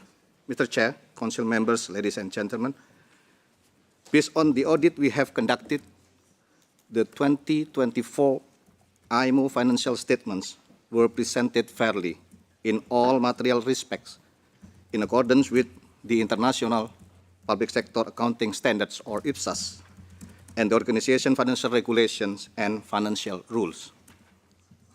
The Audit Board of the Republic of Indonesia raised 3 strategic areas for further improvement in the financial management. These improvements do not affect the fairness of the financial statements of the organization. The first improvement, the Audit Board of the Republic of Indonesia appreciates the organization's commitment to strengthening its financial frameworks and underscores a strategic opportunity to expedite the development of comprehensive policies and procedures for the asset management. This will ensure consistency across the organization, especially in asset grouping, disposal, depreciation, and treatment, conference equipment, especially the software used for the conference equipment like we are using now, and also monitoring of spare parts for the improvement of the application. The second improvement is the chart of accounts encouraged to promote consistency in financial reporting. Adopting a simplified, coherent framework will improve the alignment of the organization financial reporting, especially consistency of codes and groups of funds or expenses applied. Third, the IMO needs to update the budget manual as well as cash and fund management. This update is essential to enhance alignment and optimization of the budgeting process, especially with the current development within the IMO and practices, as well as guidance for the extraordinary funds, as well as the need of a review of dormant or inactive accounts. Mr. Chair, distinguished members, ladies and gentlemen, in the realm of the performance audit we have conducted, the focus was on the tonnage assessment process, which is fundamental to determining member states' contributions. The Audit Board of the Republic of Indonesia appreciates the organization, especially the Secretariat efforts in maintaining a structured and transparent approach, including the timely circulation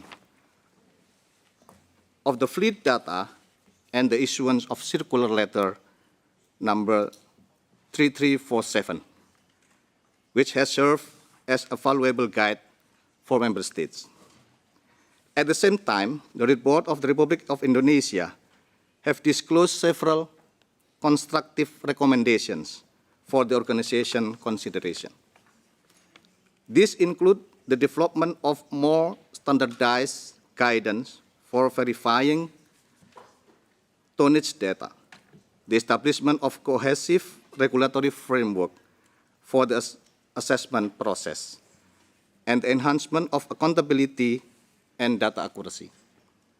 We also see a merit in clarifying vessel classification criteria and formulating a dedicated risk mitigation strategy to better manage potential discrepancies in the fleet data, and strengthening accuracy and accountability of gross tonnage calculation process, as well as the needs of training for member states and incorporating the internal oversight and ethic organization recommendation of these matters. We are confident that by considering these suggestions and recommendations, the organization can further strengthen the robustness and credibility of its process, thereby reinforcing the trust and confidence of all member states. In this occasion, the Audit Board of the Republic of Indonesia to appreciate and thank the management and member states for responding our survey on this matter. Mr. Chair, Council member, ladies and gentlemen, the Audit Board of the Republic of Indonesia also commend the organization for its remarkable achievement in making significant progress in addressing prior audit recommendations, achieving an 82% completion rate since 2016. It marks an improvement from 78% in the previous year, reflecting steadfast commitment to enhancing the integrity of governance and the financial management. Our monitoring of recommendation is also available on the report.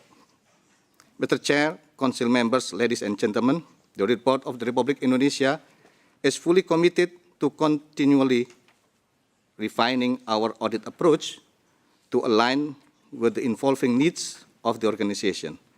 We sincerely appreciate your invaluable feedback and insight, which will significantly assist us in enhancing the impact of our report. In closing, I extend our sincere gratitude to the Council for this opportunity to engage and reaffirm our commitment to nurturing a collaborative partnership in support of the organization objectives. Together, we can make a significant difference. Thank you, Mr. Chair.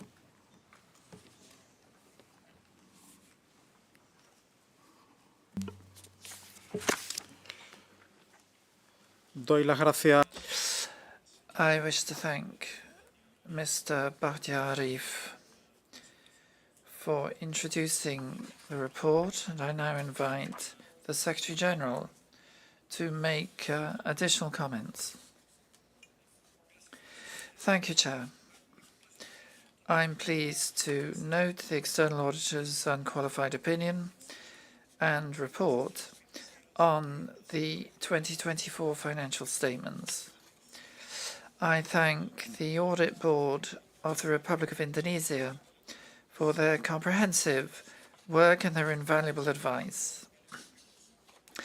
The constructive approach taken has ensured that there are no significant differences in views between us, and all the findings have been agreed between the external auditor and management. I wish to appreciate the insightful findings and recommendations of both the financial and performance audits.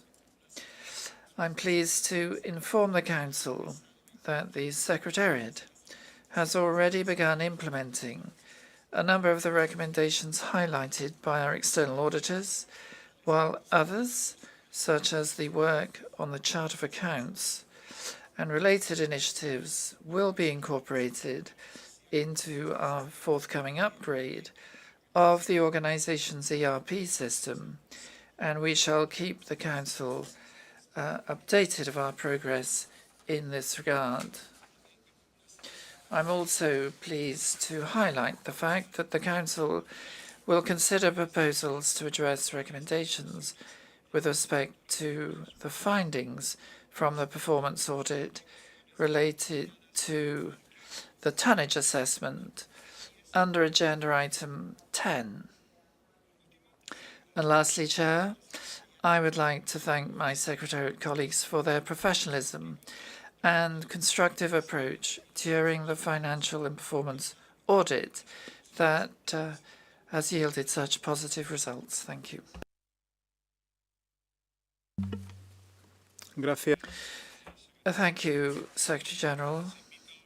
The Council is now invited to make general comments on the statements made by the Secretary General or the External Auditor from the Republic of Indonesia on the document before you.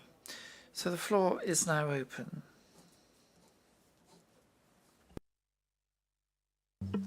Delegación de Brasil. Brazil, to be followed by Indonesia. Thank you, Chair.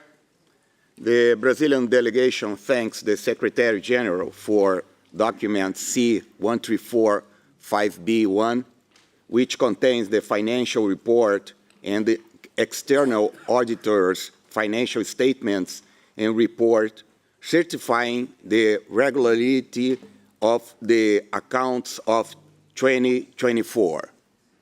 Brazil highlights the vital role of the external audit in enhancing accountability and transparency and fully endorse the report's recommendations.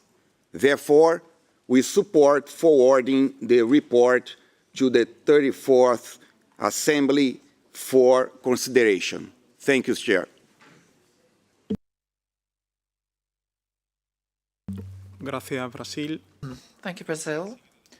Indonesia, to be followed by Finland. Thank you, Chair.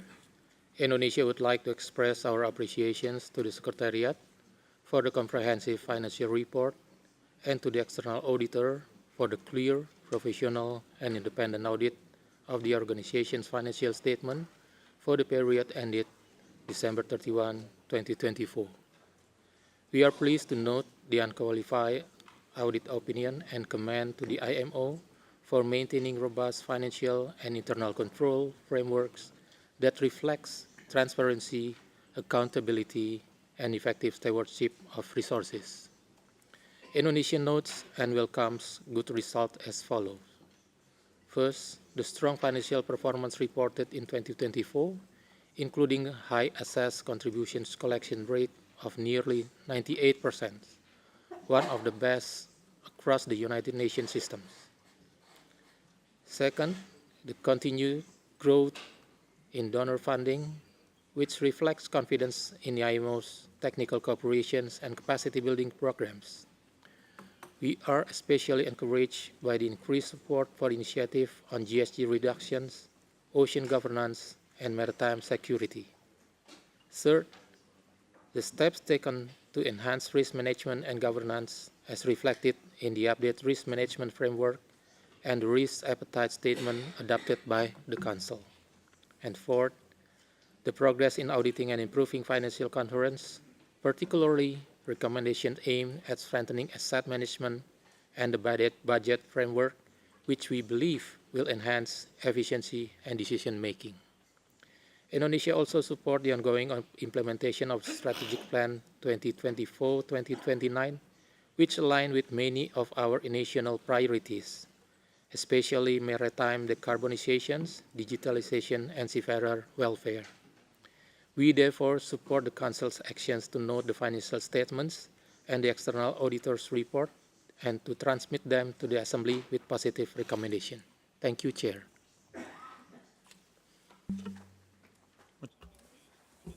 Thank you, Indonesia. Finland, please. Thank you, Chair. And first, this delegation would like to thank Bangladesh for delicious lunch. Finland thanks the Secretary General for the document C134/5B1, which presents the organization's financial report and audited financial statements for the last financial period, and the report and opinion of the external auditor.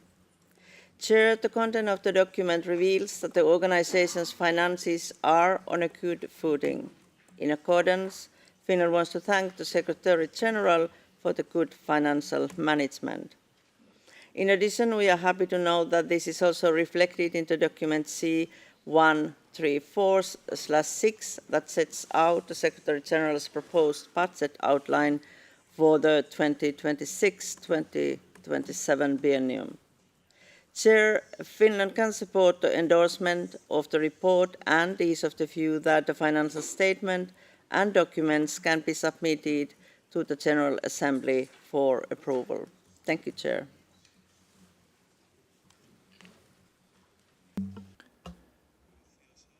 Thank you, Finland. Malaysia. Thank you, Chair. Malaysia expresses appreciation for document C134/5B/1 and commends the IMO Secretariat for its continued focus on strengthening capacity building frameworks that prioritize empowerment, equity, and digital transformation. Malaysia strongly supports initiatives like empowering women in maritime, recognizing the role in addressing gender disparity and promoting inclusive leaderships in maritime sector. Advancing gender equality is seen as essential for long-term industry sustainability and resilience. Malaysia also emphasizes the importance of targeted capacity building and training for small island developing states and least developed countries, ensuring equitable access to the tools and knowledge necessary to implement IMO instruments effectively. Furthermore, Malaysia welcomes the emphasis of e-learning and digitalization as scalable, cost-effective solutions, especially beneficial for remote and resource-constrained regions. Malaysia encourages continued collaborations between the IMO, member states, and stakeholders. It reaffirms its commitment to advancing the shared goals of safer ships, secure ports, and cleaner seas through inclusive and forward-looking capacity development. Thank you, Chair.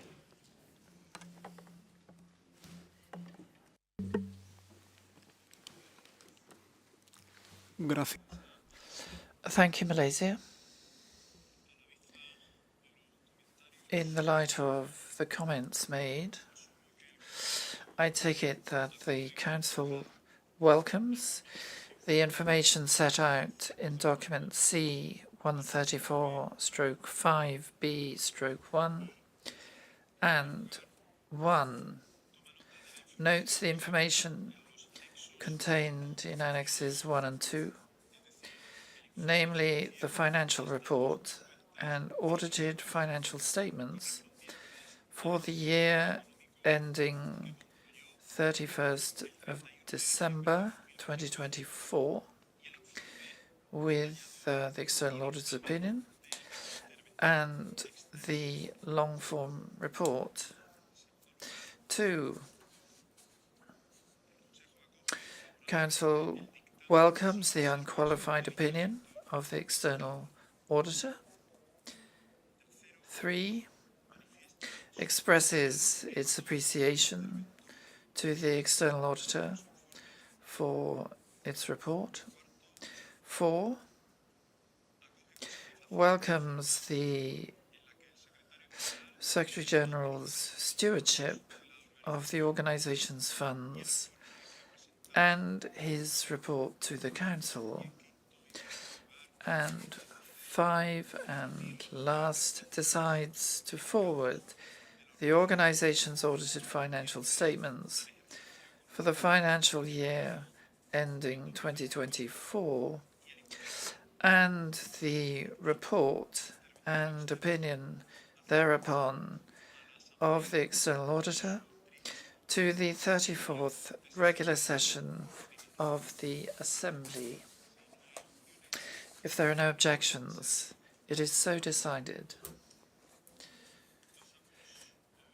We now turn to the next document under sub-item 5B2, And I invite the Secretary General to introduce document 1, that is C-134/5B/2 on budgetary considerations for 2025.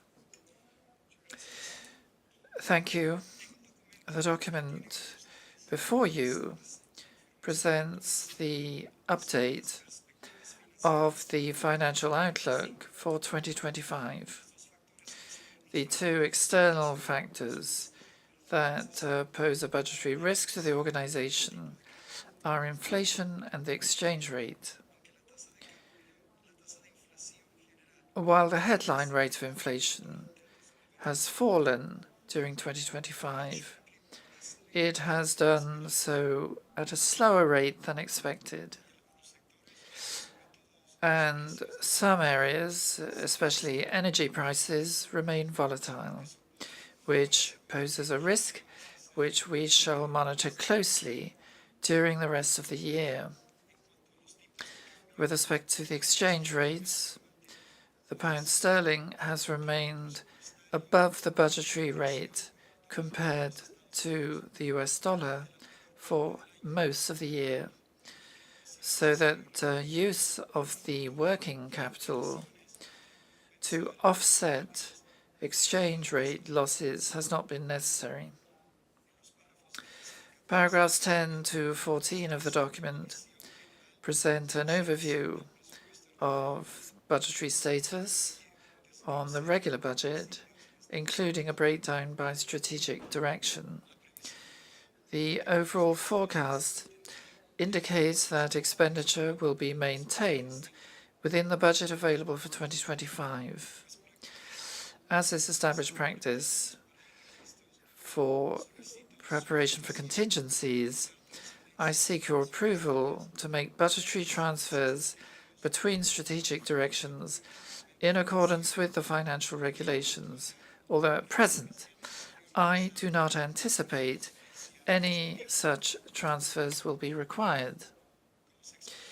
As presented in paragraphs 15 to 17, I'm pleased to report that the proceeds from the organization's commercial activities under the trading fund are expected to exceed the expected surplus, which makes more funds available for our technical cooperation work in the coming biennium.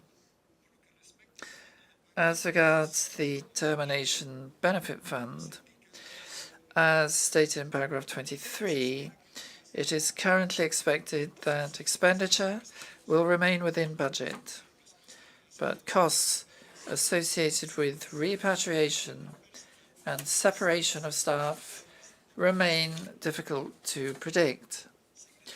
I shall monitor this matter closely during the remainder of the year, and should it be necessary to make transfers, I shall update the next session of the Council thereupon. Our work to reform and enhance capacity building and technical cooperation will be considered in greater depth under Agenda Item 16.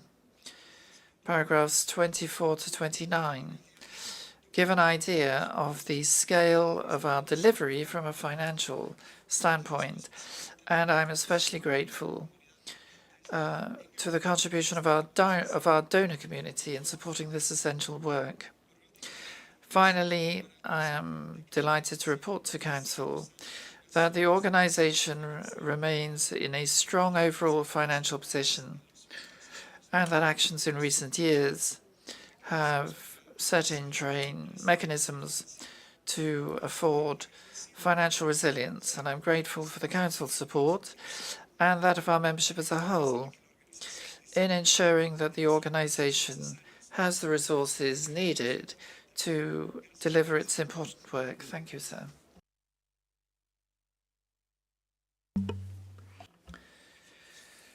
Thank you, Secretary General. I now open the floor for comments on document C-134/5B/2 and on the Secretary General's introduction just now. India to be followed by Singapore.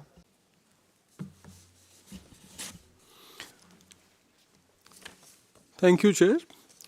The Indian delegation would like to commend the Secretary General and the Secretariat for the sound financial management of the organization as reflected in the audited financial statements for 2024 and the prudent budgetary outlook presented for 2025 and beyond, and the perseverance of its working capital fund and special contingency account. We believe that the stable financial position of the organization, coupled with positive investment income and intact reserves, allow us to consider expanding initiatives that build capacity and strengthen compliance with IMO instruments. In this context, it would be an appropriate opportunity for IMO to explore options for allocating additional resources, including from any investment income or unutilized budgetary flexibility, to the Technical Cooperation Fund. Disculpe que la interrumpa. Sorry for interrupting the delegate of India. Would you be kind enough to speak a little more slowly to make life a little easier for the interpreters, please? Muchas gracias. Thank you. Again, or should I start again? No. No, pick up from where you were.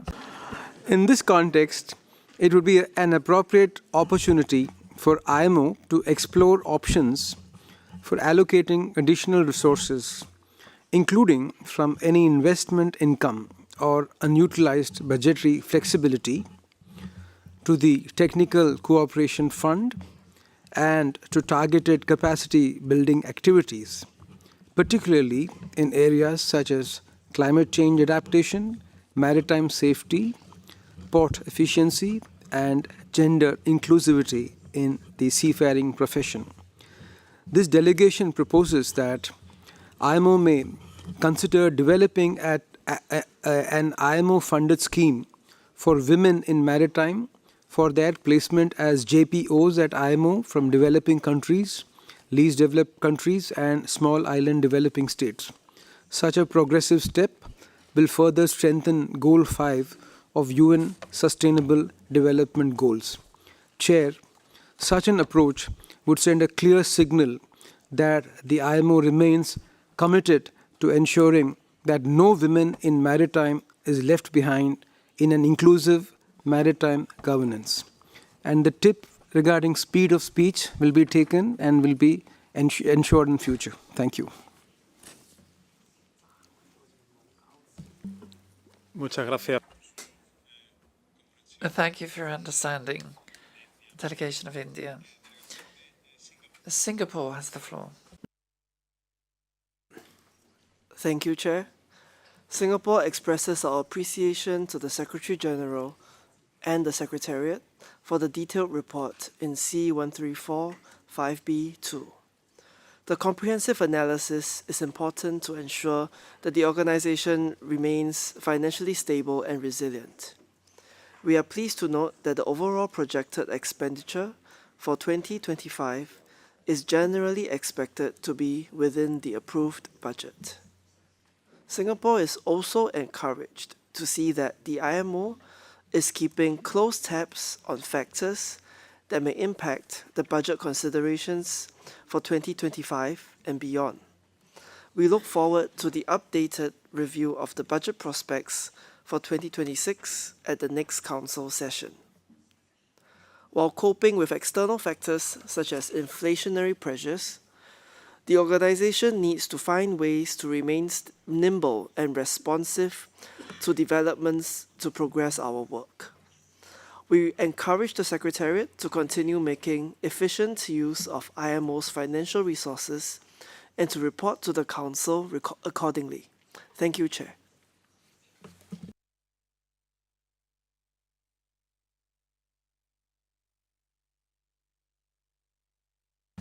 Gracias. Thank you, Singapore. It's virtually 4 p.m. So I would propose that we take our tea and coffee break, and I wish to call on the delegation of Egypt to share some information of interest with us. Thank you, Mr. Chair. Dear colleagues, it's the pleasure of the delegation of Egypt to sponsor our next coffee break. And although we are a nation mainly of tea drinkers, we take drinking coffee very serious as well. So we will be happy to present both tea and coffee, as well as some delicacies. But this is just a teaser. If you are serious about enjoying food and drinks and other pleasures, you have to plan your next holiday or one of your holidays next year in Egypt. Thank you so much, Mr. Chair. Muchas gracias. Thank you very much. We shall resume at 4:30. Enjoy the tea.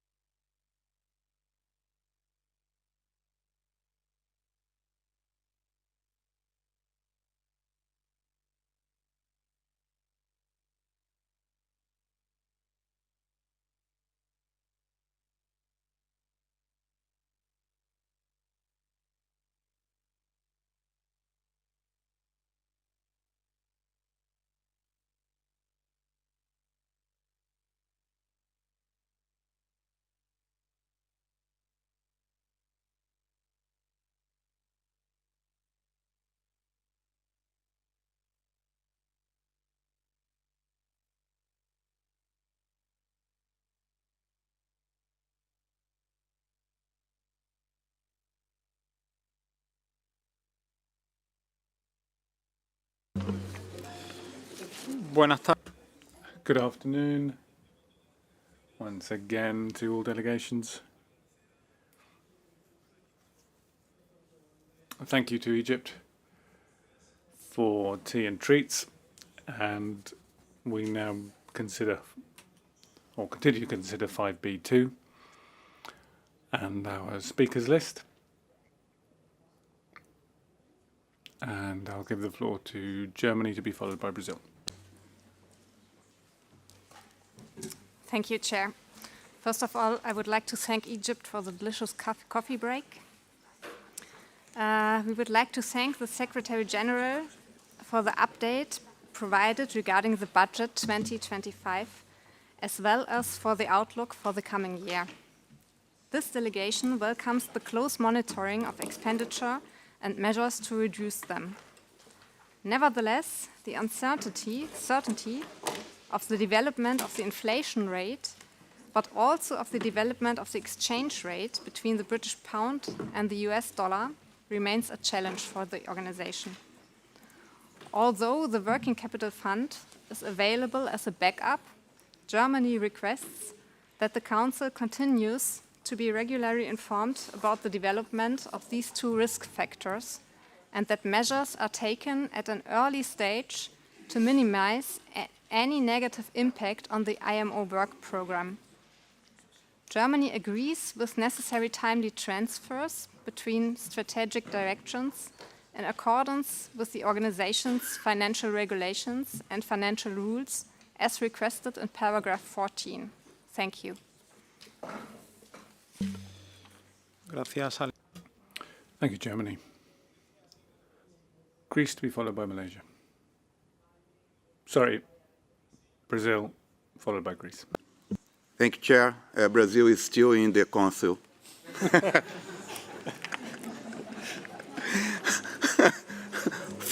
First of all, I thank the delegation of Egypt for the delicious tea, coffee break.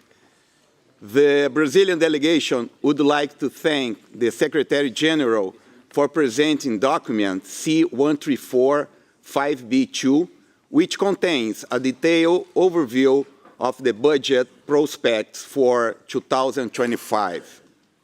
After considering the document, Brazil supports the request to authorize the Secretary General to make, as and when necessary, timely transfer between strategic directions. Thank you, Chair. Muchas gracias. Thank you, Brazil. And apologies. Greece followed by Malaysia. Thank you, Mr. Chair. We would like to express our appreciation to the Secretary General for his effort to keep the expenditure of this year, as well the forecasted expenditure for the rest period of 2025, within the approved appropriation across all budgetary funds. We would also like to extend our appreciation to the staff of the Secretariat involved with the budgetary aspects for their effective work on this matter. We are also in favour for the Secretary General to make timely transfers between strategic directions in accordance with the organization's financial regulation and financial rules. Thank you. Gracias a Grecia. Thank you. Malaysia followed by Italy. Thank you, Chair.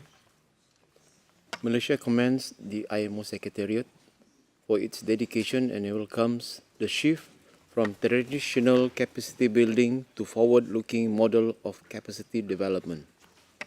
This evolution is timely, as the maritime sector enters a new era driven by innovation, alternative fuels, and digitalization, requiring specialized experts and inclusive policy approaches. Malaysia fully supports the Secretary General's strategy direction and is confident in its successful implementation for the benefit of the global maritime community and ocean sustainability. As a committed member state, Malaysia pledged to collaborate with the Secretariat and other member states to ensure efforts are inclusive and consensus-driven. Recognizing that achieving the 2050 vision demands unity, technical cooperation, and shared responsibility, Malaysia is pleased to reaffirm its continued financial contribution to the IMO. This contribution aims to support impactful capacity development initiatives, particularly for developing and emerging maritime nations, and to ensure that no country is left behind in the global transition to safer, greener, and smarter shipping. Thank you, Chair. Gracias a Malasia. Thank you, Malaysia. Italy. Thank you, Mr. Chair. Italy thanks Bangladesh and Egypt for the refreshment offered today. We thank the Secretary General for document C-134/5B/2, which provides a clear and comprehensive overview of the budget prospects for 2025, including a review of the budgetary assumption made and expenditure incurred from 1st of January to 3rd April 2025, as well as updated on several budgetary matters. We welcome the ongoing monitoring of budget implementation and measures proposed to address the expected pressure in 2025, particularly in relation to cybersecurity, facility management, and language services. In this context, we authorize the Secretary General to make the necessary transfer between budget sections in accordance with the authority guarantee under the Assembly Resolution A 1179/33, in order to ensure an effective and flexible use of available resources within the framework of resource-based budgeting. We remain ready to consider any further adjustment should operational needs require them over the course of the year. Thank you, Chair. Muchas gracias a Italia. Thank you, Italy. If there are no further requests for the floor, I'd invite the Secretary General to respond to some of the questions which have been raised under the consideration of this document. Thank you, Chair, and thank you for the comments made.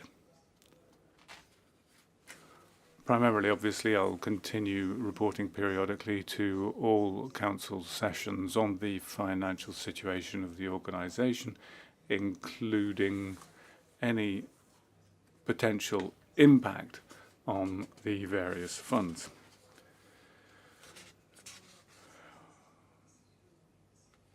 India made a suggestion.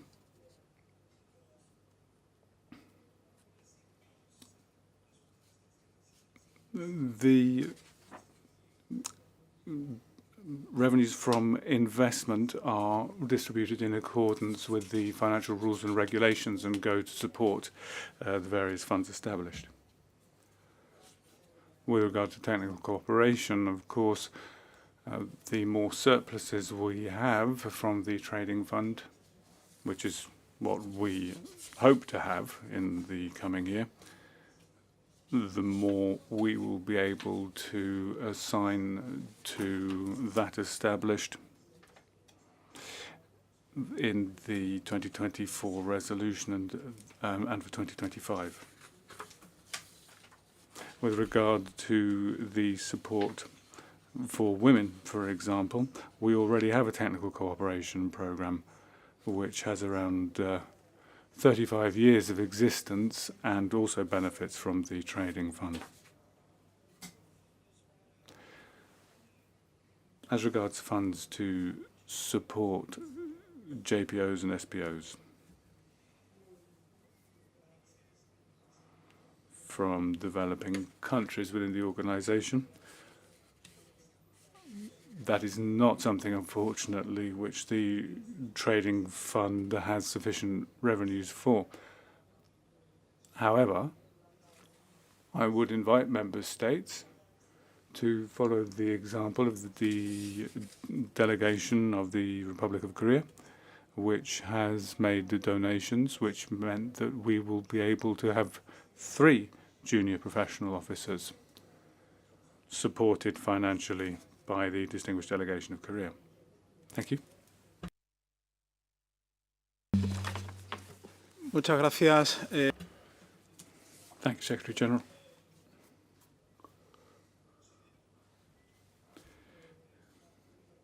I take it that the Council, after our discussions, takes note of the information provided in this document, and in particular the information provided orally by the Secretary General, and in particular notes the conclusion of the Secretary General that the 2025 expenditure as a whole can be contained within the budgets approved for all funds.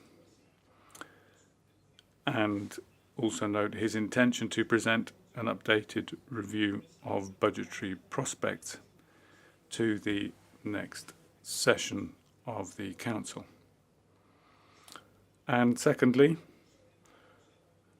I take it that the Council authorises the Secretary General to make, as and when necessary, timely transfers between strategic directions, including other work, to the extent that balances are available to cover or reduce deficits in strategic directions.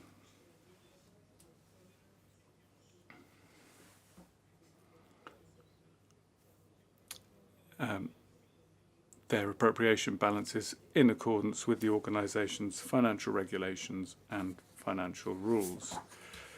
If there are no objections, it is so decided.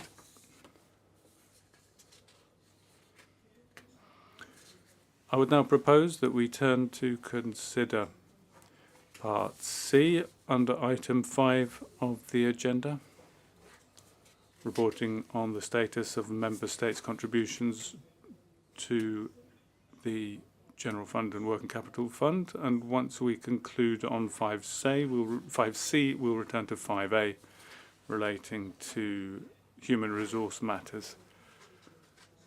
So I would invite the Secretary General to introduce C1345C and its addendum on the status of Member States' contribution to the General Fund and the Working Capital Fund. They also report on Member States falling under the provision of Article 61 of the IMO Convention.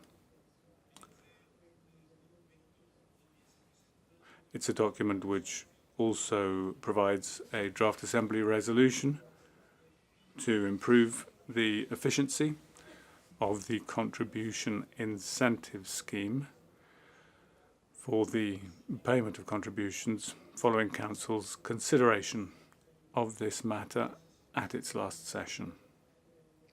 Whenever you're ready, Secretary General. Thank you, Chair. In document C1345C and its addendum report,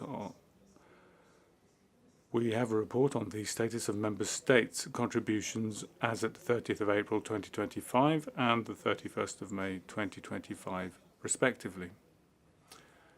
They also report on Member States falling under the provision of Article 61 of the IMO Convention. As the Council will note, the collection rate as at the 31st of May 2025 is 70.49%, higher than the collection rate of 2024 and 2023 at the same period. The details of assessments with respect to individual Member States are shown in Annex 1 of document C1345C and its addendum, with a separate report on the status of Council members' contributions in Annex 2 of each document. The Council may also wish to note that since the issuance of document C1335C Add 1, funds have been received from 9 Member States towards the full or partial settlement of their 2025 assessments corresponding to a collection rate as of today of 73.37%. Annex 3 of document C1345C Addendum 1 provides a status report of the 27 member states falling under the provision of Article 61 as at 31st of May 2025, and 2 that were granted a waiver at the 33rd session of the Assembly. I'm pleased to report to the Council that since the issuance of a document C1345C Add 1, the Republic of Gambia, the Republic of Equatorial Guinea, and the Republic of Haiti have cleared their arrears in full up to 2024, and thus no longer fall under the provision of Article 61. No further payments were received from the remaining 26 member states listed in Annex 3. The Council, at its 133rd session, agreed in principle to amendments to the Contributions Incentive Scheme to streamline its administration.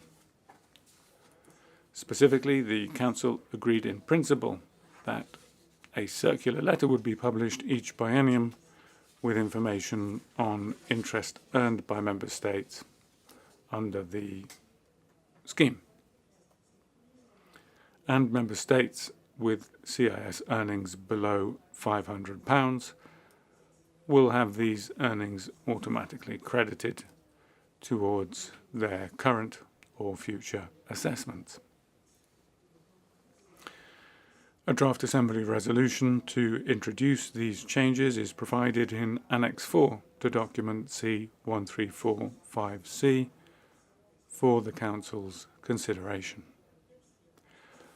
I'd like to take this opportunity to thank all those members who have paid their contributions in full in accordance with the organisation's financial regulations and financial rules, thus setting a commendable standard for all other members to follow. Thank you, Chair. Gracias, Secretario.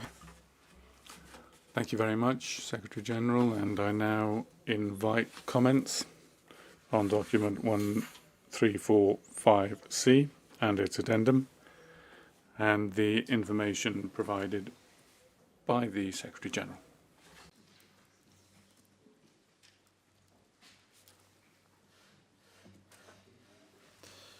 Delegación de Brasil, seguida de Brazil, followed by Egypt.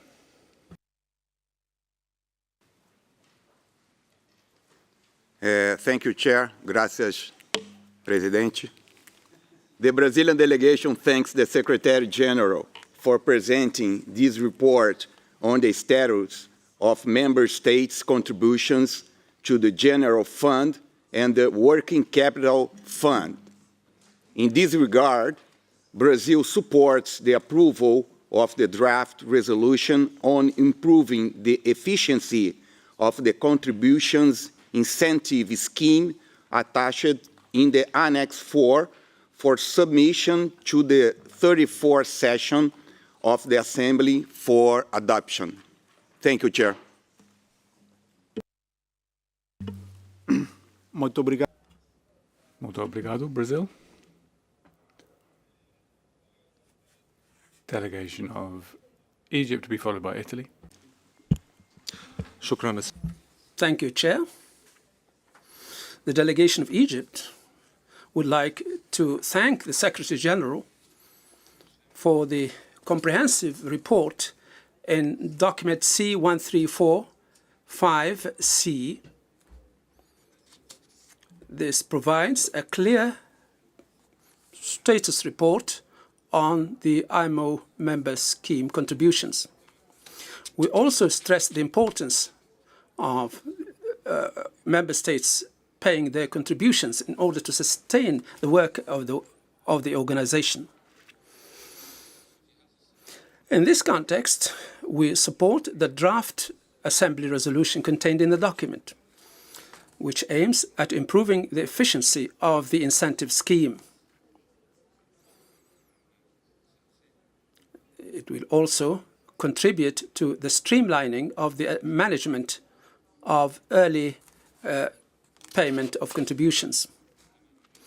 We also believe that the proposed amendments will contribute effectively in enhancing the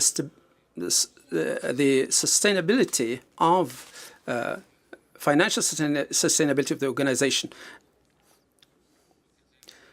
And it will also create an environment which is more conducive to member states paying their contributions early. This will benefit all member states. Thank you, Chair. Gracias, Egypt. Thank you, Egypt. Italy to be followed by the Philippines. Thank you, Chair. Italy would like to thank the Secretary General for the comprehensive update contained in document C-134/5C and wish to make the following comment with respect to the action request in paragraph 11.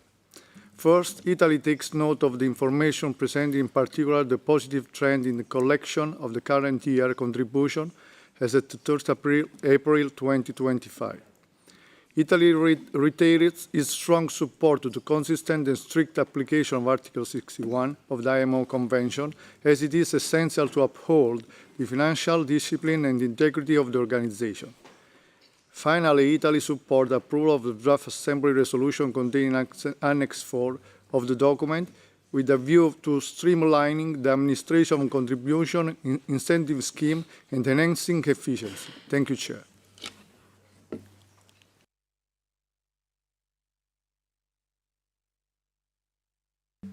Muchas gracias. Thank you, Italy. Philippines, followed by Cyprus. Thank you, Chair. We would like to thank Thailand for sponsoring the morning coffee and sweets, Bangladesh for the sumptuous lunch, and the afternoon tea provided by Egypt. We offer our sympathies to member states affected by recent maritime disasters and natural calamities.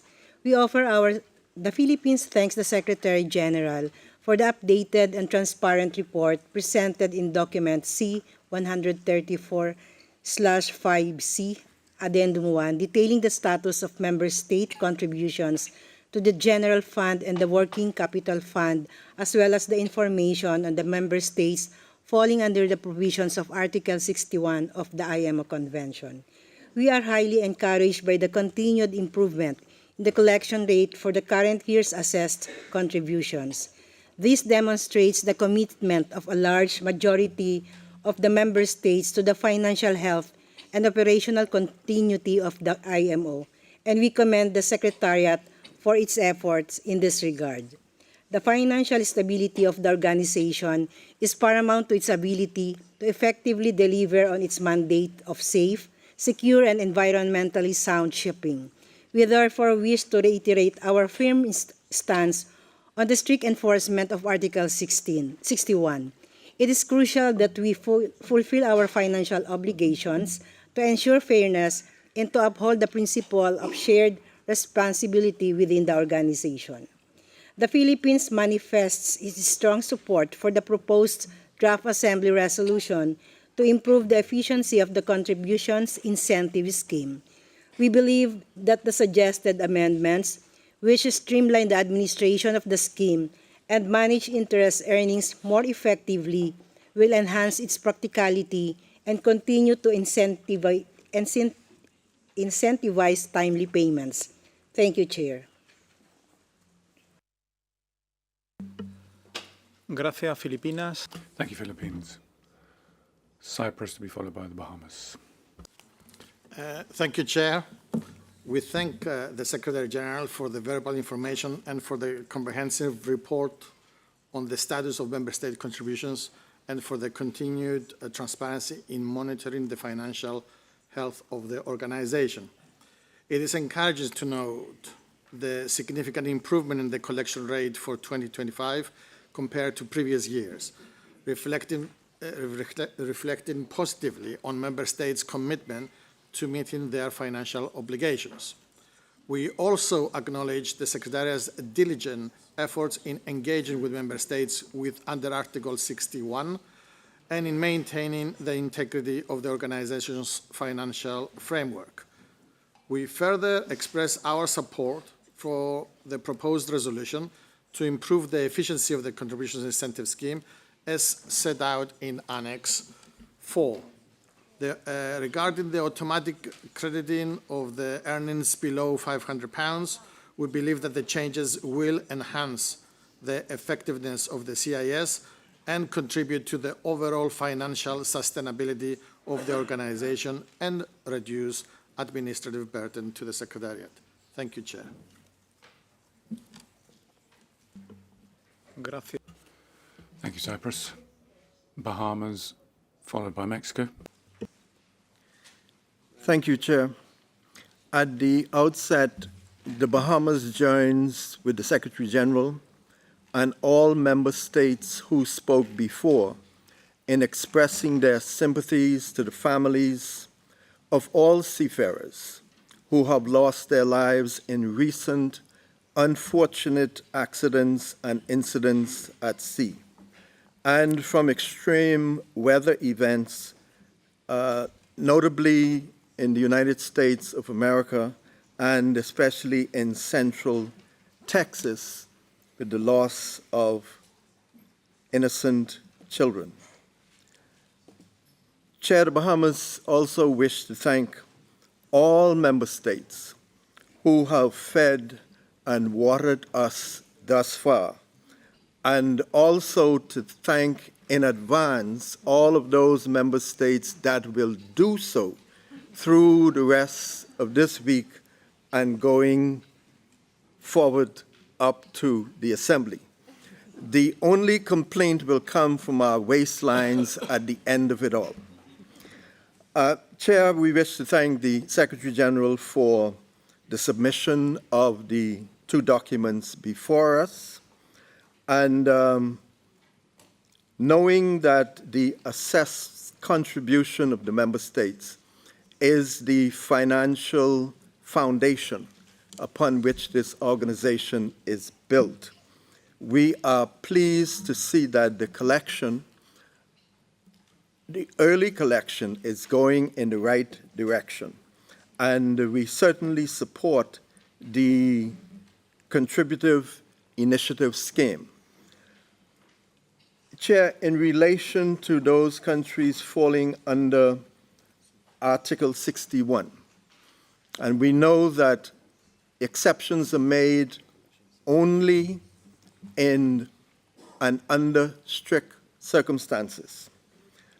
And I wish to draw two member states in particular to the Council, and that is the Islamic Republic of Iran and Cuba.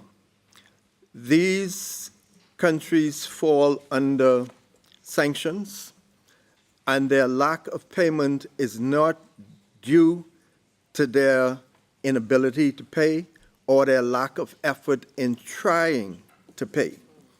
And we think that this may be beyond them, and under those circumstances, we wish that they be considered as an exception under Article 61.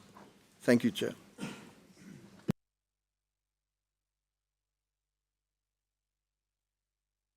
Muchas gracias. Thank you, Bahamas. Mexico, followed by Germany. Thank you, Chair. And thank you to the distinguished delegation of Egypt for their kind invitation to a tea break. Mexico welcomes the efforts of the Secretary General, and we welcome and support the document before us for adoption on the draft resolution to improve the efficiency of the contribution incentive scheme. We understand that a number of states are facing significant challenges when it comes to making contributions to the organization, so we welcome the points for action.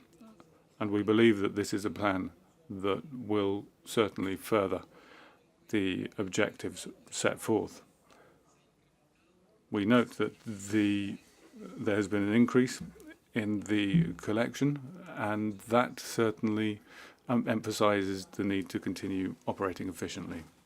Thank you, Chair. Thank you, Mexico. And I now give the floor to the delegation of Germany.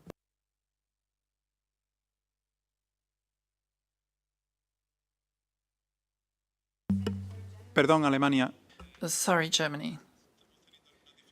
We are experiencing difficulties giving you the floor from up here. Could you request the floor again, please?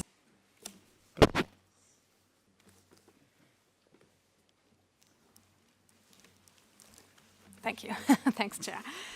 Germany thanks the Secretary General for document C 134/5C and Addendum 1.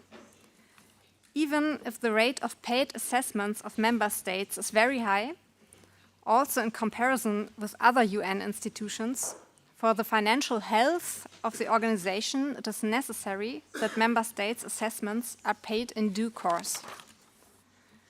Regarding Article 61 of the IMO Convention, Germany agrees with its strict enforcement. However, if member states decide to ask to a waiver, Germany would be thankful if such a request could be done in line with the existing Rule 58 of the Rules of Procedure of the Assembly. Besides that, Germany agrees with the proposed draft Assembly resolution in Annex 4 of the document. Thank you, Chair.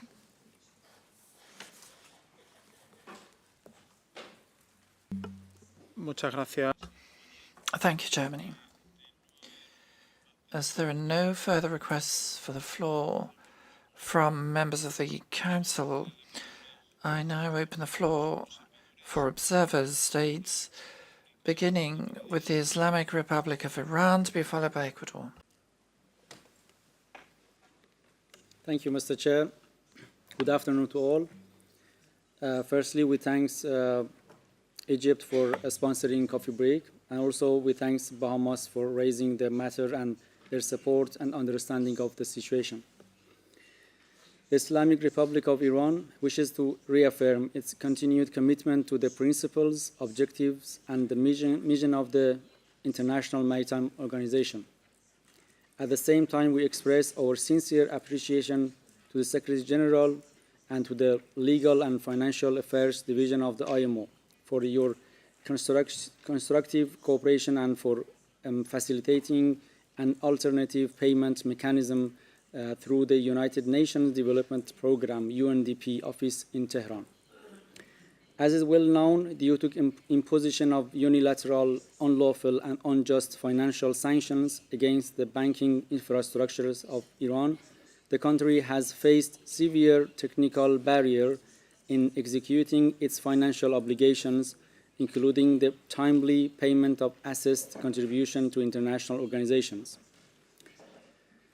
These sanctions, contrary to the Charter of the United Nations and fundamental principle of international law, have severely restricted Iran's access to official banking channels, even for the legitimate and transparent financial transactions. The proposed cooperation with the UNDP office in Tehran constitutes a positive and constructive step forward toward maintaining financial continuity between the Islamic Republic of Iran and the IMO. The relevant Iranian financial authorities are actively pursuing this pathway, and preliminary procedures are currently underway with the full seriousness and institutional coordination. In light of the technical complexities and the need to align internal systems with the proposed UNDP transfer mechanisms, we respectfully request that the IMO kindly consider granting additional time to finalize the payment processes. Thank you, Mr. Chair.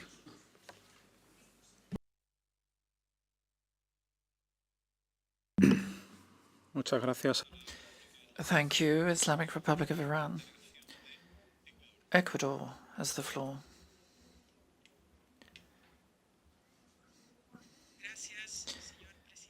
Thank you, Chair.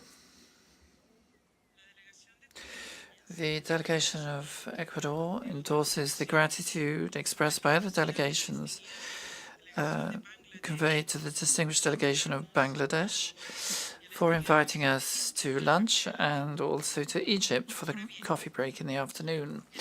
Now, Ecuador wishes to thank the Secretary General for introducing this document 5C, which clearly and objectively reflects the financial situation of the organization through an analysis of the contributions of member states. Ecuador restates its commitment to complying with our financial obligations to the IMO, acknowledging the importance of a sound budgetary basis and one which is paid for in a timely fashion to guarantee effective implementation of technical cooperation programs, maritime safety, and marine environment protection.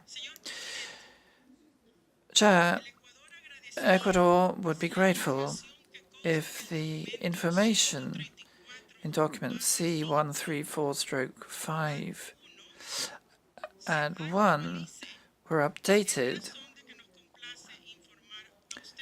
since we're delighted to report to you, Chair, and the Secretariat, that Ecuador has paid off its financial obligations in full. Thank you.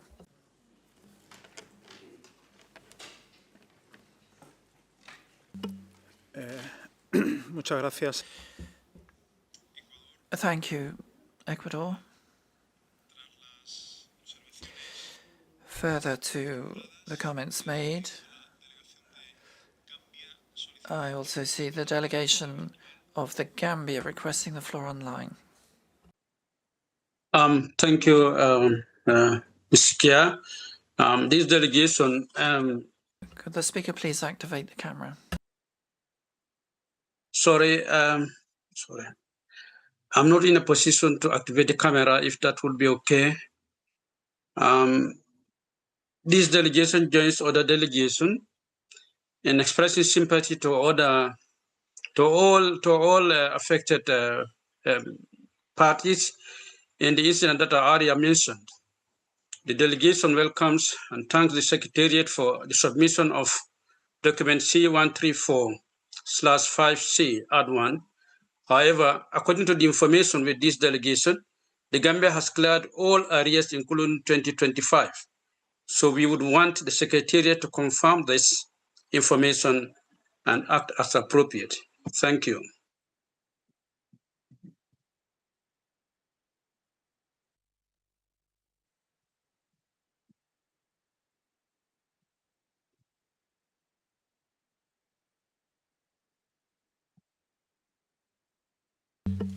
Muchas gracias. Thank you to the Gambia. So, further to all of these comments, I would like to invite the Secretary General to make any additional comments. Thank you, Chair. Firstly, I'll take up the statements from the delegations of the Gambia and Ecuador. Indeed, those payments have been received from both delegations. They're very welcome, and we're grateful for them. And we have an established process with a deadline for finalizing the documents and circulating them to member states. So the updates regarding the payments will be included in the updated document to go to the next council session before the Assembly in November. As regards the statement from the delegation of the Bahamas, the Council and the Assembly in the past have already looked at open-ended waivers, and there was no agreement thereto in order to maintain legal compliance with Article 61 and Rule 58. As regards the Islamic Republic of Iran, the previous assembly at A33 granted a waiver, and as was pointed out by the distinguished delegation from Germany, any delegation may apply for a waiver from the Assembly, which will then take the decision. It's not for Council to take that decision, but in accordance with the existing rules for such requests, and of course, as the delegation of Iran said, any country which has problems has the Secretariat at its disposal, and it will continue to be at the disposal of those states which, of course, wish to meet their financial obligations. Thank you. Thank you, Chair.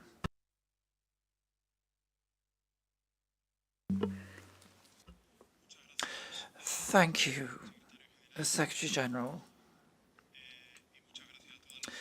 And thank you to all delegations for your observations, after which I take it that the Council firstly notes the information contained in this document and in its addendum, as well as that which has been provided orally by the Secretary-General.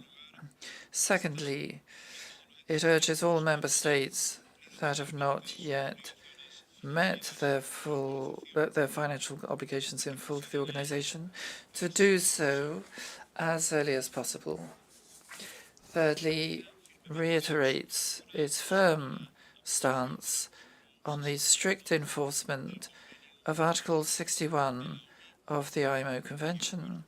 And fourthly, and lastly, approves the draft resolution in Annex 4 for submission to the 34th regular session of the Assembly for adoption. If there is no objection, it is so decided. And that brings to an end our consideration of agenda item 5C. And I would now invite you to take up the section which is still pending. In 5A, regarding human resources, and for this purpose I would invite the Secretary-General to present document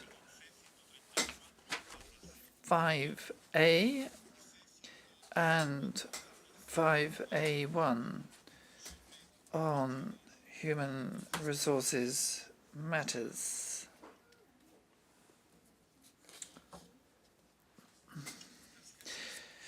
Thank you, Chair.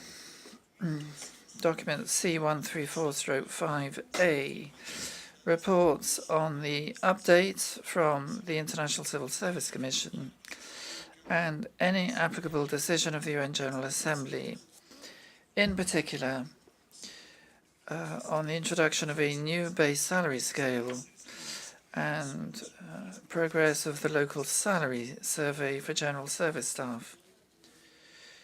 Document C134/5A/1 provides key human resource updates and the relevant data.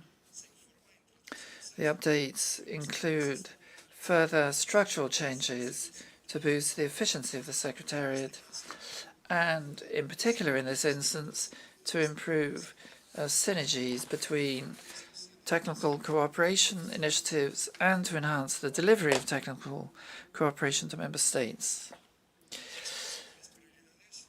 It remains one of my top priorities to create a diverse and committed Secretariat and to continue to provide learning and development opportunities for staff to enhance the work of the Secretariat and the delivery of the IMO's mandate.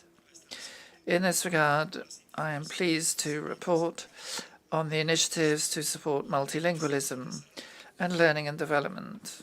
I also update you on the positive developments in the representation of women at senior levels and an increase in geographical representation across all posts. The Secretariat is preparing to welcome 3 junior professional officers from developing countries funded by the Republic of Korea, an initiative that is very much appreciated and which fosters the participation of more member states in the JPO program, with the attendant mutual benefits for the member state and the Secretariat. I would also like to take this opportunity to report that the Secretariat has embarked upon a comprehensive process for revision of the staff regulations and staff rules, updating and aligning them with the staff regulations and rules of the United Nations as and when appropriate, and enhancing the regulatory framework.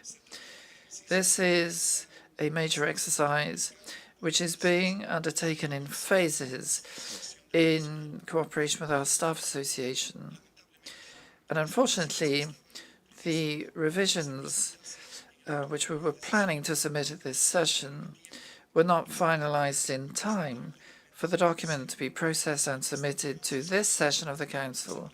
And so they will be submitted to the next session of Council, that is C135. Thank you.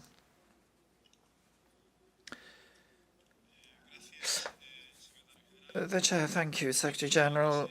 I now open the floor for comments on documents C134/5A and C134/5A/1, as well as the Secretary General's introduction just now.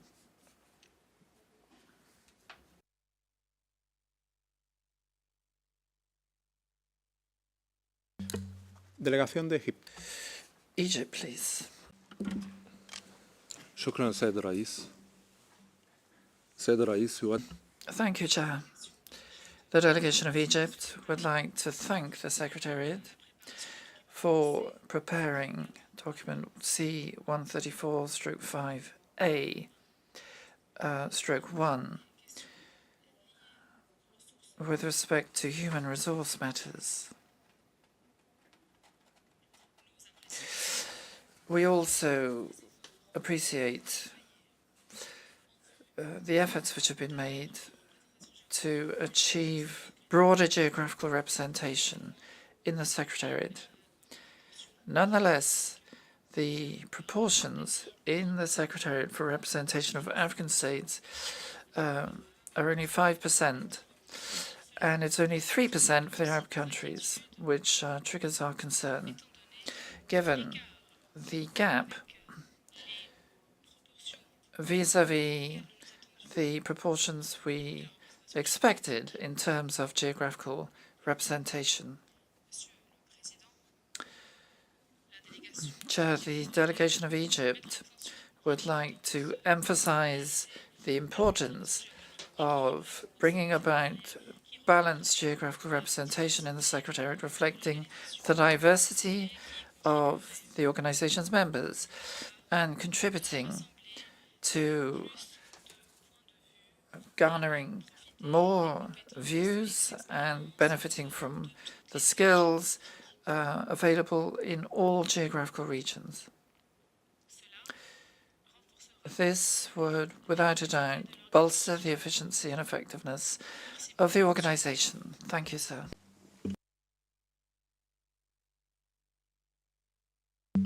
Gracias. Thank you, Egypt. Indonesia to be followed by Morocco. Thank you, Chair. This delegation would like to thank the Secretary General for the comprehensive update on human resources matters as contained in the document C134/5A/1. We welcome the recent organizational restructuring aimed at strengthening synergies between technical cooperation initiatives as well as enhancing operational efficiency. Indonesia also appreciates the continued effort to promote multilingualism within the Secretariat, including through the UN Language Program and the introduction of flexible learning tools such as Rosetta Stone. We encourage further expansion of these initiatives, especially for staff from underrepresented backgrounds and regions. On gender equality, we are encouraged by the overall progress, particularly the increase in female representation in several grades. We note, however, the need to ensure that efforts toward gender parity are consistently implemented across all professional levels, including project-based posts.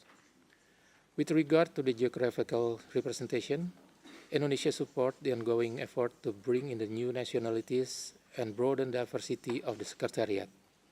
We are hoping to see a growing number of nationalities represented in the Secretariat, especially from developing countries. Thank you, Chair. Gracias. Thank you, Indonesia. Morocco, to be followed by Singapore. Thank you, Chair, for giving me the floor. And firstly, we thank Egypt for the tea and coffee break. We thank the Secretary General for document 134/5A1, and we commend the appointment of a regional coordinator for Western and Central Africa and other regions. We are sure that coordinator will play a crucial role in regional technical cooperation, particularly in the light of efforts to bolster their functions in the technical cooperation program. We also commend the Secretary General's initiative to promote multilingualism in the Secretariat. As regards geographical distribution, we are troubled by the low representation of Africa, 5%, and Arab states, 3%, in the Secretariat, and we call for an extra effort to be made to remedy this situation. We also believe that diversity in the Secretariat will contribute to greater expertise and skills being brought in from all geographical regions. Thank you.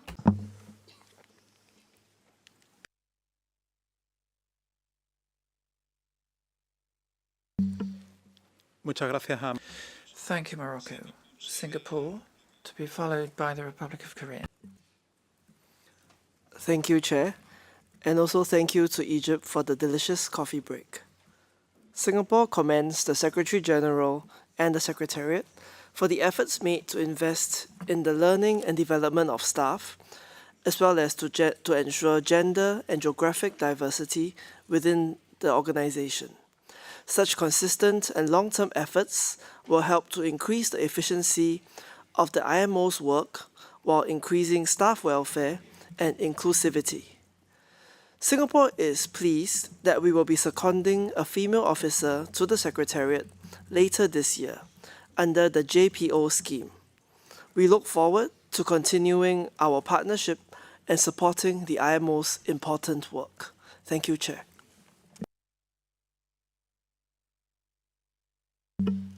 Gracias. Thank you, Singapore. The Republic of Korea, to be followed by Liberia. Thank you, Chair. First, Republic of Korea would like to thank Egypt for providing coffee break. The Republic of Korea would like to express its sincere appreciation for the Secretariat's continued efforts to enhance the efficient use of the organization resources. We kindly suggest that the Secretary General consider including information on vacancy management and recruitment in the report for the next section. Sharing such information with member states is expected to foster interest and wider participation, thereby contributing to greater geographical diversity within the IMO. We would also like to respectfully request that the Secretary General continue making every effort to ensure that any vacancies are filled without delay. Thank you, Chair.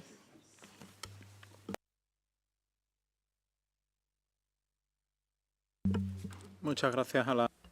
Thank you, Republic of Korea. Liberia, please. Thank you, Chair.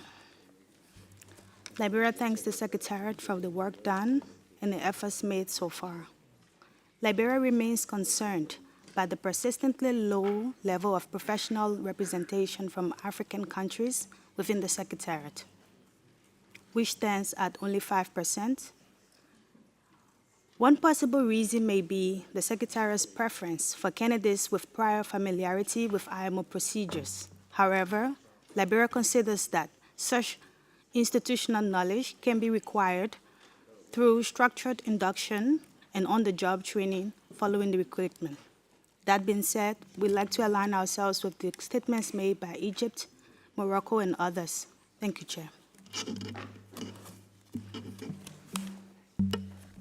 Gracias.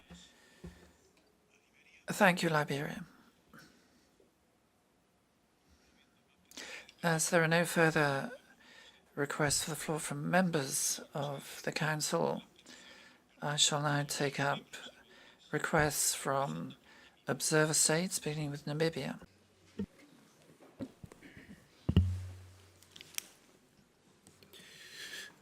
Thank you, Chair.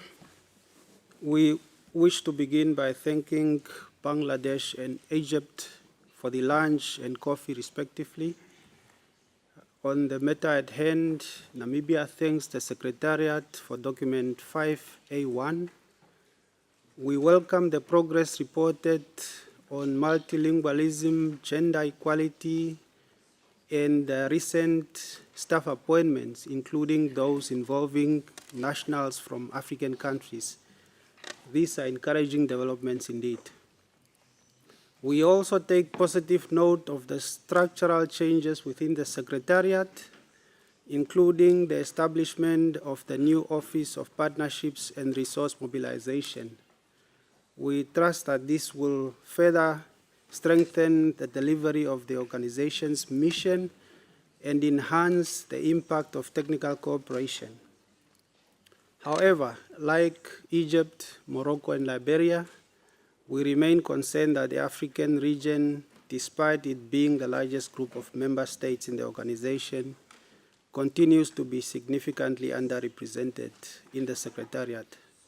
This structural imbalance must be addressed.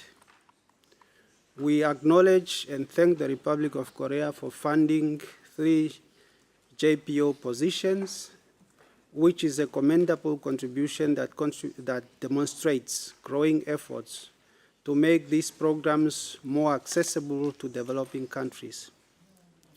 This too is a positive development. At the same time, we encourage the organization to continue reviewing the JPO and SPO programs to ensure that they are equitably structured and genuinely accessible to candidates from all regions, especially Africa. Thank you, Chair. Muchas gracias. Thank you, Delegation of Namibia. We are getting close to the end of today's proceedings, but I would like to try and conclude on this agenda item. And I therefore request 5 to 10 minutes from the interpreters. Agreed. Thank you very much. And thank you to all delegations who have made comments, some of which I understand require comment by the Secretary-General as well. So hereupon I give him the floor. Thank you, Chair. And indeed, this issue of diversity, including geographical representation, is one of the organization's priorities. And of course, these are changes which take time, since one can only increase numbers when there are vacancies which become available in the organization, which is one of the constraints we face. But we've already taken steps and measures, and Since the last council, we made a decision to ensure that vacancies went to countries that are not represented, and those sorts of criteria were applied.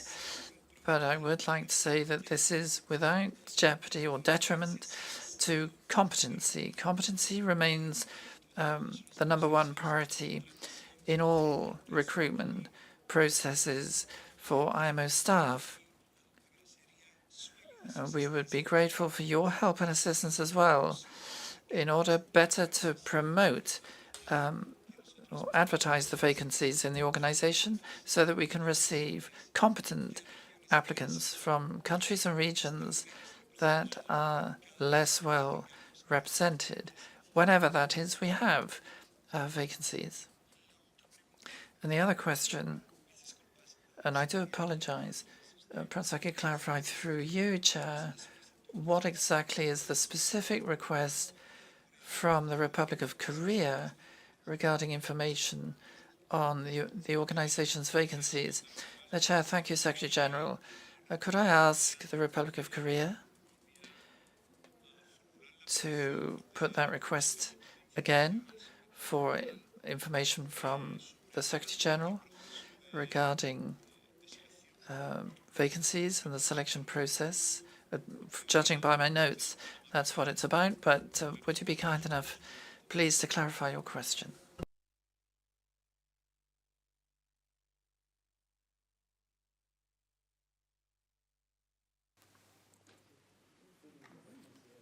Yeah, thank you.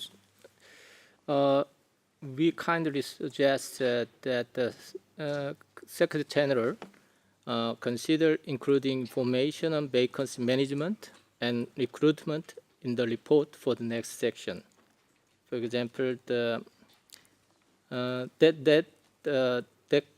sharing such information with the member states then is expected to foster interest and wider participation.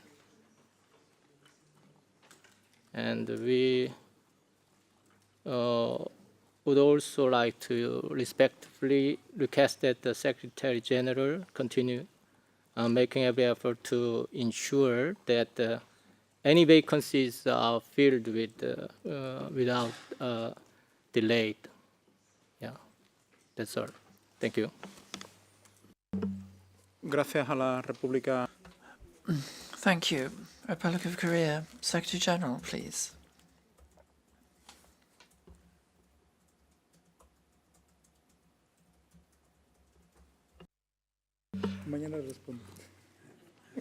Perhaps I should answer tomorrow, says the Secretary General. The Chair needs additional clarification. So perhaps contact could be made with the Republic of Korea, and then he will respond tomorrow to your request for more information. And thereupon, I think we can conclude the debate on this agenda item. And the Council would take note of the information contained in the documents, as well as the information provided by the Secretary General today and in due course tomorrow on this issue. So that brings us to the end of today's proceedings, and I'd like to announce a few things regarding events and various invitations. We have a reception hosted by Belgium and the Kingdom of the Netherlands this evening, and then a presentation by the delegation of Italy, and then tomorrow morning at the crack of dawn we have an invitation to breakfast from Nigeria. Delegation of Nigeria, you have the floor, to be followed by the Kingdom of the Netherlands. Thank you, Mr. Chair. Excellencies and distinguished delegates, this delegation stands on all existing protocol as it is taking the floor for the first time today. Nigeria warmly invites all to an early morning breakfast commencing at 7:30 a.m.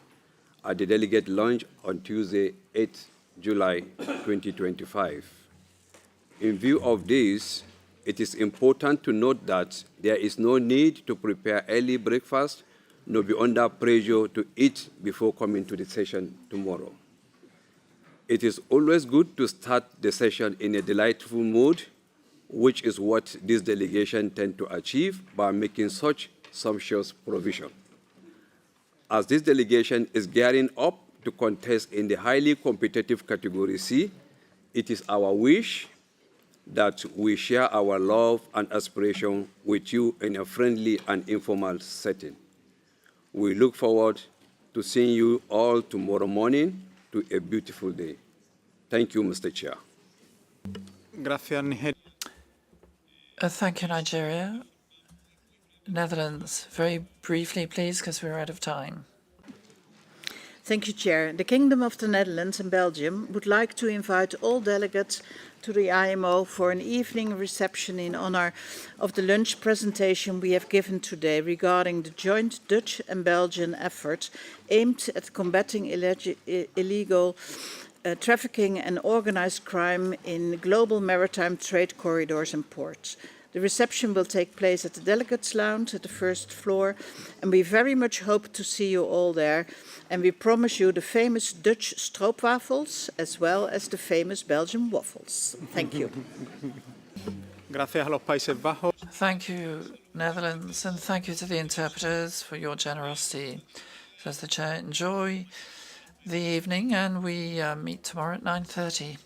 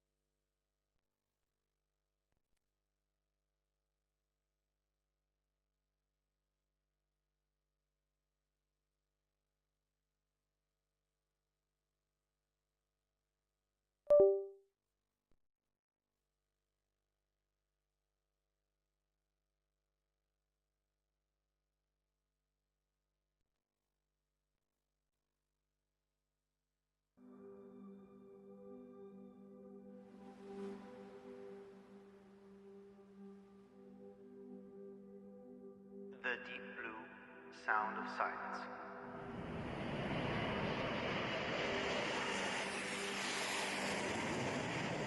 I am deeply connected with nature, experiencing its strength and magnificence at every ocean whisper. I then find myself in a wave, harmonic, fluid, powerful, free, and resilient. They will hear it here. They will hear it on the Lies in its ability to effectively accommodate, aggregate, and enhance the nuances of each individual sailor.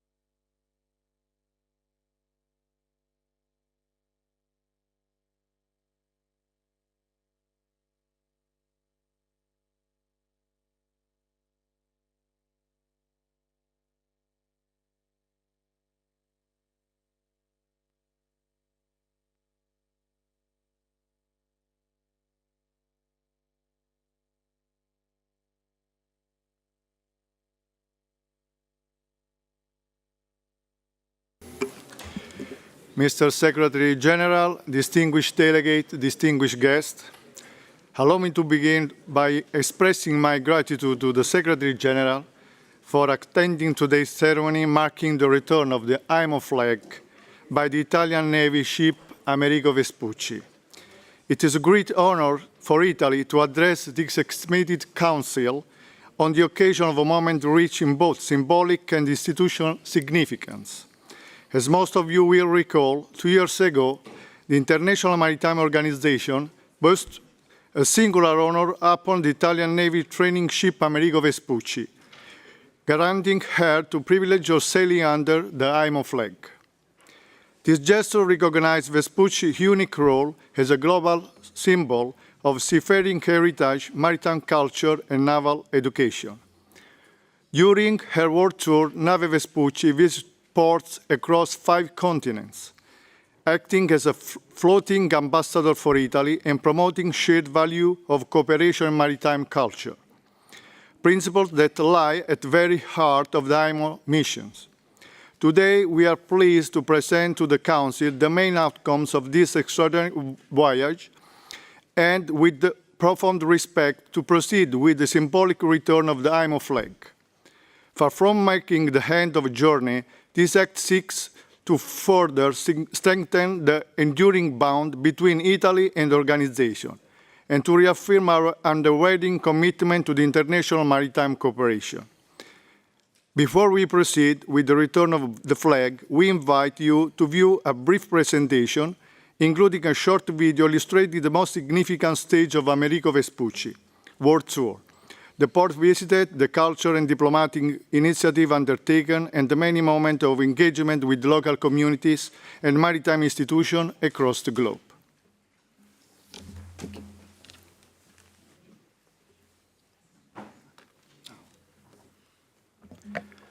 Thank you. Thank you, Mr. Secretary General, and thank you to the IMO. I am here from the Italian Navy on behalf of the Chief of the Italian Navy to present to you the outcomes of the Amerigo Vespucci World Tour. And it is particularly important to be here in consideration of the fact that the Vespucci flown during his world tour the IMO flag, and embodying the value for the maritime tradition of the Italian Navy and of the whole maritime community. So, distinguished delegates, I am here also to thank all the member states that provided support and helped and supported the Amerigo Vespucci during his enterprise. I will share with you some pictures and some images to have the emotion, to share with you the emotion and the value of what we have done together.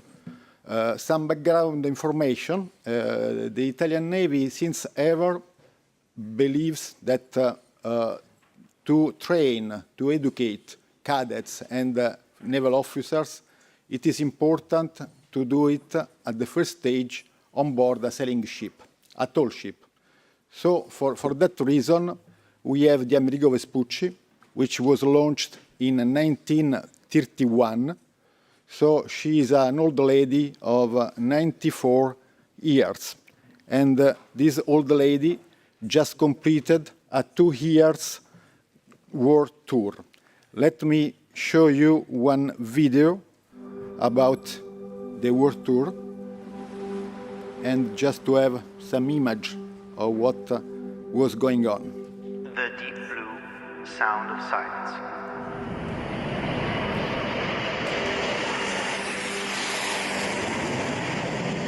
From the departure from Genova in Italy to all the airborns that were touched in 5 continents, 34 countries, embracing the whole maritime community. Lies in its ability to effectively accommodate, aggregate, and enhance the nuances of each individual sailor.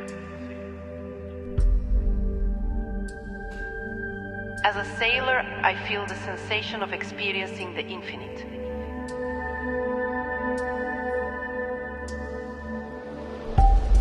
I always felt my color was blue. The heritage, the tradition of the maritime and the naval now art. I'm a sailor, and the horizon is my playground. Without any support of technicalities and technologies.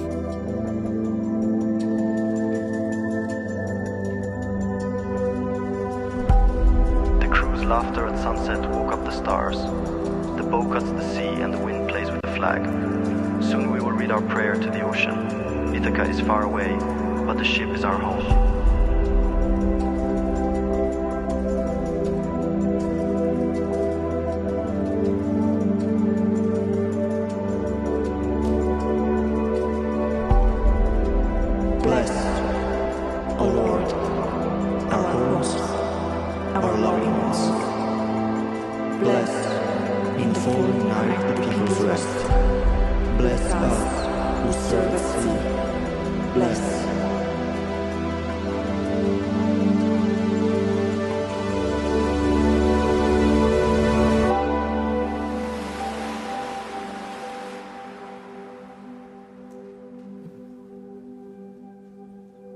The deep blue sound of silence.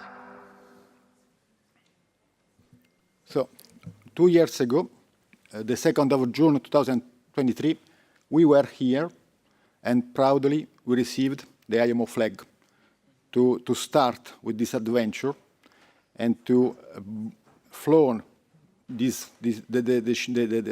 flag of the IMO around all the world.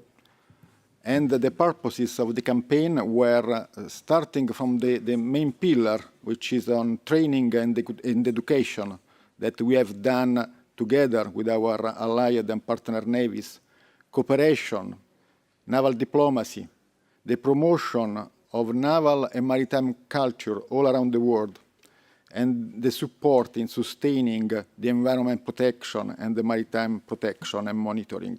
These were the main pillar of the campaign, and these are the main features of the campaign.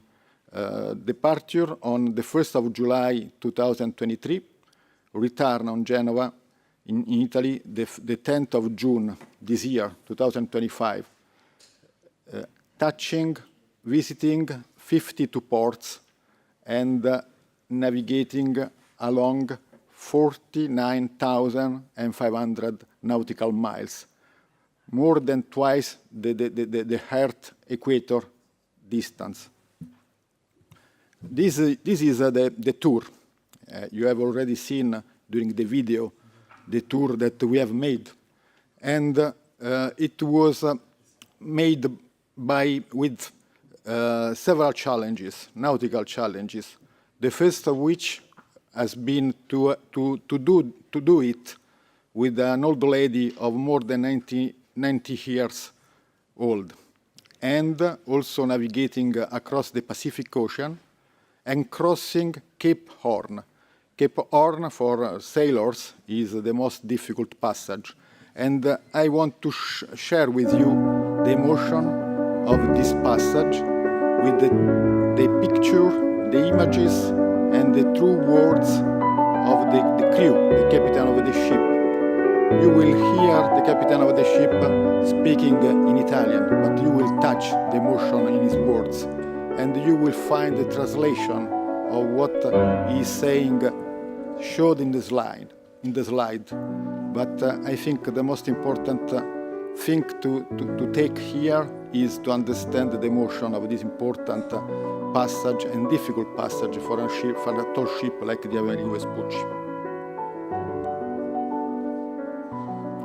The passage was made on April the 5th, 2024.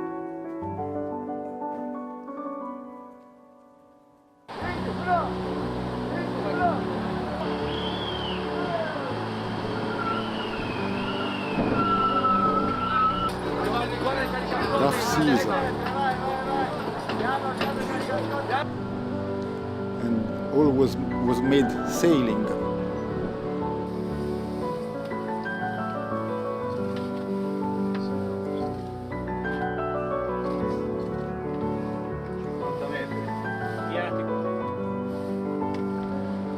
Siamo partiti con l'obiettivo di provare a fare il passaggio a sud del continente sudamericano. Abbiamo sussurrato quel nome, quelle due parole con scaramanzia, non abbiamo mai parlato. Ora quelle due parole sono storia per nave Amerigo Vespucci. Capo Horn, nave Amerigo Vespucci ha passato Capo Horn. E per i Vespucci, hip hip, hurra! Hip hurra! Hip hip, Enthusiasm of the crew after this important achievement. And so the pillar were training, support of the economy, protection of the environment, culture, tradition, social commitments, and were done training more than 700 cadets and officers and petty officers, Italian and coming from all partner navies that joined the world tour. Was made accomplishing several activities to foster culture, tradition, and social commitment, solidarity, charity all around the world. Was made supporting with naval diplomacy the economy, having in several of the ports that we visit the so-called Villaggio Italia, so a village where we hosted a conference on blue and space economy. We had a display of the Made in Italy and all our tradition and economic possibility.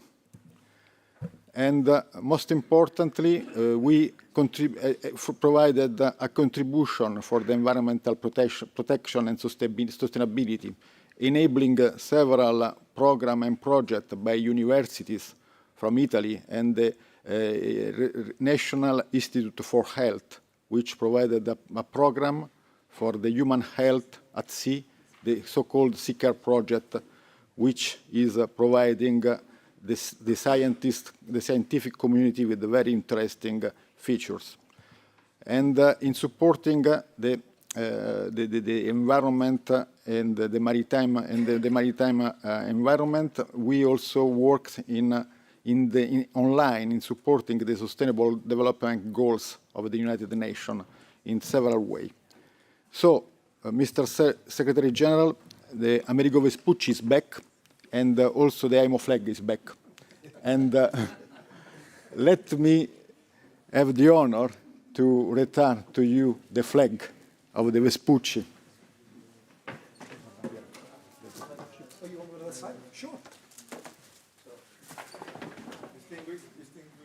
Distinguished delegate, the Rear Admiral Massimiliano. IMO. We need to keep it on display. And this was flown on board the Amerigo Vespucci along okay. Yeah. Okay. So, Ammiraglio. Okay. Okay. No.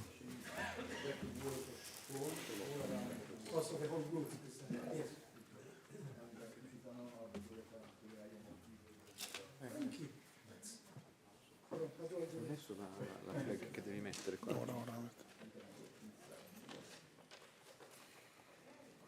Allora fanno la foto.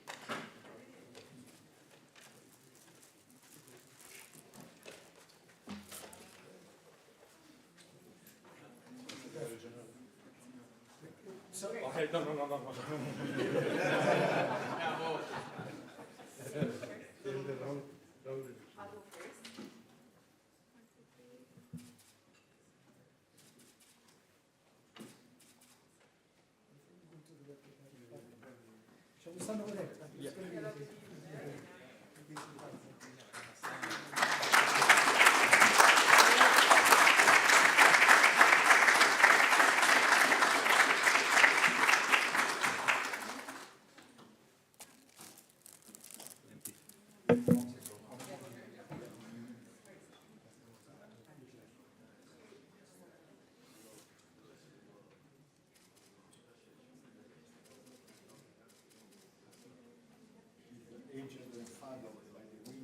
Oh no, I can see it's no longer blue. It's been weathered. It's been warm. Another present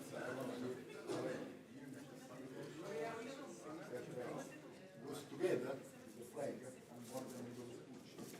And this is a piece of the sail of the Amerigo Vespucci. Wow!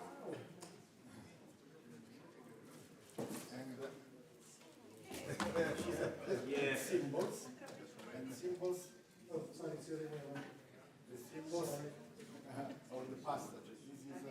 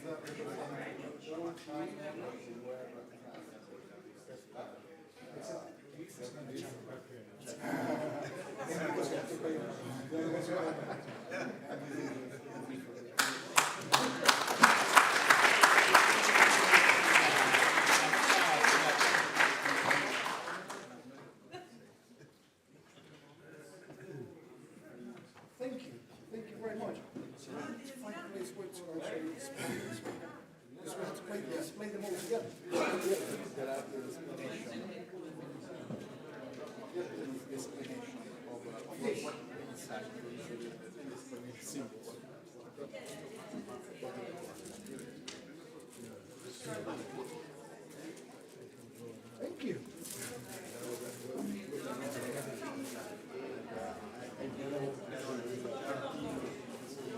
Oh, absolutely.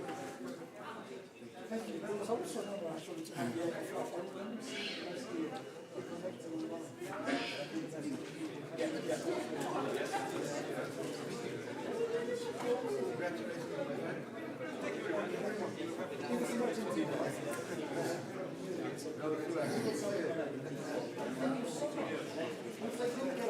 we find the appropriate place to display it.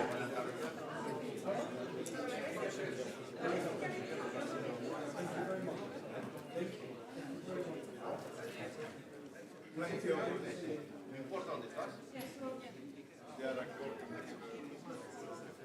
Need a hand? I have to register them. I'm okay. Not that I don't trust you, but I'm okay.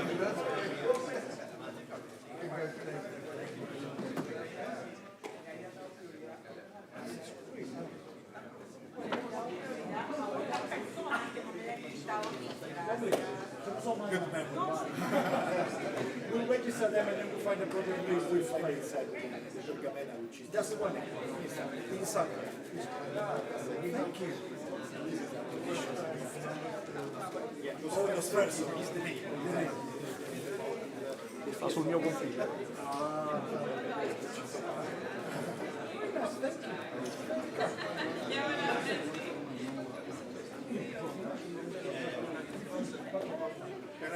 Yes, you can bring the rope.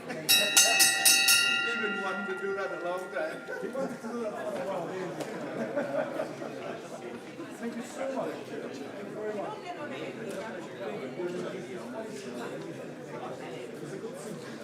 Thank you very much.